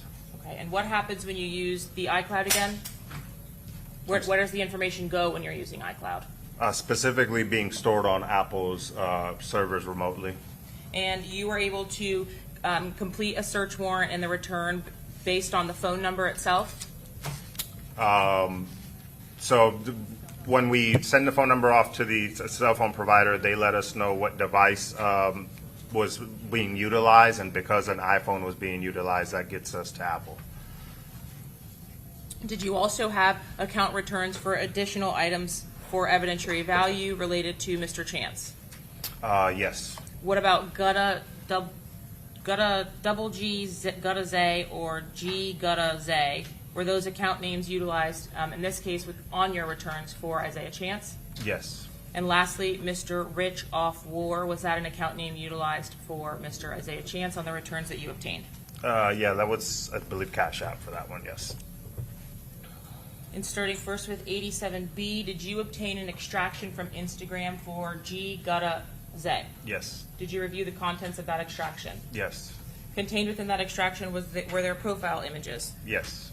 Also contained with that in that extraction, is there identifying information that you're looking for? Yes, subscriber information, any email addresses or phone numbers. In 87A, was that information recoverable from the Instagram return records for Isaiah Chance? Yes, we got a vanity name, the email address, and a phone number. Were you able to link this email address to that account based on the return from Apple as well? Yes.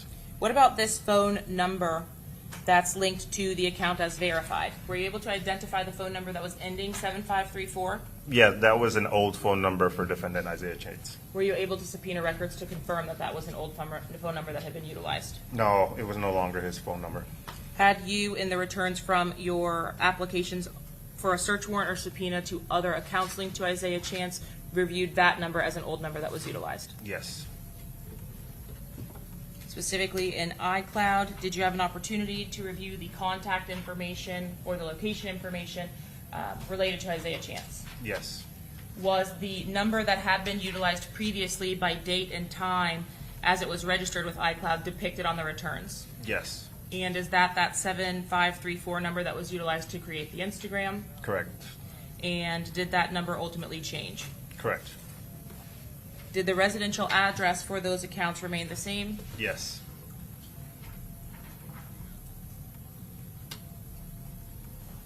In looking at that iCloud account itself, were you able to confirm the address that was returned on the iCloud return as being a legitimate address for Mr. Chance?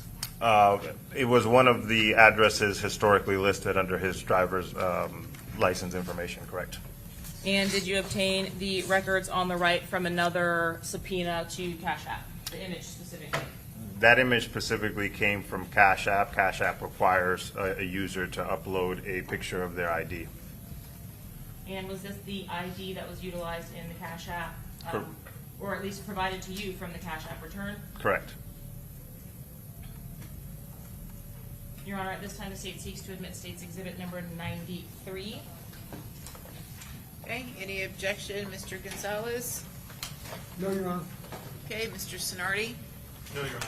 Mr. Wise? Okay, Mr. Petratus? Okay, no new objections, it'll be admitted. And then, sir, did you have an opportunity to review the actual phone record returns for the same individual, Mr. Chance, when the subpoena returned back from AT&T? Yes. Was AT&T the provider for the cell phone device or information for Isaiah Chance? Yes. And were you able to confirm that information in your review of those records? Correct. Were you able to confirm the active number at the time of your homicide is the number depicted ending in 4707 here? That is correct. Rashad Murphy, did you have an opportunity to complete the same for Rashad Murphy? Yes. With the exception of the cellular device, did you actually obtain a search warrant for the Instagram account linked to Mr. Murphy? Yes, I did. And what about the Gmail account itself? That was a subpoena for subscriber information. Did you obtain a return on that subpoena? Yes. And did you have an opportunity to review the content on the return from that subpoena? Yes.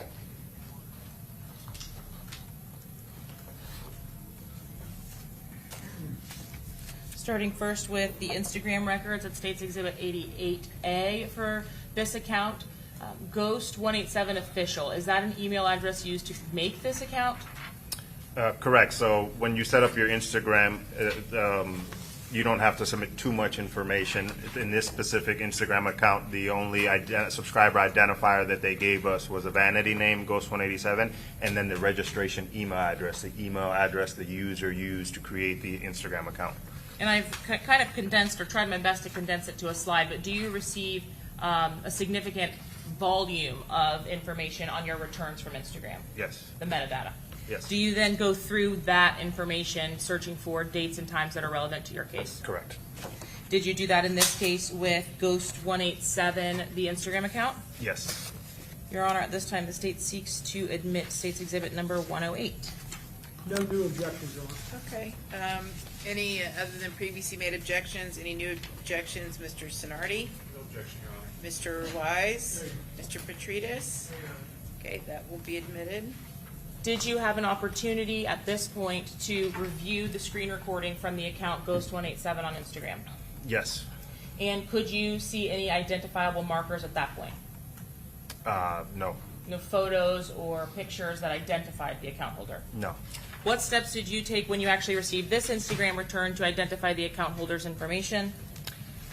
Being that all we had was a registration email, since it was a Gmail, what I did is I subpoenaed Google to have them give me subscriber information on that Gmail to see who the owner of that Gmail was in an attempt to identify the owner of this Instagram account. When you reviewed the screen recording or looked at the account itself, was there a legal or recognizable name that was utilized in the profile that you could potentially search? No. Was a name listed on there? No. On the profile itself in the descriptor area, was there a name or words listed? I'm sorry, for Instagram or Gmail? Yes, for Instagram. No.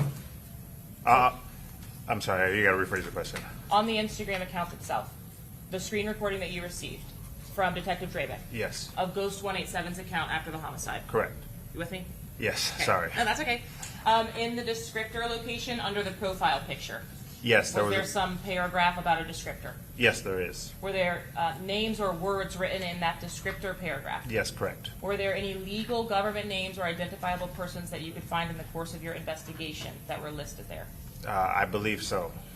A name of an individual? Not a legal name, no. Okay. There was a name in there, but it wasn't a legal name that I could attribute to anybody. You actually searched for it, is I guess my ultimate point. Yes, correct. Okay. When you obtained the returns in State's Exhibit number 108 from Google, were you able to look at the proprietary information for the billing info on the account that we've discussed? Yes. Ghost187 official at Gmail. Yes. Is this the account that was utilized to create the Ghost187 Instagram account? Correct. And what information was of significance to you on the Google returns? So, because of the use of different kinds of names that might not be legal names or might be aliases, I focused in on the Google Pay information that was attached to that Gmail because you can't utilize a fake name or an alias or not a real name, specifically when it comes to Google Pay. And the Google Pay account linked to that Gmail had the person's real name, which was listed in the return as Rashad Murphy. The Google Pay information also includes additional information as well. Correct. So did you have an opportunity to review it in its entirety for the financial institution types or the card numbers, that kind of thing? I reviewed their return, yes. And in your review of the return from Google, were you able to determine who that email account was registered to? Yes. Who was that? Rashad Murphy. And lastly, for Mr. Davian Murphy, were you able to confirm the phone number associated to that account? Correct. Was 108 admitted? I believe so, 108.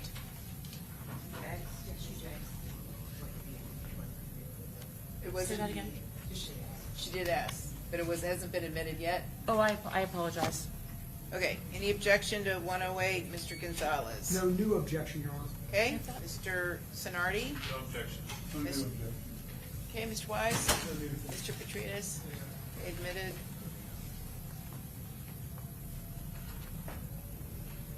Did you do the same with Mr. Davian Murphy's information? Correct. How did you come to gain the information for his assigned phone number?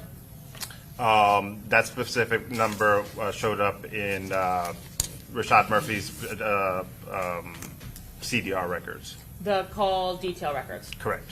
So you had reviewed the returns from the cell phone providers? Yes. And what did you do, or what were you looking at specifically in reviewing those returns? I was looking for phone calls that they would have made during the relevant time periods, and I found this phone number and ran it in the system, and it came back to Davion Murphy. Had you had other information, or were you developing other information at that time based on the course of your investigation that also made Mr. Murphy a suspect in your case? Yes, specifically a photograph from Rashad Murphy's device that had a picture of his ID in it. Did you also have the data or download from the Ring camera at the Airbnb location? Correct. Did you obtain a subpoena for the records from T-Mobile? Yes.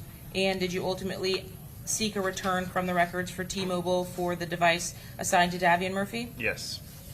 Was an email address also provided for Davian Murphy? Correct. The state would seek to admit, if not previously admitted, state's exhibit number 134. I believe it should be in. State, excuse me, Mr. Gonzalez, any objection? No, Your Honor. Mr. Sonardi? No objection. And Mr. Wise? Mr. Petrides? Okay, that will be admitted. And just so you know, I told the jury 6, we're going to go to 6:15, and then that's it for today, okay? Will you just yell when you're on our... I shall. Thank you. Did you have an opportunity to review the records that were provided in State's Exhibit 134B, the return from T-Mobile? Yes. Publishing 134B, is this the subscriber information page that T-Mobile had provided to you? Correct. Were you able to establish a relationship between the defendant and an individual by the name of Serena Beeks? Or was there some relationship between the two? Family. And the subscriber name, did it reflect Davion Murphy? No. Throughout the course of your investigation or speaking with other law enforcement officers, did you determine or were you able to learn of the significance of the subscriber name utilized to create this account? Yes, specifically Suge and Spaz are nicknames to people who died in the war.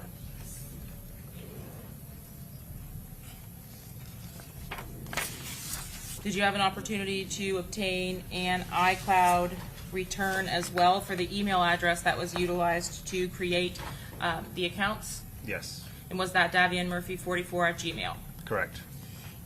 I'm going to publish dates 134, excuse me. B, is the return also able to give you any additional information regarding subscriber information? Yes.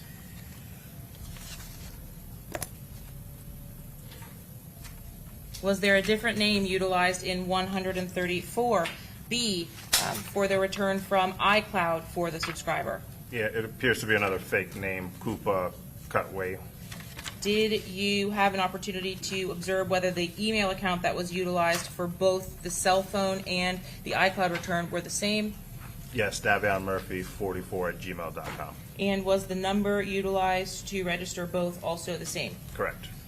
Throughout the course of your investigation, was the number ending 3137 attributed to defendant Davion Murphy? Yes, that is correct.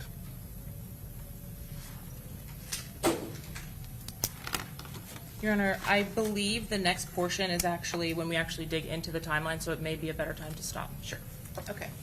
All right, very good. So members of the jury, we're going to have our evening recess. We will reconvene at tomorrow at 9 a.m. Just remember my previous instruction. You're not to discuss anything about this case with anyone, read, watch, listen to any news or social media posts, and you're not to do any independent investigation. So just so you know the schedule, we are working towards the conclusion of the evidence happening sometime Wednesday. Thursday, we would come back for closing arguments. And then Friday morning, you all would come back for the final instructions on the law. Okay?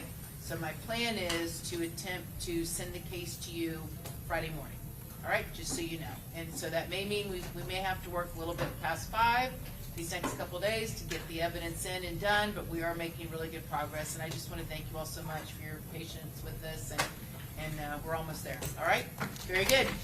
See you tomorrow at 9 a.m. All right.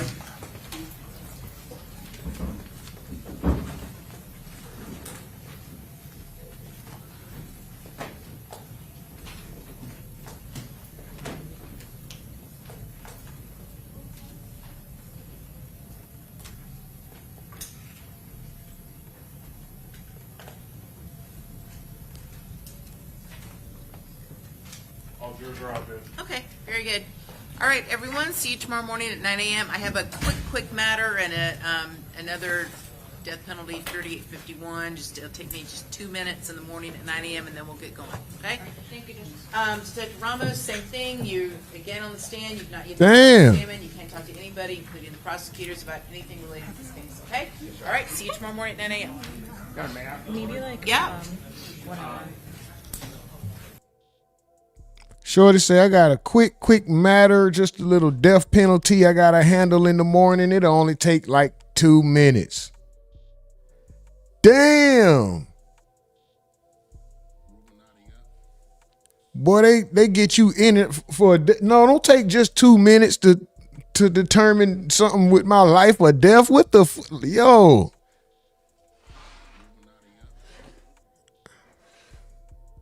Then again, I'm jumping to conclusions on what it possibly could be.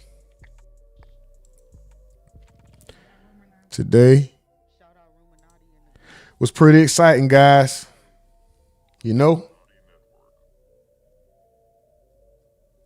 But hold on. Y'all know the stream stopped earlier. We came back strong. I appreciate y'all. I'm going to just say this, man, before we get up out of here. No content creators, nothing without the support of the people, man. Listen, y'all, subscribe to the channel. Tomorrow, 9 a.m., we will be here. 8:45 a.m., we will be here. Wake up. Subscribe. Wake up. Come to the channel. We here. We locked in for the entirety of this court case. It's just that simple. We locked in. No content creators, nothing without support of the people, man. I appreciate y'all, man. Y'all so aggravating, dog. Y'all so aggravating. Y'all showed out on the likes. Y'all did everything. Y'all went crazy today. Y'all showed out on the Cash App. Y'all showed out on the likes. Super duper salute to y'all. Let's go. We gonna get up out of here. I'm gonna call out a few names and I'm out of here. Xed, Z, Slim Jones, McJeezy, Bob Marley, that boy Drew,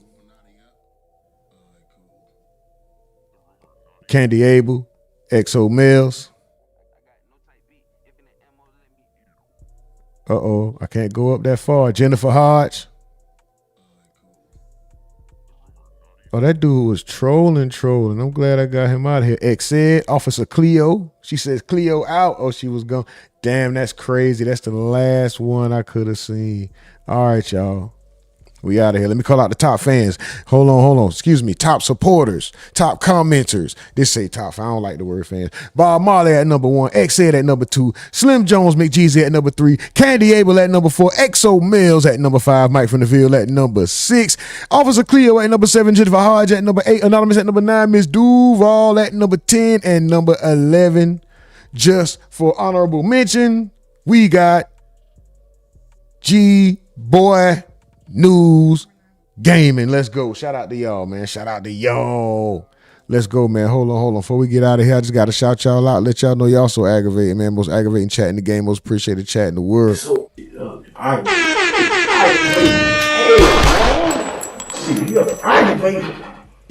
Aggravating, bro. Y'all aggravating, man. Y'all aggravating, but y'all are so appreciated. I appreciate y'all. Oh, hold on real quick.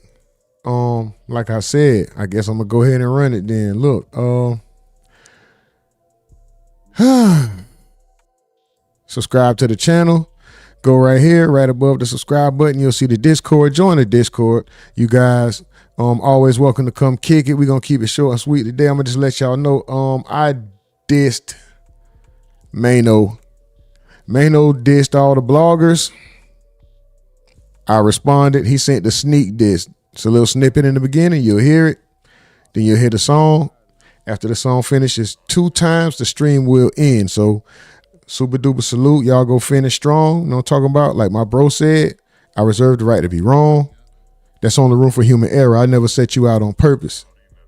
And like I say, I identify as a multimillionaire. Everybody got a choice. Some people want to be dogs, cats, men, women, and Crayola crayons, and they weren't born that. We got to respect it, so respect my choice. Give us a cash register if they got a bathroom. If they going to get a bathroom, we got to have a cash register. Other than that, this is RUMORNATI NETWORk. Let's go. I came into this game off of rumors. Saying I was a bully was the rumor. Had the super magnum with the rumor. Yeah, nigga. This shit so aggravating. You think we ain't heard them sneak disses, nigga? Rumors. Yo. Shout out y'all, man. Yeah. Fuck Mano. Yeah. Hey, fuck Mano. Motherfuck Mano. Didn't they say that nigga was wearing fake chains, bro? Fuck Mano. Damn. Motherfuck Mano. Hey, fuck Mano. Wearing fake chain, no. Career down the drain, no. Motherfuck Mano. Fuck Mano. Motherfuck Mano. Hey, I never thought I had the right bars for a lame-o. Old nigga, go and get a walker and the cane, bro. I heard a nigga hating on bloggers. Say it ain't so. Now he podcasting, doing the same thing, bro. Kitchen talk ain't last that long. What in the great show? Ye really kept you afloat. Ain't no debate, bro. Does anybody listen to Mano? I mean, that high hater wasn't shit, but that T-Pain feature was dope. You had a song called Rumors. It got you a buzz. You mentioned rumor in your song. I took that as a sub, but as soon as I got the word, I masked up and went to turn the nightclub to the motherfucking fight club. Damn. Mano, is it ironic how a nigga with a mask is the face of the show? Without a mask, you was just another face on the show. Kissing ass just to get another space on the show. God damn. Fuck Mano, motherfuck Mano. Wearing fake chains, no. Career down the drain, no. Fuck Mano. Nigga, motherfuck Mano. Hey, fuck Mano. Wearing fake chain, no. Career down the drain, no. Motherfuck Mano. Fuck Mano. Nigga, motherfuck Mano. Yeah. I came into this game Yeah, that's for this one, y'all. saying I was a bully was the rumor. Had the super magnum with It said, I see y'all. Bob Marley. Yeah, nigga. Stephen Edwards say, love y'all fam. See y'all tomorrow. You think Bob Marley say, peace y'all. Aggravate the algorithm. They say fuck Mano. Yeah. Fuck Mano. Yeah. Shout out to Mano, man. But hey, fuck Mano. Motherfuck Mano. Didn't they say that nigga was wearing fake chains, bro? Fuck Mano. Damn. Motherfuck Mano. Hey, fuck Mano. Wearing fake chain, no. Career down the drain, no. Motherfuck Mano. Fuck Mano. Shout out y'all, man. Motherfuck Mano. Hey, I never thought I had the right bars for a lame-o. Old nigga, go and get a walker and the cane, bro. I heard a nigga hating on bloggers. Say it ain't so. Now he podcasting, doing the same thing, bro. Kitchen talk ain't last that long. What in the great show? Ye really kept you afloat. Ain't no debate, bro. Does anybody listen to Mano? I mean, that high hater wasn't shit, but that T-Pain feature was dope. You had a song called Rumors. It got you a buzz. You mentioned rumor in your song. I took that as a sub, but as soon as I got the word, I masked up and went to turn the nightclub to the motherfucking fight club. Damn. Mano, is it ironic how a nigga with a mask is the face of the show? Without a mask, you was just another face on the show. Kissing ass just to get another space on the show. God damn. Fuck Mano, motherfuck Mano. Wearing fake chains, no. Career down the drain, no. Fuck Mano. nigga, motherfuck Mano. Hey, fuck Mano. Wearing fake chain, no. Career down the drain, no. Motherfuck Mano. Fuck Mano. Nigga, motherfuck Mano. Yeah. Nigga, all that sneak this here, we caught it, nigga. Ain't nothing wrong with it. Go ahead and do it. Ain't gonna do nothing but cloud us up, nigga. We appreciate it. We aggravated and we agitated. Yeah, all you niggas that's too tough for the internet, get off the internet. Leave the internet to the internet niggas. Leave the podcast to the podcasters. All you street niggas, go ahead and jump in the grave yourself. Go ahead and jump into jail. Ruin your life. Don't worry about ours, nigga. Cause all we gonna do is worry about y'all. That's what we do. So please let the vloggers vlog. I mean, it ain't too much different from when you came out and you dropped your song Rumors. You was talking about stuff that happened in the industry. We talking about stuff that happened in the industry, whether it's true or not. We ain't saying that it's